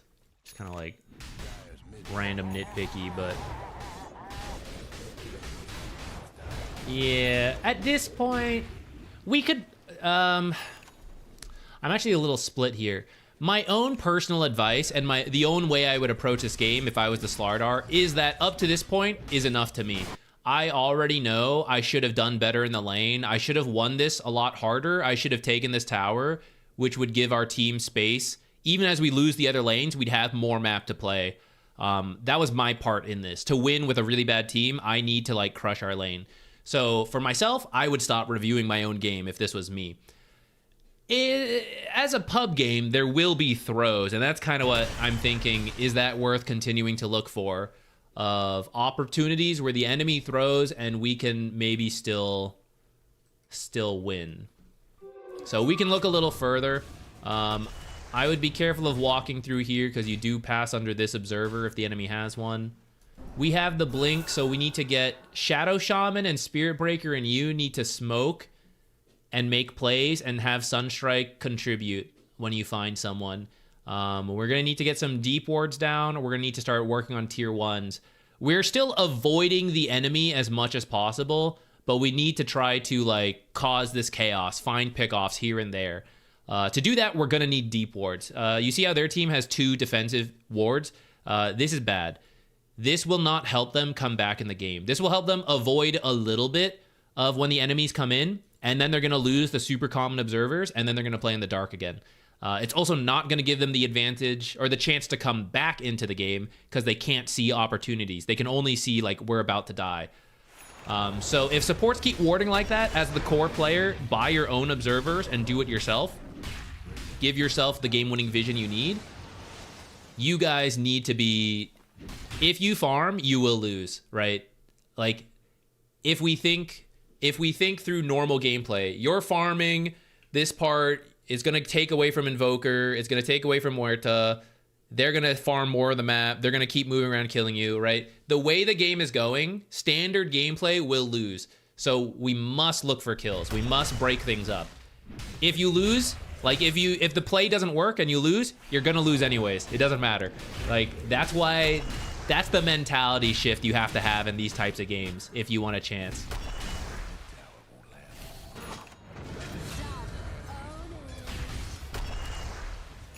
Yeah, unfortunately, he is dying, like, instantly, so we had very little chance to come over here. But notice... Okay, let's just do this from their perspective. When they killed this Invoker, it's only these two heroes. It's the Weaver and the Pango. They are killable heroes if we bring enough. If the team spirit is not broken because we are flaming each other and we are willing to look for this kind of stuff... I see Weaver on a ward. As a team, Spirit Breaker can begin the charge. We can run over, we can teleport over, we can get ready, because I can almost bet for sure this guy is going to like move into this area soon. Except, I actually don't know where the whole enemy team is, so I don't know if I can do this. This goes back to, we only have this defensive vision. I don't know where the team has been moving. I don't know if they're all behind Weaver. I don't know if they're scattered. We don't have enough lanes pushed in, and we don't have enough variety of vision. We only have really shallow defensive vision. So that makes it really hard to know that we can do this. Once you see Hoodwink bottom, I do think you try. You either go for Weaver or you go for Hoodwink. The two of you go for Hoodwink, or you run over here and Spirit Breaker starts charging, and we attempt the Weaver kill. And then this Pango comes in, and we were already running over, so now we jump this Pango, we get a kill, and we probably get 1,000+ gold for this. And then it turns out this is overconfidence, right? Like, should these guys be doing this? Like, if we look at their perspective, should they really be making this kind of play? Actually, they have really good vision, so yes, they can kind of make this kind of play. Props to them. This is actually pretty good warding for this bracket. A lot of times they wouldn't have this type of observers, and this would be kind of a greedy play, and this would be a risk that they really shouldn't take. Because look, Juggernaut's here, Hoodwink's here, Odie's here. This is a two-person play next to the enemy tier 2, and it may end up going into too many heroes, and then this backfires. But that's the kind of stuff we need to look for if we want to come back, if we're like on the Dire team. Again, can't really see it because we don't have enough vision further out. Ah, here we go. How much is that Weaver? This is a support Weaver for just about 800 gold. Pretty good. Pretty good. Maybe we'll still get this guy. Never mind. That's okay. That was probably an economic win. Look at that. They got less money for 2 kills than you guys got for the Weaver kill. That's why it's worth it to bring the numbers, even as you lose heroes in these kind of situations. Okay, I feel like that's enough. I feel like we're just going to keep beating that point home if we go further.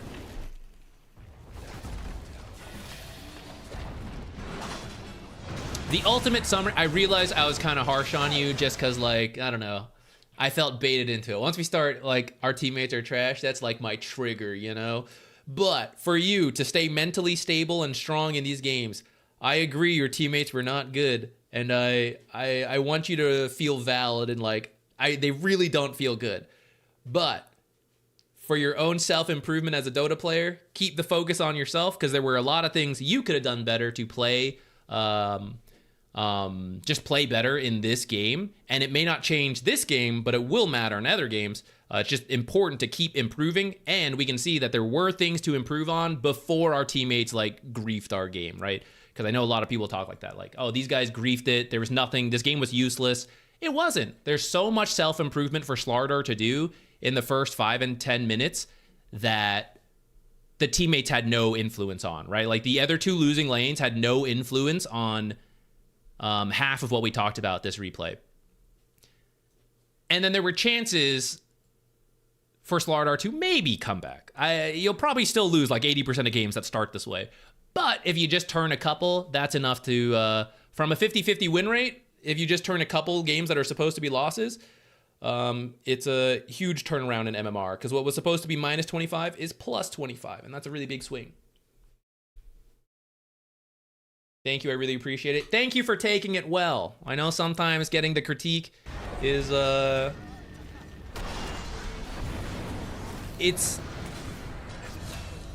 Thank you for being open to the critique. You know, like, I guess is what I want to say. All right, guys. I already see a couple of you typing in some more match IDs, so keep doing that. For everyone else who maybe was like waiting for this to finish, I want everyone to type it in. We'll pick one from you guys in a second.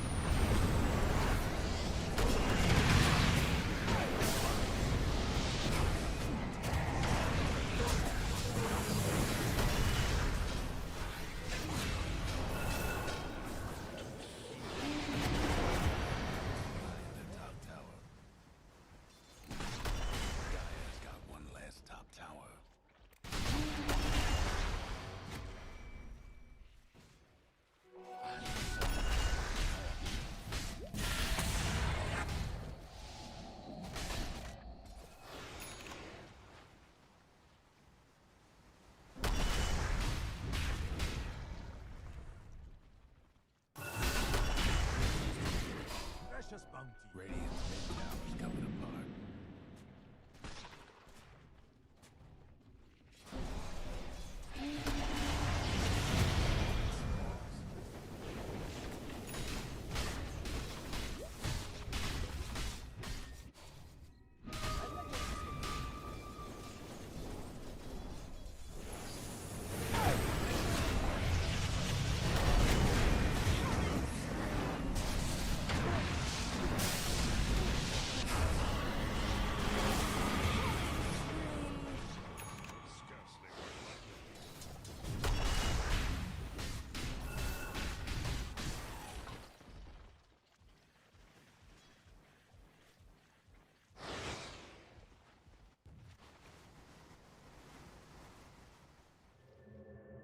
Proper scats.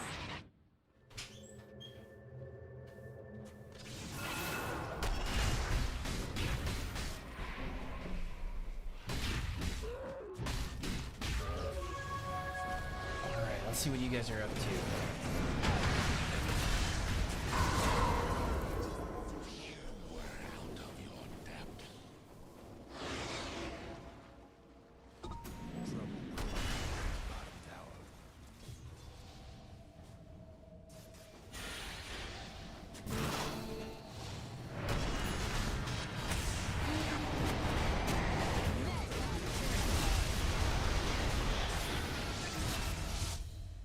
Top tower's in bad shape. Radiant's top tower's taking hits. We have several offlane games here, plus the one we just did. So maybe let me do another offlane one. Let's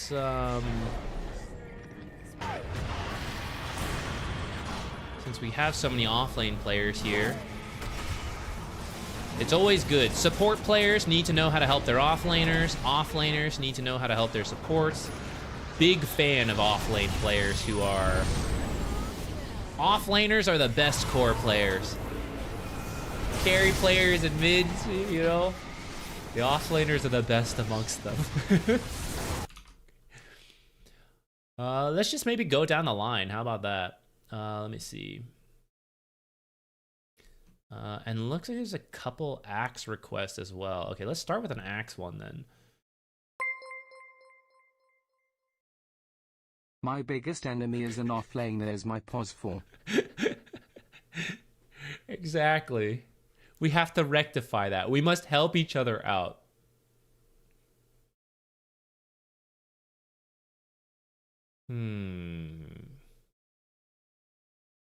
What's the best way to direct this?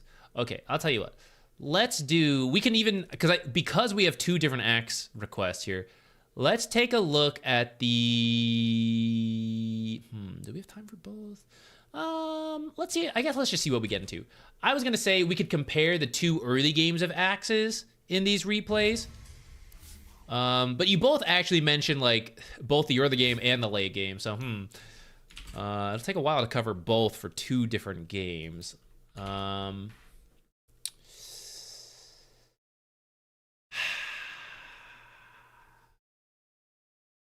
For Guardian, I would probably recommend we work on the early game. I can boot. Hold on. Let me look 1 second. Let me see where you're both at on this.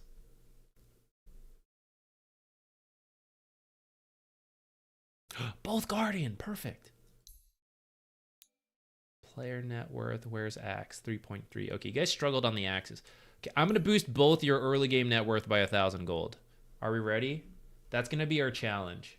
Clip that. That's the opening to the video that I'm sure will come about after 2 excellent replay analyses right here. Okay, we'll start with this one just because it was like, I don't know, just like in order. It's nothing in particular.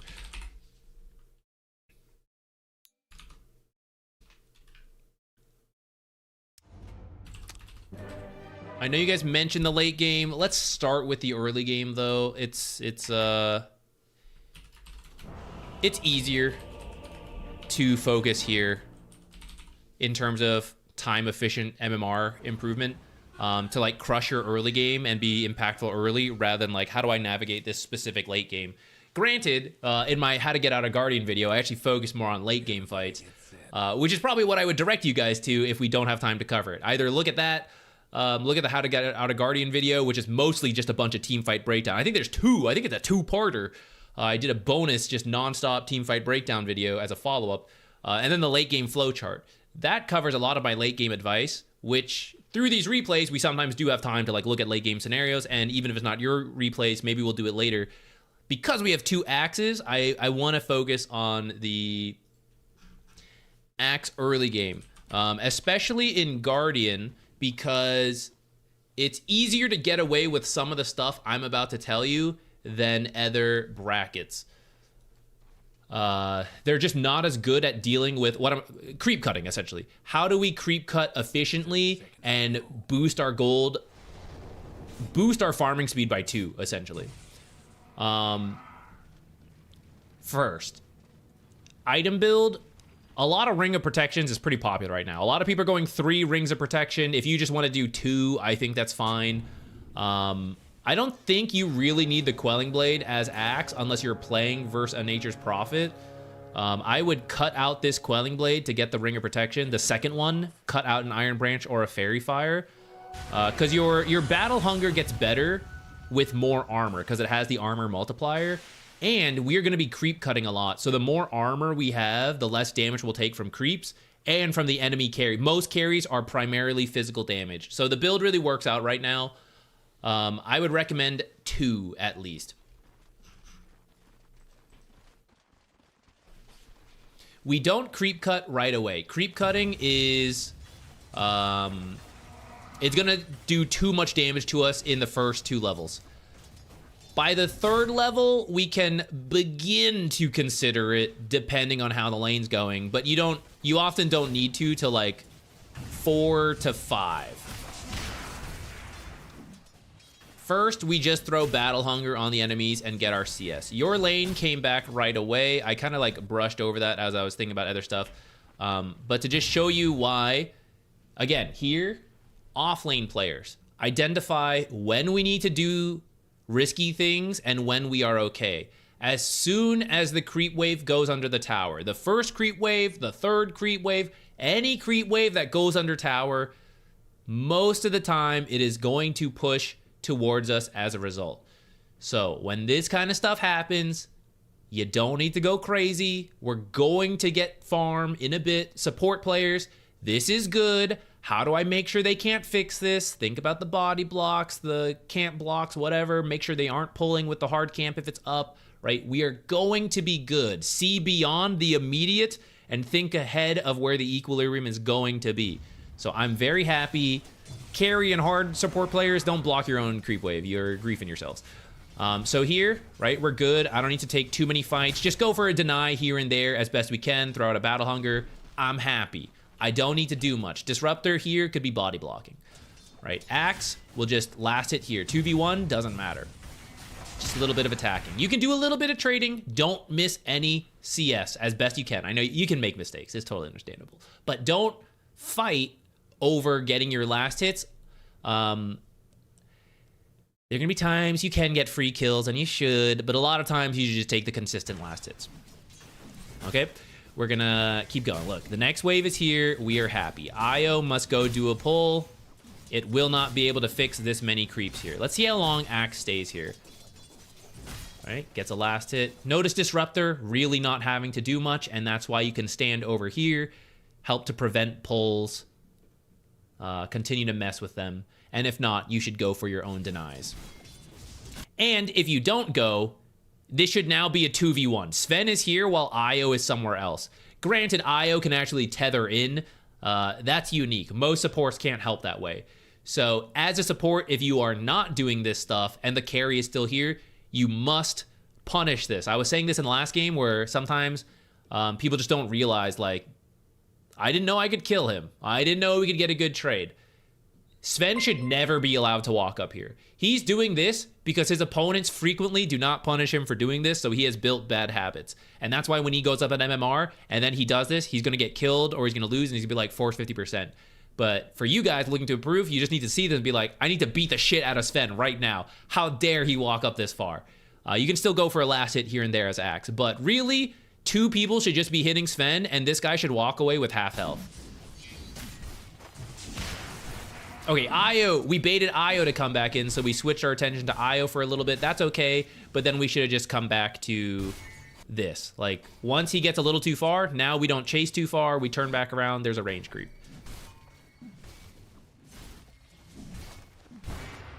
So Io did the small pull. I see these creeps got low because we pressured. Io came back early, didn't have time to deny. This is a 4v2. We're going to start spinning, so it's going to mess up our creep equilibrium. But for any other offlaner, this lane is pushing into us. We're getting involved in the fight a little bit too much. I'm happy with the trades. As long as you're healthier, we're happy. We even then kill the Io. Don't chase. Get the farm. Miss some last hits there. I'm not going to worry. All right. Pushed in the wave. The next wave is going to meet. Fight under tower. This wave is going to go under tower. But because it's so many creeps, it might actually balance out. If you can make it here to catch the next creep wave, like if you run through here, this is really scary for Guardian players to do. If you don't attack Sven, this tower will not hit you. You can actually run straight through here. If you don't have to do that, because that's obviously risky, then it's better to not have to do it. To run around, tango, cut your trees to take the shortest path to get the next creep wave and bring it to this small camp and farm both. If you do have to run through from timing, you could do it. You would see a high-level player do it. Just don't attack Sven. Don't have battle hunger on him, and you're good to go. But I recognize it's really scary. It's really scary to do. All right, the next one went under tower. I don't have to do anything risky. This wave will push out to me. You're going for Vanguard. This is actually a little bit of an outdated build. Nowadays, people just go straight phase boots into Blade Mail because of the armor scaling on Battle Hunger. You can get a casual bracer if you want. If you want to do Vanguard, I don't like fully mind, but against Sven hits so hard, he's going to hit for like 800 damage later on. So your damage block is going to reduce a 10th of that maybe when you get Vanguard into Crimson Guard, something like that. If instead you focus on armor, like phase boots and Blade Mail, you are at 27% physical damage reduction. So we continue to boost our armor throughout the game. We gain another 25% physical damage reduction. That is 200 damage from Sven, right? We're going to reduce Sven's damage by 200 on us for armor compared to damage block. So enemies that hit really hard, definitely prioritize armor over damage block. Enemies that hit really fast and light, that's when damage block is better. With that said, right now the build is mostly armor because of the scaling you have. Especially when you get blade mail. And with armor, you will have the freedom to start creep cutting. We went this ring of regen, or ring of health. It will also help us start creep cutting. So around here, clear up the creep wave, drag the next creep wave to a camp, farm both. Level 3 is the minimum you need, because you will have 2 points in counter helix, and then you should have your phase boots plus like another armor item, or at least the ring of health. You need some item component to allow creep dragging. If you don't want to creep drag yet because they keep walking the lane and taking bad trades, you can just kill them in the lane. Great, you don't have to do it. But you will farm faster, more consistently, once you start working in creep cutting. And by level 5, I would definitely recommend you do it in Guardian. Because frankly, putting no pressure on Sven, he will probably, at best, get 3 out of 4 last hits. Like, with 0 pressure from anyone, he'll just miss a last hit or 2 on his own. That is just the reality of the rank. But when you're spinning over here, you will get 100% every time. And you will be farming a camp. So like right here, we finish those, and then we run through, if this guy was full health. If we run through, we catch the creep wave, we go here. Oh, but Zach, Sven is going to free farm.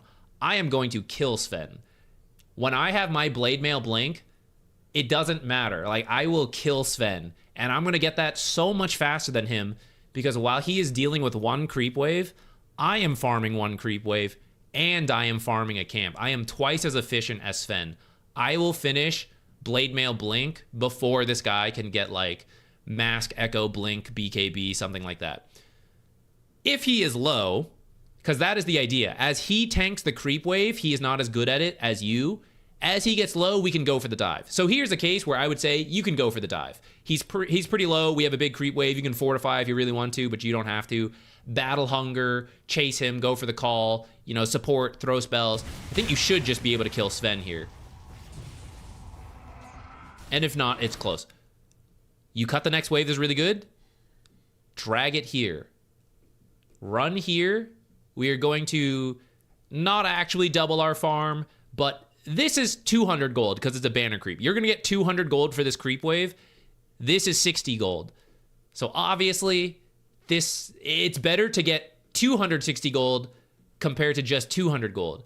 It's better to get 300 gold than just 200 gold. So bring it in, and it will be the same amount of time. And it will be faster than farming this here, and then walking here, and then farming this. By bringing them together, we speed up our farm as Axe, and because it's faster, we can then run back to the tower as the next creep wave comes under to continue our dive on Sven, who is now even lower, despite having the IO with him.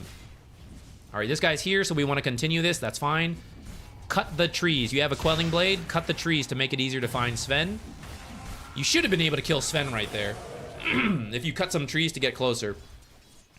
But notice he is still facing the pressure and not farming well. He's missing this CS because he's too low to come up and do anything about this. If it wasn't for IO, you would have finished the job by now. It's because of the IO that he has enough mana to keep stunning you and getting away. That's why the phase boots makes the difference as well, by the way. You got stuck in the trees, you couldn't get close enough. Vanguard keeps you healthy, doesn't actually help you finish the kill. Phase boots plus the armor, another chainmail towards blade mail. You are similarly tanky as Vanguard, but you can easily close the distance even after getting stunned to finish the job. And without the creeps, we're not actually killing him. So now we're going to individually farm this camp, but we should have grabbed the creep wave, brought it to the camp. So for the next 4 minutes, because laning goes quite long in Guardian, if you individually farm first the creep wave and then when I have time, the camps, it's just slower. But for the next 4 creep waves, or 4 minutes, if every time you drag a creep wave into a camp, every creep wave, and there will be 8 more creep waves, you're going to get somewhere between 60 to 100 more gold. That is where the extra 1,000 net worth will come from, especially as this guy tanks too much and we come back under to finish the job and kill him. We're then going to get kill gold. Again, this one's a little harder. Sven's pretty good at dealing with creep waves, and Io's giving him infinite regen. So this one's a little bit harder than usual. until you get the blade mail, and then Sven will kill himself on the blade mail.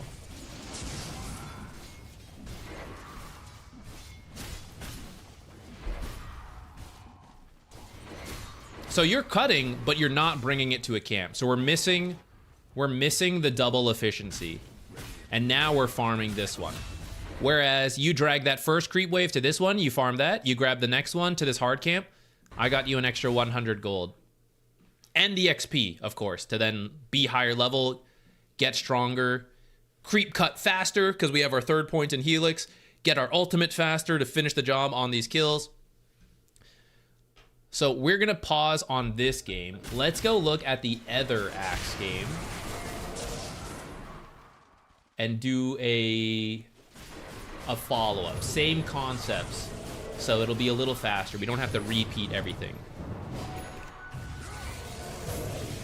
This is why it's scary to creep cut as Axe. So some people say this like, well, what if I get ganked? This is good. Because I am strong, because I am rich, and I could be richer. Look, your top net worth, and with the tips we just provided, you could be at like 4,000 potentially right now. So they have to bring in the mid laner, which is going to help the team. It's going to give space to your mid. So Tinker's farming pretty quickly. He's at top net worth. It means your other lanes aren't being ganked, right? Everyone's having to come here, and then Axe isn't even dying. Axe is getting out of here. And if you had phase boots, it would be even easier for you to get out of these situations. But because you're so tanky, you're wasting their time. If you know you're going to creep cut, give yourself a ward. If your supports don't do it yourself. Put a ward down and give yourself some safety that when they show up, right, I'm leaving. I'm wasting Ember Spirit's time. I'm wasting their support's time. So even as my farming slows down, the enemy team, their own farm is slowing down. We could probably catch that Sven with phase boots.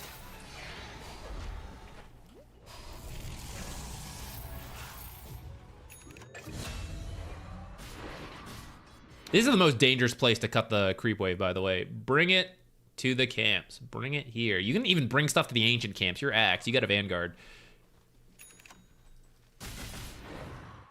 4 heroes top. Lol. That's really good, right? That means your safe lane should be having a really good time now. He should be recovering or, you know, skyrocketing. Okay, anyways, back to the other game, like I said. I want to look for this exact same stuff.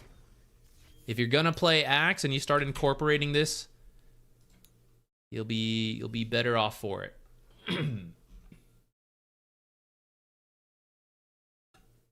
Oh, sorry, I missed that earlier, but it looks like NPR answered it. Yeah, Centaur can technically cut creep waves, but he's not as good. If you know you're gonna do it, you max retaliate first. If you're playing more aggressive, you get double edge or stomp.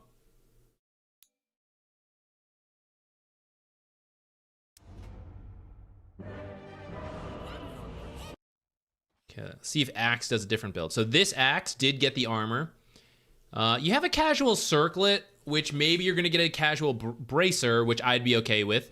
Otherwise, I would probably just get iron branches rather than the circlet because it's cheaper and it'll give you the same stat value and you can build it into a wand later. If you don't have a plan for the circlet, then it doesn't really make sense. Like, you could just get the iron branches. You only get a circlet for either slot efficiency, and I'm only going to leave it as a circlet. I'm never going to build anything out of it. You only do that for slot efficiency because everything else is filled out between branches, blood grenades, tangos, whatever. If you're going to build an item out of it, that's also okay. If you're not going to do that, and I don't see anything queued for you to do it, then you don't do the circlet. You get just like iron branches.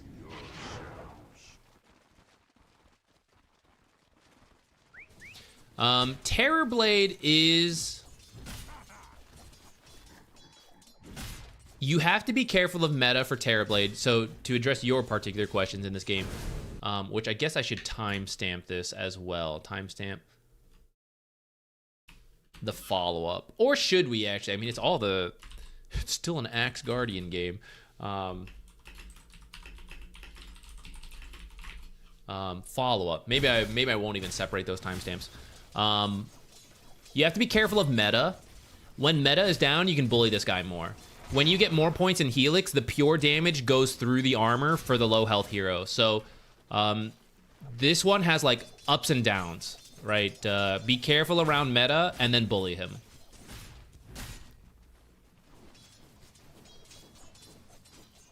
So you're on the more updated build. You're not doing the Vanguard. I might even skip this magic stick. I think you just need armor.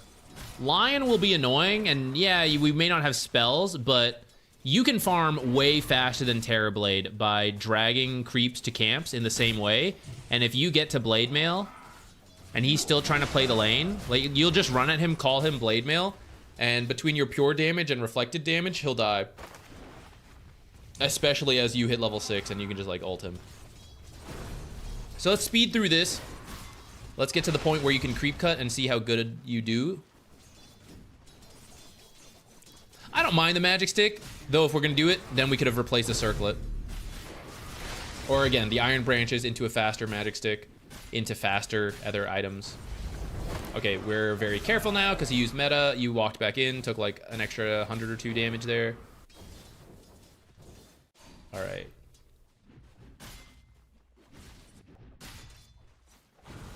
Meta. Okay. Oh shit. Run. So you get out of here as fast as you can and then move this way. It's 401. So just avoid him because meta lasts for 35 seconds at level 1. Maybe he has at level 2, 40 seconds. Who knows? I don't want to do nothing that whole time. So leave, get the next creep wave, drag it to the small camp. Is Lion going to stop you? No. It's going to force Terrorblade to walk over here, and you're going to see him, and then you're going to leave. And then he's going to miss last hits. So he's not going to do that. He's not going to stop you. You're going to farm a creep wave and a small camp.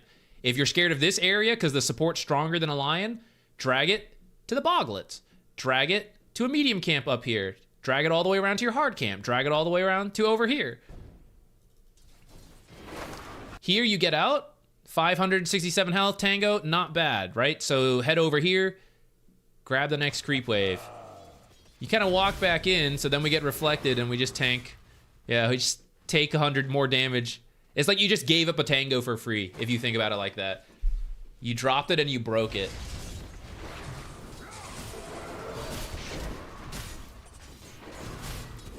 Okay. We went a little sooner than I expected, right? When meta, I was like, yeah, we respect that. But you did just show why you are still very strong with the call, right? You'll do the damage into him. I don't think you need to get call level 3, by the way. I would still go for the 0-1-2 build. Get call at level 4, but your Wind Ranger does pick up the kill, so it works out. So don't fall back here. Run forward. Go get the next creep wave. The creep wave's like right around here. Walk through, aggro someone to get it to come to you, call them, whatever. Bring them to the camp. You're not going to be killed by a Lion. So we're going to farm. We're going to farm faster. We're going to grab the next thing. All right, Wind Ranger ends up doing a hard pull. That's fine. Bring this creep wave into this. Farm a double hard camp and the creep wave. Clear it up so you can come fight this for the meta. It's not meta yet, so like he can't fight.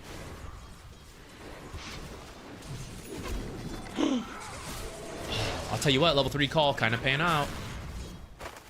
Wow, wow, wow, wow. Don't lose the aggro there. Careful, careful. Okay, this creep wave, it was accident, but perfect. This creep wave into the hard camp. Finish the job, farm both at the same time. Boom. Good.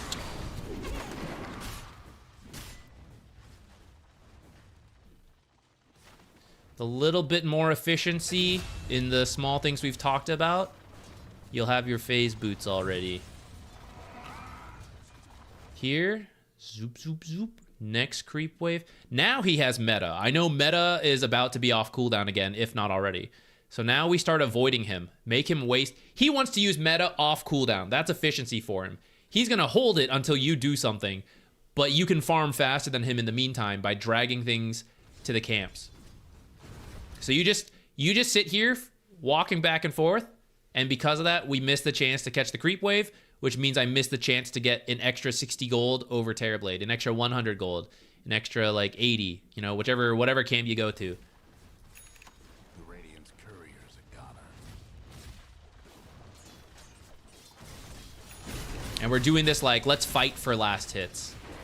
But we don't need to fight for last hits. We can 100% get every last hit and a camp.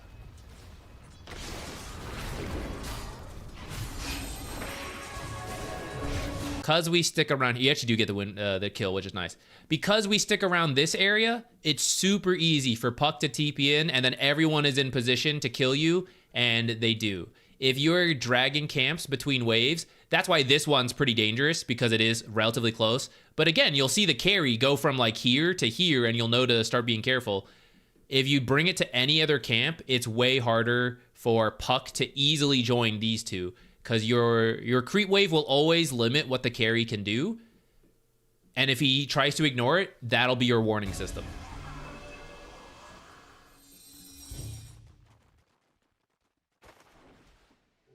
What should you do as an offlaner if 4 enemy heroes keep pressuring your own safe lane? Is it a good idea to go help the team or free farm the enemy side? It depends on your hero. If you can go and you can win that fight for your team, then you should go and win that fight for your team. If you can't change the fight, you need to free farm and take the top tower as quickly as you can and get whatever item spike you are hoping to get to that will allow you to start changing the game. So here, okay, we have a separate issue here. You mentioned like, I feel like the Terrorblade Lion lane was tough. The Puck is the tough part. Puck is what's getting you guys. The issue is that you guys don't have a mid ward. I don't know. I wasn't paying attention. You guys just don't know Puck is not in the lane and to be careful, and it's catching you off guard. And you're playing here, which is the easiest for Puck to gank, either through a rotation or a teleport. So by a combination of having wards down, which is not strictly your job, right? That's where the support should go in, and or the mid. But you could place your own ward somewhere in this area to help you out as you creep cut. But also by creep cutting, we make it harder for them to easily just collapse as 3 on us. Like this, right? Like Terrorblade didn't have to go anywhere. You thought Terrorblade and Lion were just laning, and it was actually a setup into a gank.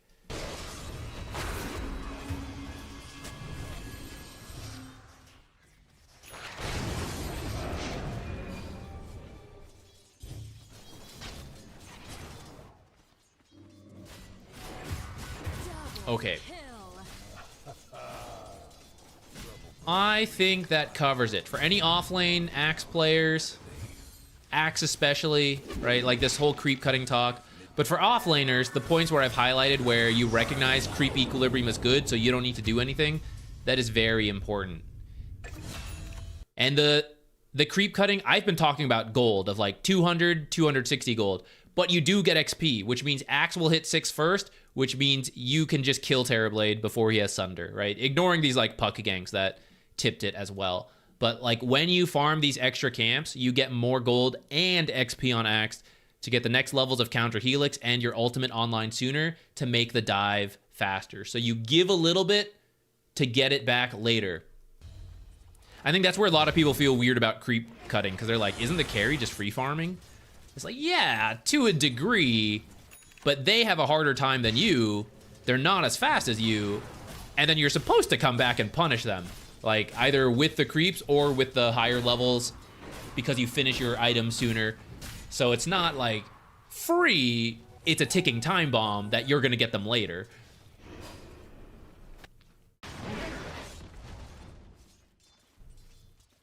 Okay, let me look at let me look at what else you guys put in here.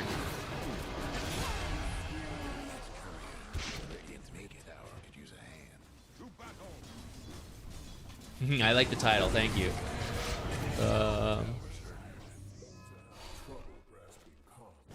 I didn't think about that. The puns of other languages. I'm not educated enough for that. You almost had that.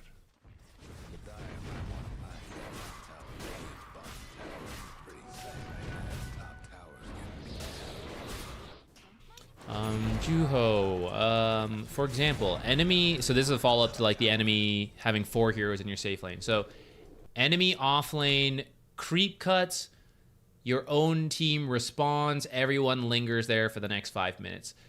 So that's where it does depend on like the draft a little bit. But in theory, let's say it was like happening to Axe, like Lifestealer is being bombarded here. We have like a 4-on-4. So the question is like, does a 5-on-4 massively change things, and will you be able to act on that? Like, let's say Axe shows up, but he doesn't have a blink. He doesn't have blade mail. Maybe he doesn't even have phase boots. It's like, does he actually change anything, or does he also just stand here, right? So then you don't need to come in. If they dive the tower, then you can consider TPing in, because the fight's happening now, right? It's not like, oh, what if I go and I don't connect? They are connecting, so now we are responding if we think we can do it. Otherwise, you should take the tower on your own as Axe, because 4 people are splitting it here, so you are farming 4 times faster than every hero here.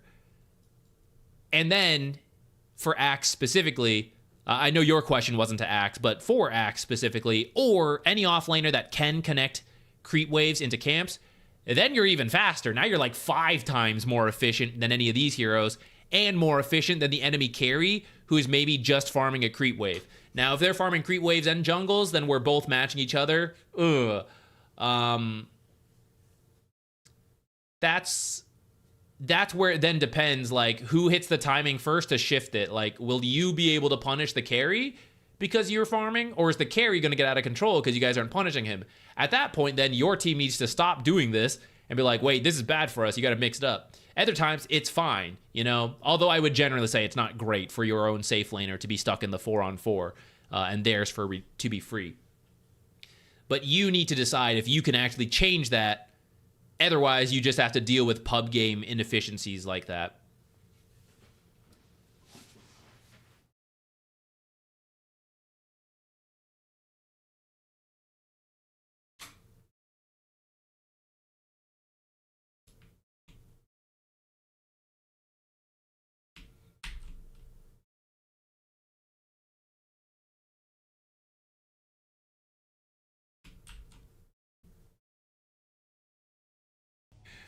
All right, next time we can be ZQuixotix.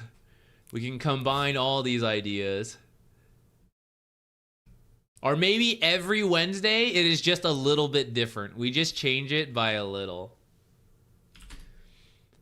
Okay, I'm gonna do this one next. We probably have time for a couple more. I do have to go make dinner at some point. I might end a little sooner than usual, especially because I didn't sleep that well due to a combination of random things. But let's go a little further before we start thinking about that. This is a Zeus 5 game.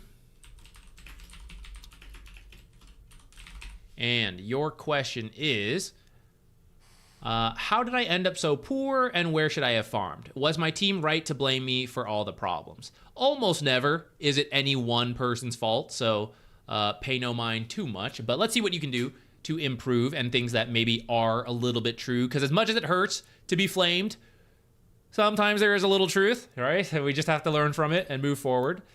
Even if flaming is wrong, we shouldn't do that. At 10 minutes, your net worth looks okay, so maybe the issue is later on. Actually, I don't think you're that poor. For a typical support, you are not that poor. Considering that Zeus is a relatively greedy support, we can say that, okay, maybe you could have a bit more net worth. At the same time, so is Pugna as your other support, and then so are your cores. Your cores are all... like, they like to farm a lot, and they have the mobility for it. So I'm not that surprised by your net worth. I will say Zeus 5 is not the best. 4 works a little bit more. 5 is a little bit on the greedy side, but it could work. There were times where it was better than it currently is.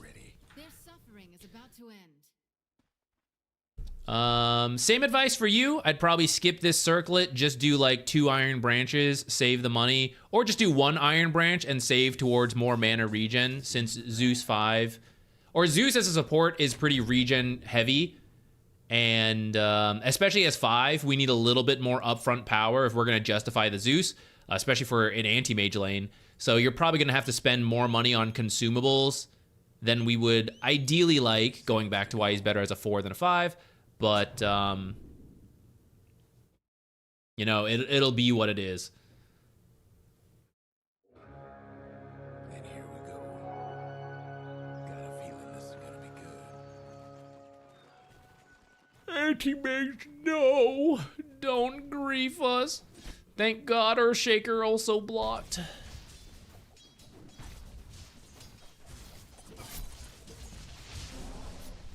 Good harass. Be a little careful of this position, by the way. Unless you know where the enemy 4 support is, be a little careful. You didn't get punished this time, but you can be. Where the 4 support, if they're not in the lane right now, very likely they are walking from a bounty rune into the lane, or they are TPing into the lane. So this approach is the most dangerous. To a lesser degree, sometimes they are twin gating over. But then because like you would see them coming down here, this is not as dangerous. And then if they go all the way around, it's even more time off the map. So like whatever. So just be a little careful as you move up too far here, because suddenly you could be like trapped between the offlaner and the support and then take a bunch of damage. Fortunately, we do see him like right in front of us, and now it's like, okay, cool, whatever, back out. Actually, I just started going through the lane, but now thinking back to your original questions of how did I end up poor, maybe we skip the lane, because it's probably more about later. V, what's up? Yeah, I do try to read both chats. It's just as we do stuff, I am not always like perfectly up to date. What is up? What is going on?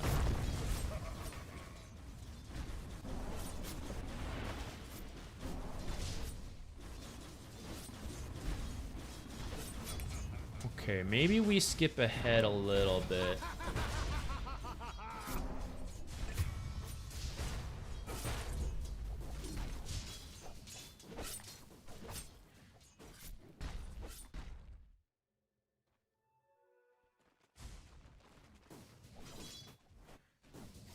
I think the two of you actually could have been a little bit more aggressive up to this point, but I'm not going to worry about it for the rank. Anti-Mage is actually quite good at early skirmishes, and people tend to play him too passive. I think the two of you could have burned a lot of mana in these early fights, and then the rest of your lane is smooth sailing. It's sort of happening. It could just happen more. But it's not easy to just force. So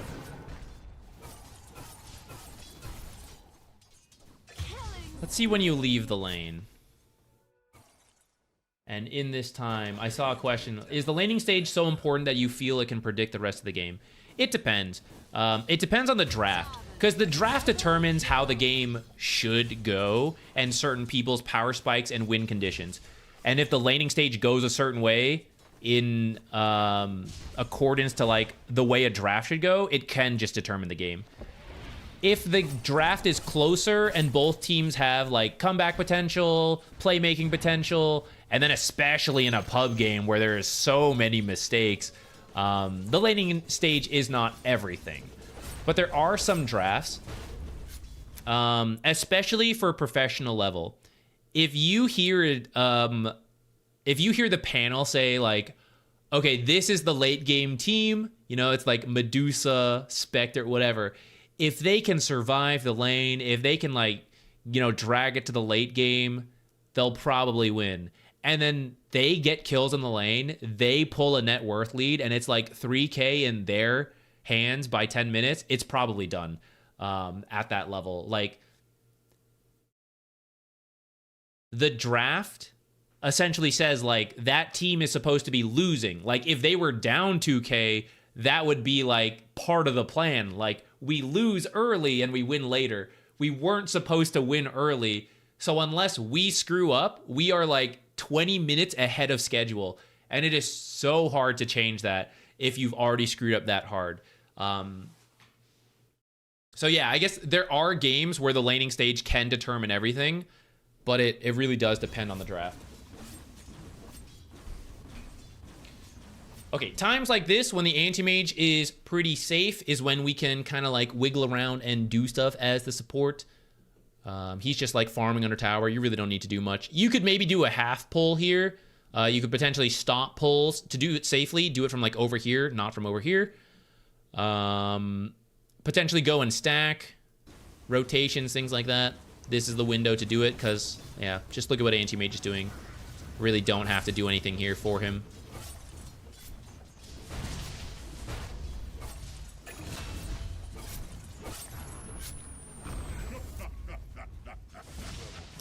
In fact, your lane is reaching the point you're kind of done, actually. Buy an observer, get a safe ward down here for anti-mage. It will be very difficult for him to die at this point. Look at this guy. He's got his power treads. This girl, I guess, got the persona. Got the power treads, has a Lotus, has a Tango, has 13 wand charges, full health, Earthshaker, some wand charges, sure, but is below half health, has barely any mana. Invoker is already a weak support, no more regen to like help his teammate with. Has some mana, but for a support Invoker, this is actually not a lot. Their kill potential on Anti-Mage is actually extremely low, especially as Anti-Mage like burns a little bit more mana. So you can stick around in this lane a little bit longer, especially to get an observer, but we're at the point where you could just walk away and go do something else, and Anti-Mage will just like farm and push lanes and come back. He should. Will he in a pub game? Who knows? But to us, position 5, and I'm looking for things to do, again, around this point, I really don't need to help him. This is under tower, yes.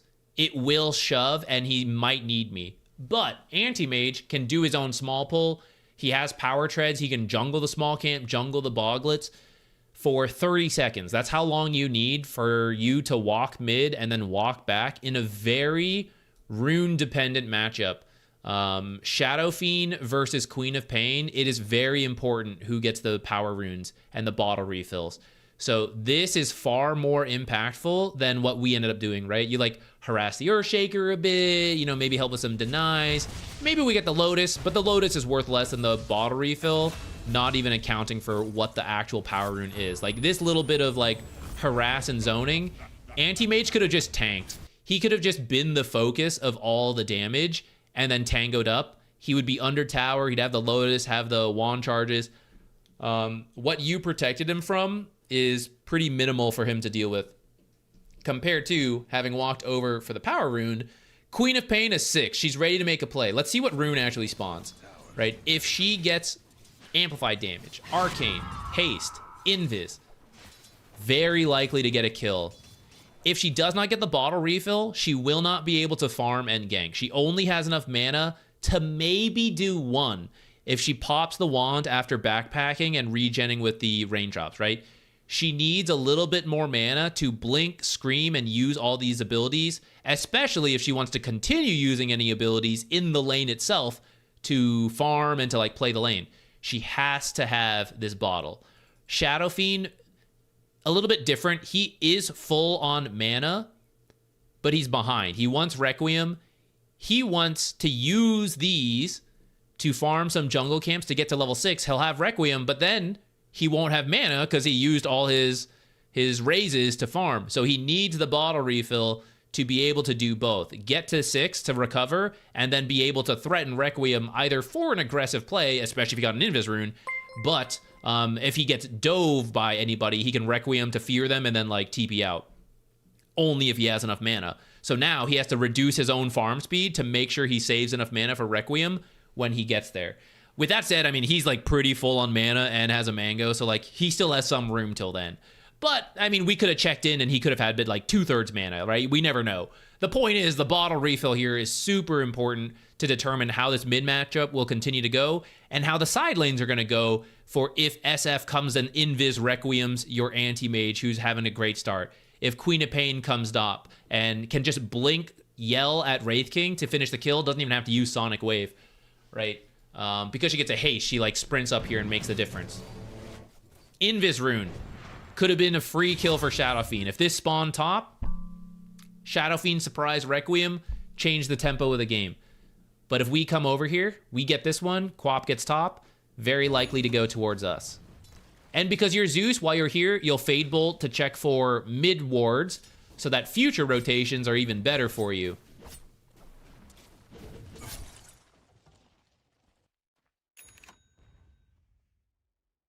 Okay, I am now gonna jump forward. We could maybe look for like, you know, rotations later and stuff, but your actual question was about your net worth and where you should be farming, and that is gonna be around now. So let's get here. Here you should play with your team. You should Zeus. The value of Zeus support is one of two things. You always provide utility. That one doesn't count. Always provide vision utility with lightning bolt. So that's always good. Global Thunder God's Wrath. Then, if you play with your teammates, lightning bolt is insane damage for the cooldown. I would recommend maxing it, by the way, personally. Insane damage, 380 every 6 seconds. So you start the fight with Marcy, let's say, right? She jumps, stuns, you lightning bolt. She punches a couple times, they try to run away, you lightning bolt again, like here, right? You have already contributed almost 800 magic damage at 12 minutes into the game with just one spell. Invoker, 2 lightning bolts is over half his health. Wraith King, 2 lightning bolts, we're saying like, okay, a little less than 800 damage, but then you got the innate, then you got magic resistance, right? Let's round it out at 600 damage just to be like a bit more conservative. 600 damage is half of Wraith King's health. It's 2/3 of Grimstroke's health. It is half of Shadow Fiend's health. Where's the last guy? Earthshaker. It's about half of Earthshaker, right? So your early contribution to fights with Lightning Bolt is insane. Or if you have to hold a tower, then you can max Arc Lightning potentially, but honestly 1 point's probably okay, and just push out waves for your team, stack in between and play defensively, hold an area so your team doesn't have to be there, especially if they're trying to push in, and then contribute with Thunder God's Wrath. I don't feel you need to do that based on this game. It looks like your team is winning a little bit, even as the kills are down. I think Anti-Mage is perfectly safe down here. I don't feel the need to sit under this tower. Safe lane is the most likely tower for you to sit here and push it out. He's fine down here, so I don't need to do that. For mid, you can kind of do that, but it's honestly not that, like, any hero can kind of do mid because of the layout. It doesn't have to be you. I would probably prefer you just be with the team, being in fights, and then the gold would come from the fights, any D wards you get with Lightning Bolt, and then after the fights, you know, or while you're waiting for fights, you can do a little jungling on the side. I see you have the Shard queued up. This is pretty greedy for a pub game, especially for position 5. I'm not saying it won't work, especially in more passive farm games, but I do think you're gonna miss the early strength of Zeus support if you do this. If you do this Lightning Shard. What Ricky likes to call the spicy fingers.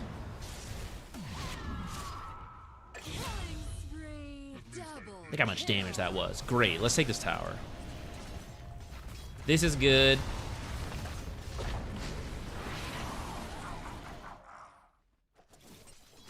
Got ward, so it looks like you're coming to deep ward.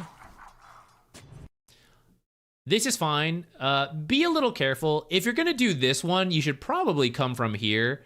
Because when you're on the low ground, if someone happens to be here, you don't actually know, so they could be looking at you, trying to like place it here.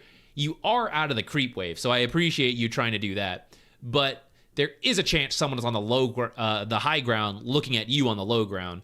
So if you can like go this way through the trees and plant this, that's better. Or if you're gonna go through the river, usually you do this so you can stick your head up here to see if anybody is here.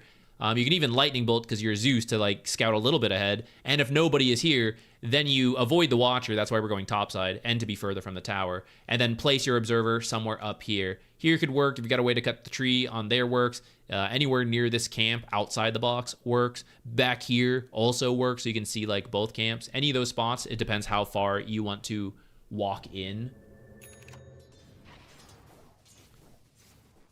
And then you backed out in a very safe manner. Okay, I am pretty happy with that. That's like 90%, 95% the right thing.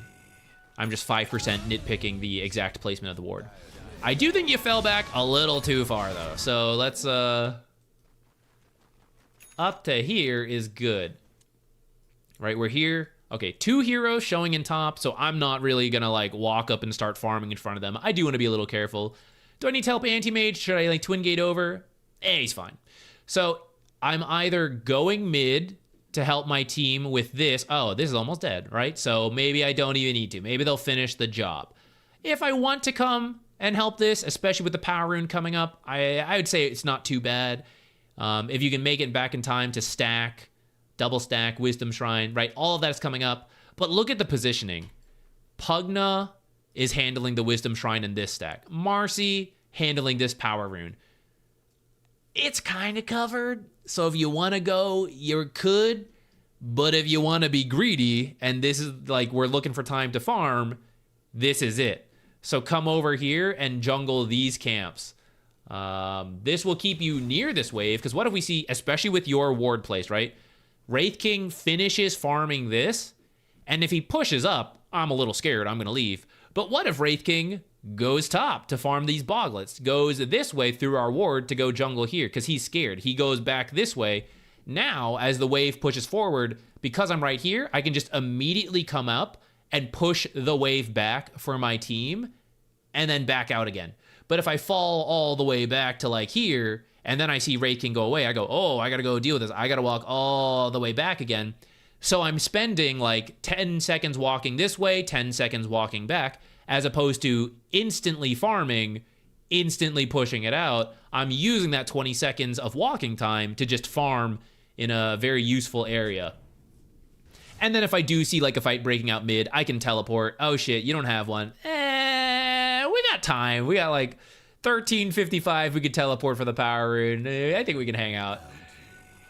If you wanted to walk over because you thought you saw people going over, I'd say that's okay though. Dire's mid tower won't last. The Dire couldn't hang on. Okay, cool. You change your mind from the Aghanim Shard to go for the Aghanims. I like that a lot more.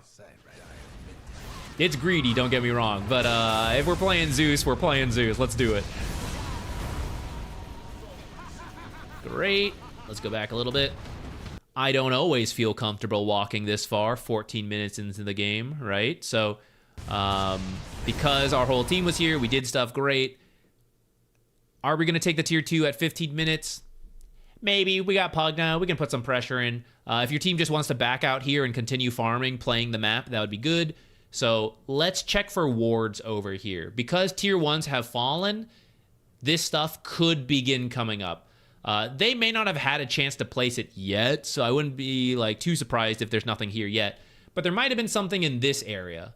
So we can come over and check this with lightning bolts or with your sentry if you want. But I think some deep warding should happen, or de-warding should happen in this area. And then if your team is pushing, you can stick around with them. If they're not pushing and they're all falling back, again, I don't want to move towards anti-mage. I want to keep the attention top, because I even placed my ward here, right? So, oh, should we play in the triangle? This is moving towards anti-mage and without vision. So I would rather continue to play top. So if my team is falling back, I'm moving this way and I'm farming along the way. And if Queen of Pain is farming a camp, I'm probably gonna let her have it. But if she's like farming one camp and I'm farming another camp and I could have technically saved it for her, yeah, I could have. But the bigger thing is that we are taking it away from the enemy. And as they respawn, they're not going to have anything to farm here. And we need to do this quickly. Like if I wait for Queen to farm this, 10 seconds for one, 10 seconds for another, they might be up at that point and contest like some of this stuff. But if we're both taking like in the same 10 seconds, she's doing one camp, I'm doing another, then we're in and out faster in this dangerous area. So this is where it's okay to farm some of this top stuff. You guys fall back towards the triangle. You're trying to place a deep ward here. I don't mind the idea.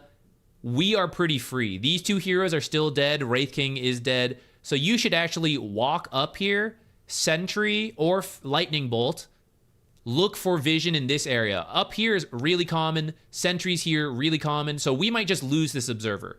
Even though I am very safe, I have total freedom to choose where to place my deep ward right now, I am putting it in a pretty risky spot. So that doesn't make sense. If I have this level of freedom, I gotta make sure I'm doing my best to make sure my deep ward survives. So I want to check, and I want to put it somewhere stranger. I want to walk further in and put it like around here. I want to like check this cliff to make sure nothing's there, and then I'm not gonna put it on this cliff, but I might put it like here. This is a really strange spot. They're probably not gonna find it, right? And I have that freedom. Usually it's quite scary to walk over here. Like if we imagine the lanes all around the river, my team in the jungle, oh my God, I'm so scared to like walk through this triangle and put it here. But for what's happening, they're dead, my team is here, right? It's super safe. So I'm gonna do it now, and then it's probably never gonna be found. Unless they too have a ZQuixotix watcher on their team. Then maybe. Radiant's top towers. This is a sneaky spot. I do like this one. It overlaps a little bit with this one, so I might not do it in this particular case, but I don't mind too much.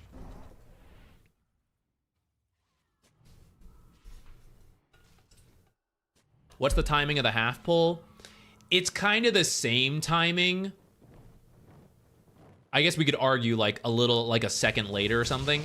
It's more about standing in an area and letting the creeps attack you. That's the easiest way to do it.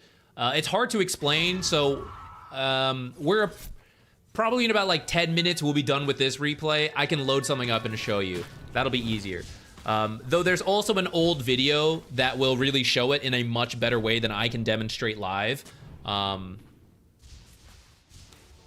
Because I use like commands and stuff to show you the circles and to like demonstrate. So if you haven't seen that video, I think it's literally called How to Half Pull, something like that. That's probably the best, but I'll show you in like 10 minutes if you don't mind hanging around for that.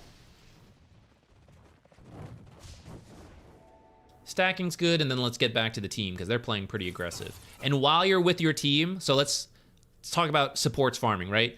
Pugna's blasting, my core should be given priority in the lane. I am here to contribute in case a fight breaks out, but I don't want to show so the enemy doesn't know I am there, and they're trying to gank like 2 heroes. There's actually 3 heroes, so their calculations are off. So in that case, we're sitting out of sight as the Zeus, and we are farming the camps nearby. We could be topside farming this camp, right? Especially if we put this observer a little further in, I might feel even better. If I'm scared, especially depending on the draft, and you just want to sit back and not farm, that is also okay. But in terms of how am I contributing to the team while still farming, this would be how we do it. I am near them, and I am jungling the camp, staying out of sight, getting my gold, but still near enough to contribute to a fight if it breaks out, and saving my TP to come back and help out as it's necessary.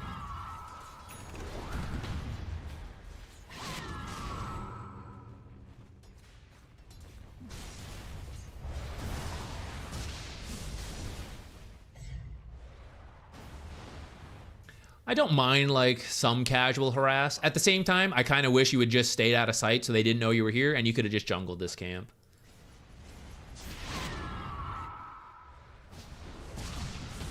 Yeah, while you're waiting here, I would be like lightning bolt, look for observers. I wouldn't go up to here. There's a little too far from my team, but like checking this area feels okay. Yeah, and then you could like step back. Let's pretend we've been hit here, right? Step back. We farmed this. Now we move to a further camp, stack it, and then I come back up. I get ready to play with them. Maybe I farm this again. But then once we're done here or we're in retreat mode, we might be able to farm this. Granted, if they're chasing us, we're probably just running. But as we see some heroes and we're like, okay, let's stop this push. I see Shadow Fiend coming over. Okay, let's go this way. Everyone blast this. Get out, right? We're getting gold. We're contributing. We're being in the active area. And that's pretty much what you started doing now. So this is good. This is the right place to farm. And then look, we're here for the fight. Now it turns out they actually brought quite a lot of heroes, so we can't contribute that much, and you decide to make the call to get out. I think that's good. I've actually been focusing on like your own farm. I was not actually looking at the minimap. I would have been more careful as your team, because as we go back in time and we look at this, This goes to the downside of a couple things, right? Because this overlap that I mentioned, this is pretty close together, and then you lost this observer ward that I was talking about that is in like too obvious of a spot, too common of a spot for a common sentry. I don't know where they are. And Anti-Mage is like dealing with this, but it's not his job to like go find people down here. So because of that, I don't see anyone. And then your team should have actually like backed out here further behind the observer. So you guys start moving back and jungle this area. And one support, the most expendable or most survivable hero who doesn't need farm, is like breaking smokes near observers while hiding behind trees. And then you just wait a little bit. And they'll eventually show, either on an observer or because creep waves move in, because they can't find anything in their smoke. Eventually heroes will show. You guys were kind of like still pushing the tower, and 5 heroes are missing. Which is why eventually this happens, this fight. But like, if we're just looking at the mini-map, see, like, still no one is showing. Anti-Mage has pushed this wave out, which means no one was here because no one caught this wave. Queen of Pain is pushing mid aggressively and no one's touching her. So our team should have been careful top. That is a team mistake. Anyone can make the call to get out there. It's technically Pugna and Marcy's most direct responsibility to get out and not be there. Yo, Anti-Mage, if you ain't gonna farm this is looking like my Aghanims. So, I might even say it. I would feel like, if you don't farm this, I'm gonna farm this. The sooner you get the Ags, the better. All right, it looks like Marcy's gonna do it. Oh, she can't. She's too weak. All right, here comes the Anti-Mage. Let him do it. Let him do it. We go somewhere else. What are we doing over here? This is kind of scary. Yeah, you can come over to try to help. Lightning Bolt along your way. When you're at this amount of mana regen, this is the second component of Zeus, right? The early damage is good. Vision, War, Victory. We've been nitpicking your ward placement. That is kind of independent of Zeus. You now need to start lightning bolting a lot. Let's do some math calculations. 250, 50, 135, 105. That is a lot of mana, but it's not 864 mana. It's about half your mana pool if we like roughly like 500 plus, right? Somewhere around there. You have Arcane, you have Lotus, you have Mana Draft, all available. So that means we can afford 1 or 2 Lightning Bolts. I know in team fights we actually want to use multiple Arc Lightnings and Lightning Bolts so if we can stay relatively full on mana, that would be better. At the same time, we won't get involved in a massive team fight if we have good vision and they don't know where we are because we are using some mana to check for wards and we are only getting engaged in favorable fights and pickoffs where I only need to use, you know, a lightning bolt and a arc lightning, and I don't even have to use my full Thunder God's Wrath because we're ganking one guy who doesn't know he's on his own with 3 people on his way. So it is worth lightning bolting along the way, and you are passing some extremely common observer areas. So as you go through here, you should lightning bolt. You should try to do as many backpack tricks as you can, by the way. I know it's hard, but if you like Zeus support, it is extremely important to practice this. Either backpack it or drop them on the ground. Shift Q it, okay? So like you're under the tower walking this way. Depending how much, if you think they're nearby, do not do this. Only do this when you think you are relatively safe, okay? Right click where you are headed. If you are headed this way, right click towards this tree. Let's say we're going bottom, okay? And let's say we're going to the safe lane tower. That's the easiest, okay? And I'm over here. Right click part of the way. Part of the way. How far you click doesn't matter. It just depends how quick you do this. You can do it a lot closer if you're fast. Right click here. Press and hold shift. Drag the point booster to the same area you are moving. Drag and click the null talisman to the same area you are moving. Press arcane boots. This is all while shift is being held. So while you're walking, you're setting up this shift queue. You reach the destination. Your character will instantly drop everything. They will instantly drop point booster, wand, null talisman, instantly arcane boots, and then you spam right click on your items, and then you have to like shuffle them around if they're in the wrong spot, if you have like active items.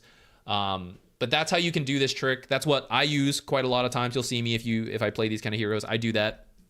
Otherwise, the usual like click and drag in the backpack. That is the much safer but a little less time efficient version. Oh, this is a good D ward.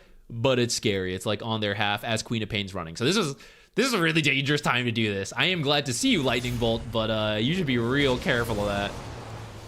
You guys are wild. Like, I can't believe you guys are going for this shit. Let's just run. Holy shit. Okay, here, because you're so close to the Ags, you can be greedy in farming. So just like go mid, shove the lane out, go jungle, even as other cores are nearby. Aghanims is such a power boost, it's worth it. Now, if your cores are like, I will literally break my items if you do this, then yeah, don't do that. But in my opinion, game theory, that would be acceptable farming for you because the power spike to you is so much. With that said, if Anti-Mage was also really close to a massive power spike, you know, like Manta could be described that way, Butterfly, BKB, right? And you guys are equally close, you should let the core finish theirs. Though if you can make a case like, Maya is actually better, like, this is actually the defining item, Blink Dagger on Enigma, you know, like, whatever. Then yeah, steal it away, I don't care. Okay, cool. You are getting some lightning bolts. By the way, little pro tip. Click this. How fresh is this observer ward? Half duration. Not bad. This will let you know the flow of vision. This is kind of a high level concept. The observers come into stock every, like, what, 135 seconds? I kind of forget the exact amount. So there's constantly moving vision. If you ever click an observer and it's first, if it's brand new, it was just placed, holy shit, there's a support near here. That's either good or bad, depending on where you are and like where their team is. So one, be really careful of that. If you like see a brand new observer ward, if it is relatively new, right? But like, okay, enough time that a support has walked away from here, that's really good. That means that that was a very recently purchased observer ward, and there's going to be a gap of about 2 minutes before the next observer ward is available. So the more of these you're finding, the bigger... I don't know where their remaining ward might be, but I know their map is pretty dark. Like, they may have one observer at most somewhere. So a lot of my plays will work out. There's a higher chance of it working out, even if I don't know exactly where. And then if you remove multiple observers, even without clicking it, like I just suggested, you recently killed this one, and then you recently killed this one. Those are very close together, and there's only ever like 3 observers on the map at one time if you are fairly consistently placing observers. Sometimes they do bunch up, but 3 is about the average amount of observers on the map at any given moment. So you just killed 2 of them. So again, there's 1 observer left on the map, wherever it may be, so they're playing pretty dark. And let's go look at their vision. In fact, yes, here it is, the 1 observer. Did they just replay? You killed this one, didn't you? They just placed another one there. Maybe you guys got pushed away before you killed it, and I didn't notice. But yeah, here's the 1 observer left. Maybe in the exact same spot you just killed. Questionable, at best. Radiant's mid tower's coming apart.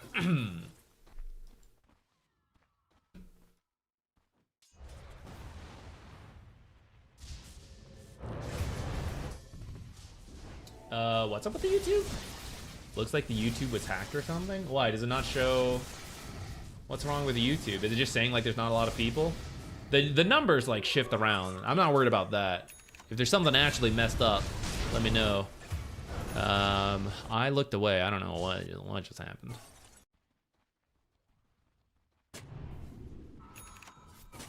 I'm gonna assume you bolted on your way in. You should also sentry before placing deep wards if possible. The official Dota 2 channel. Oh, okay. Not us. Whoa! I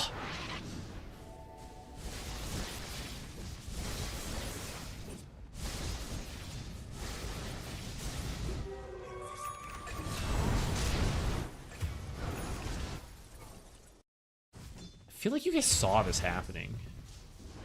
What's happening here? Okay, they didn't see the Queen of Pain gank happening, so that's... mid players, by the way. Actually, it's not just mid. Any of you guys. This happens a lot. No one is showing, and they have multiple blink initiators, long range fissures, and people then want to like come up and farm here. But at this point, this isn't like 2 minutes into the game where this is really scary, right? Like Queen of Pain will just die if they blink initiate, as she's about to, as we saw, right? So you gotta be really careful of this. This also goes, what gets a lot of support players is when you guys are like trying to clear creep waves from here and it's like 30, 40 minutes and you're like, oh, I wanna stand here and clear this creep wave. And then they jump and they kill you because this isn't safe. You gotta be further back. So Queen of Pain, there's no urgency to kill this creep wave. Of course, it's nice to push the lanes. The faster we can, the better. But as it's safe to do so. So this Queen of Pain, with seeing nobody and knowing Blink Echo, Fissure, right? Ink Swell into like Blink Stun if you're not fast enough. Technically, you could, like, there's cast time on Blink. She could maybe do it fast enough. But there's a lot of risk to clear this creep wave. Even as she sees the Earthshaker, there's still risk. And it doesn't really matter if she clears it here or if she clears it in 5 seconds. If she clears it back here, you'll maybe miss 1 or 2 creeps, which is so worth the price of not dying. There are times it is okay to be farm inefficient. And it's when the enemy forces you to be. And all being off the map is one such case where it's good to be, you know, respectful. If Grimstroke was bottom with the Earthshaker, part of the fear of being killed is the supports, right?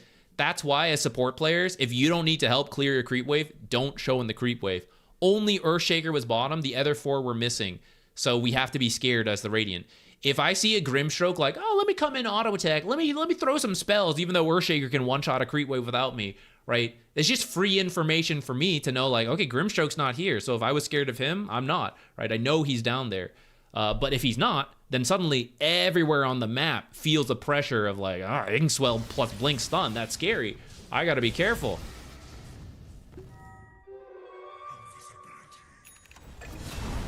And then Pugna just like made the exact same mistake.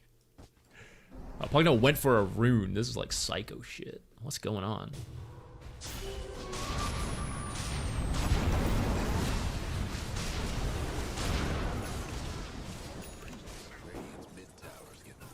You mentioned your team blamed you for their problems, but I am seeing lots of individual mistakes from them as well. Not surprised at all. Anytime you blame someone, remember, there's always something you can do better. I promise you, even Falcons, after their TI games, went back and thought, here's stuff we could have done better. There is no perfect Dota, even if you are the best player on your team. Killing spree. All right. I was rambling while just looking at Zeus farm, but just to talk this one out too. Let's look at the minimap. They kill Marcy, bottom. Okay, they recently killed here twice. They moved this way, they killed Marcy. And Queen of Pain goes, hell yeah, that's where I want to be. With Anti-Mage top and Zeus mid and 2 heroes dead, I want to TP to where I know at least 3 heroes are. The 3 heroes that just killed me. I'm going to TP over there. Instead of walking to a lane to just farm and wait for teammates, I'm going to blink over to where they are. And then I'm going to walk into a camp and I'm going to blink after random heroes. And then I'm going to blame Zeus. God damn, Zeus. Why'd you do this to me? You and your stupid ass ags just killed me. Son of a bitch.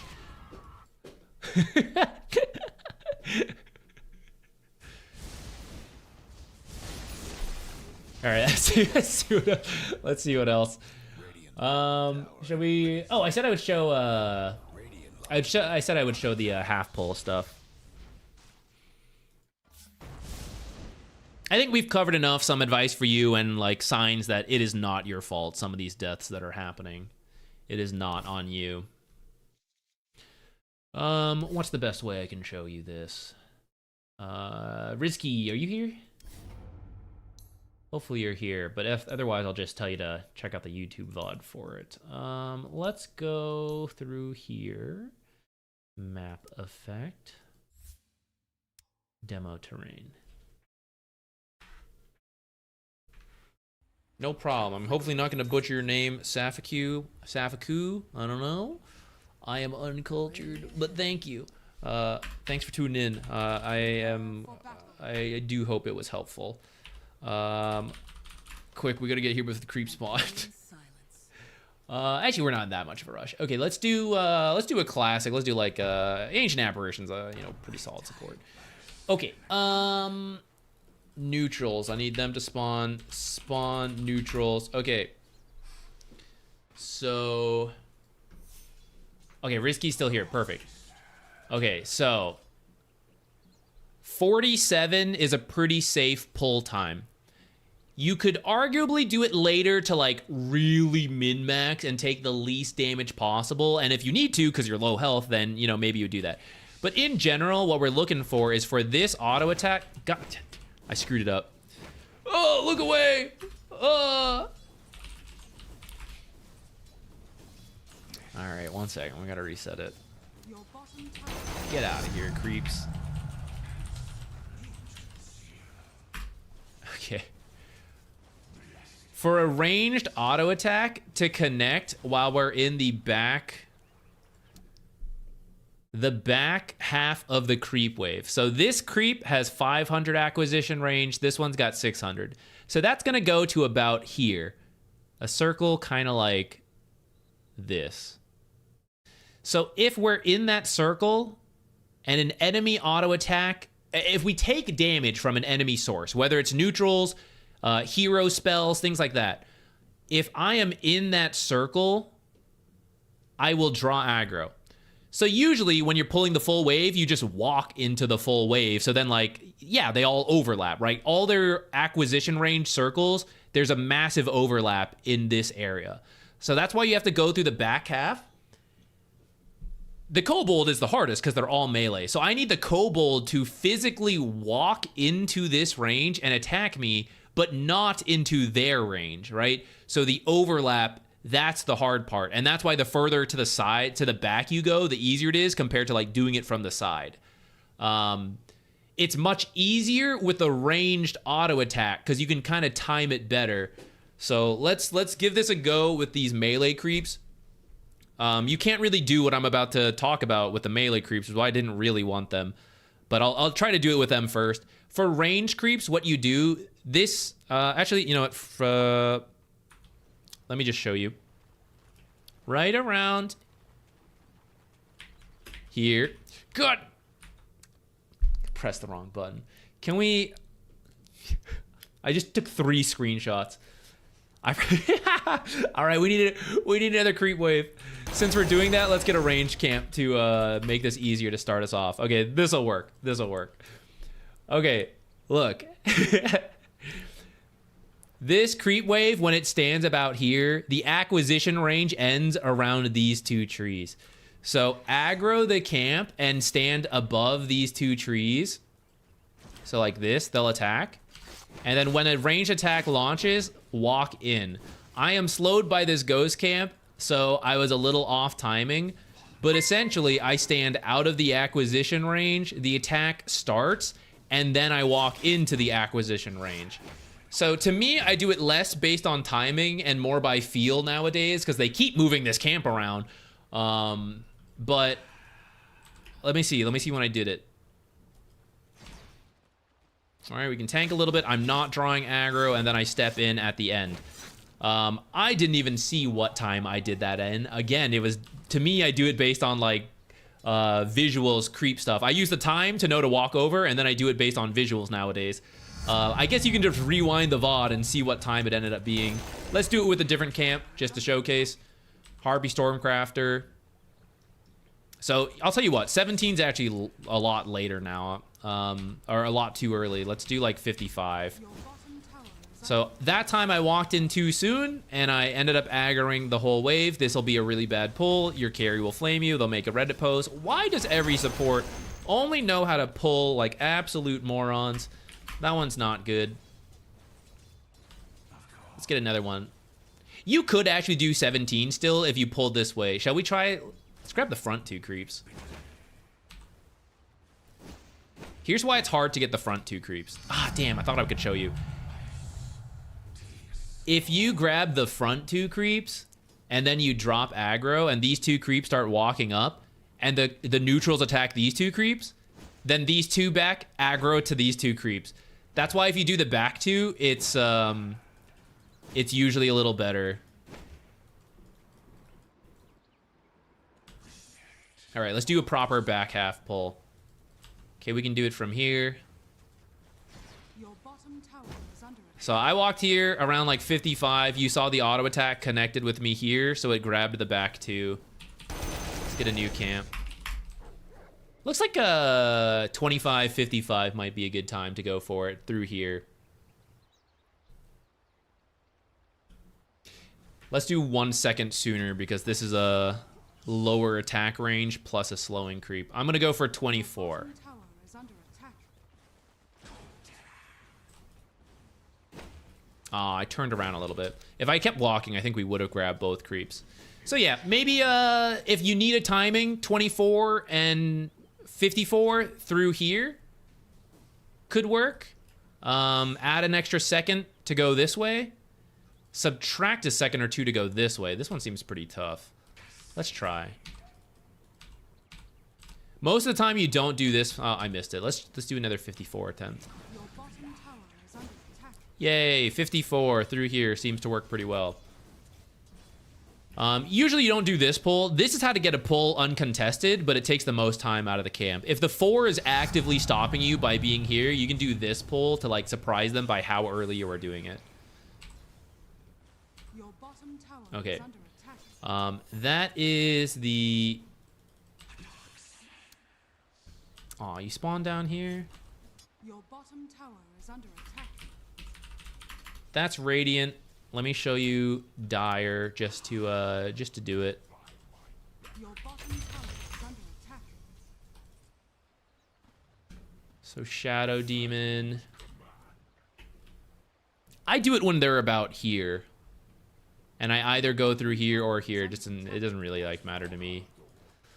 What time is that? Looks like it's around 52.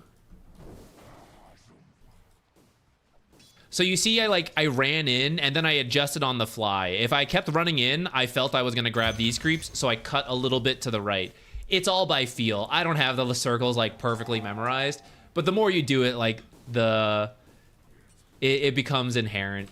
And if you need to see those circles, the video will show it. Let's try again. Let's do this way.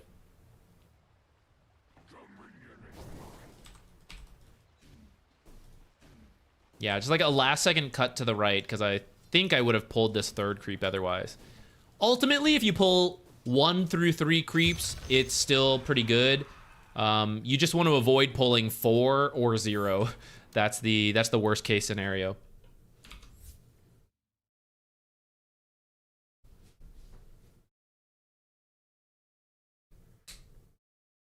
Okay.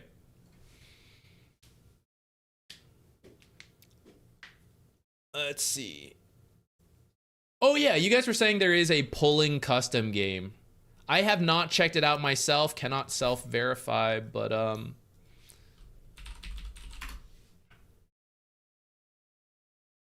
creep stack training? That doesn't seem right. Maybe it is. Maybe creep stack training also includes the pulling. Do you know what it's called? For anyone interested? Sorry for sending multiple games earlier. Should have eaten. Ah, no, you're good. It's fine. In fact, what time is it? Maybe I should. I have to make dinner. I have to get my own wok going. No, actually, today I'm making green curry, so it'll be a giant old pot. Which I have to wash first. It had porridge in it yesterday.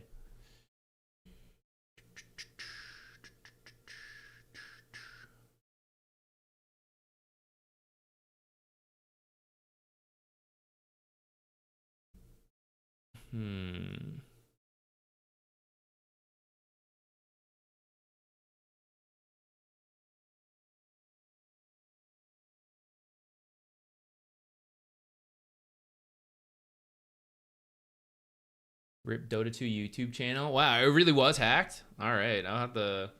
I'm kind of curious now. I'll go see. I'm sure it's about investing in some kind of cryptocurrency or sports gambling. Something along that line. Something AI maybe, perhaps? They're running a scam live stream. RIP. Where can I get info for coaching? If you want to do coaching, this is obviously the free version. If you tune into any like Wednesday stream, and lately we've been doing it on Mondays as well, the free random version. If you're interested in paid coaching, which is a little bit more focused, a lot more focused, honestly, full 1 hour plus, message me, questions, all that stuff. All the info's on Patreon. You can feel free to message me on Discord as well. But YouTube, any video or stream, it'll be in the description, a link to the Patreon. For Twitch, you can scroll down. There's like a coaching tab. You should be able to click that for a link to Patreon as well. It actually should just send you over. New meme coin. Oh, Kez is out, guys. Kez coin. Get it. Kez coin's out. Go invest. It's Quatero's crypto. Oh, that'd be good. Is Valve above faking being scammed as a like surprise new hero? That'd be amazing. The ultimate debate. The ultimate debate. No, thank you for being interested in coaching. Let me know if you have any questions about it. Patreon has just like a basic info / default. If you need special adjustments, can't guarantee I can do it, but you can message me and ask, and we can see like what we can work out. Listen, guys, Dota 2, but with AI that plays for you. How's that different from my usual bot teammates? Am I right, guys?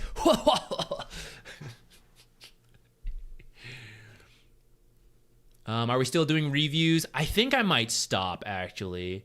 I think I'm gonna go cook my dinner. I'm a little more tired today than usual because I didn't sleep that well last night, and I do have to cook. So I think I might end today. If you wanted a game reviewed and we didn't get to it today, we will do it. Wait, actually, let me double check my schedule. Yeah, next week is still fine. So next week, Monday and Wednesday, I'll still do it. I think I'm enjoying this. Monday, Wednesday being like replay analysis days. Tuesday, Thursday, as long as I don't have other stuff come up, I do playing game days, and then Friday we play games. I'm kind of enjoying this like schedule. So let's continue with that for now. I don't know when I'm gonna make videos. I do want to work a couple more in. YouTube audience I know has been missing out, but at least the streaming schedule wise, I think something like that seems good.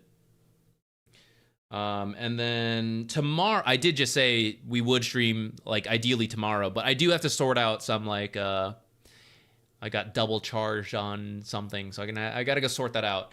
However, if that's easy, then we'll still stream. If that ends up dragging on, then maybe there won't be a stream. Green curry, enjoy. Thank you, tofu. Dang, I don't have tofu for my green curry, actually. I forgot to buy that. I bought some veggies, some eggplant, some snow peas, and chicken for the green curry. And I have a curry tree plant, not the actual plant used to make curry powder, because curry powder is actually a mix of other herbs, but it is still known as the curry tree, and the leaves are still tasty.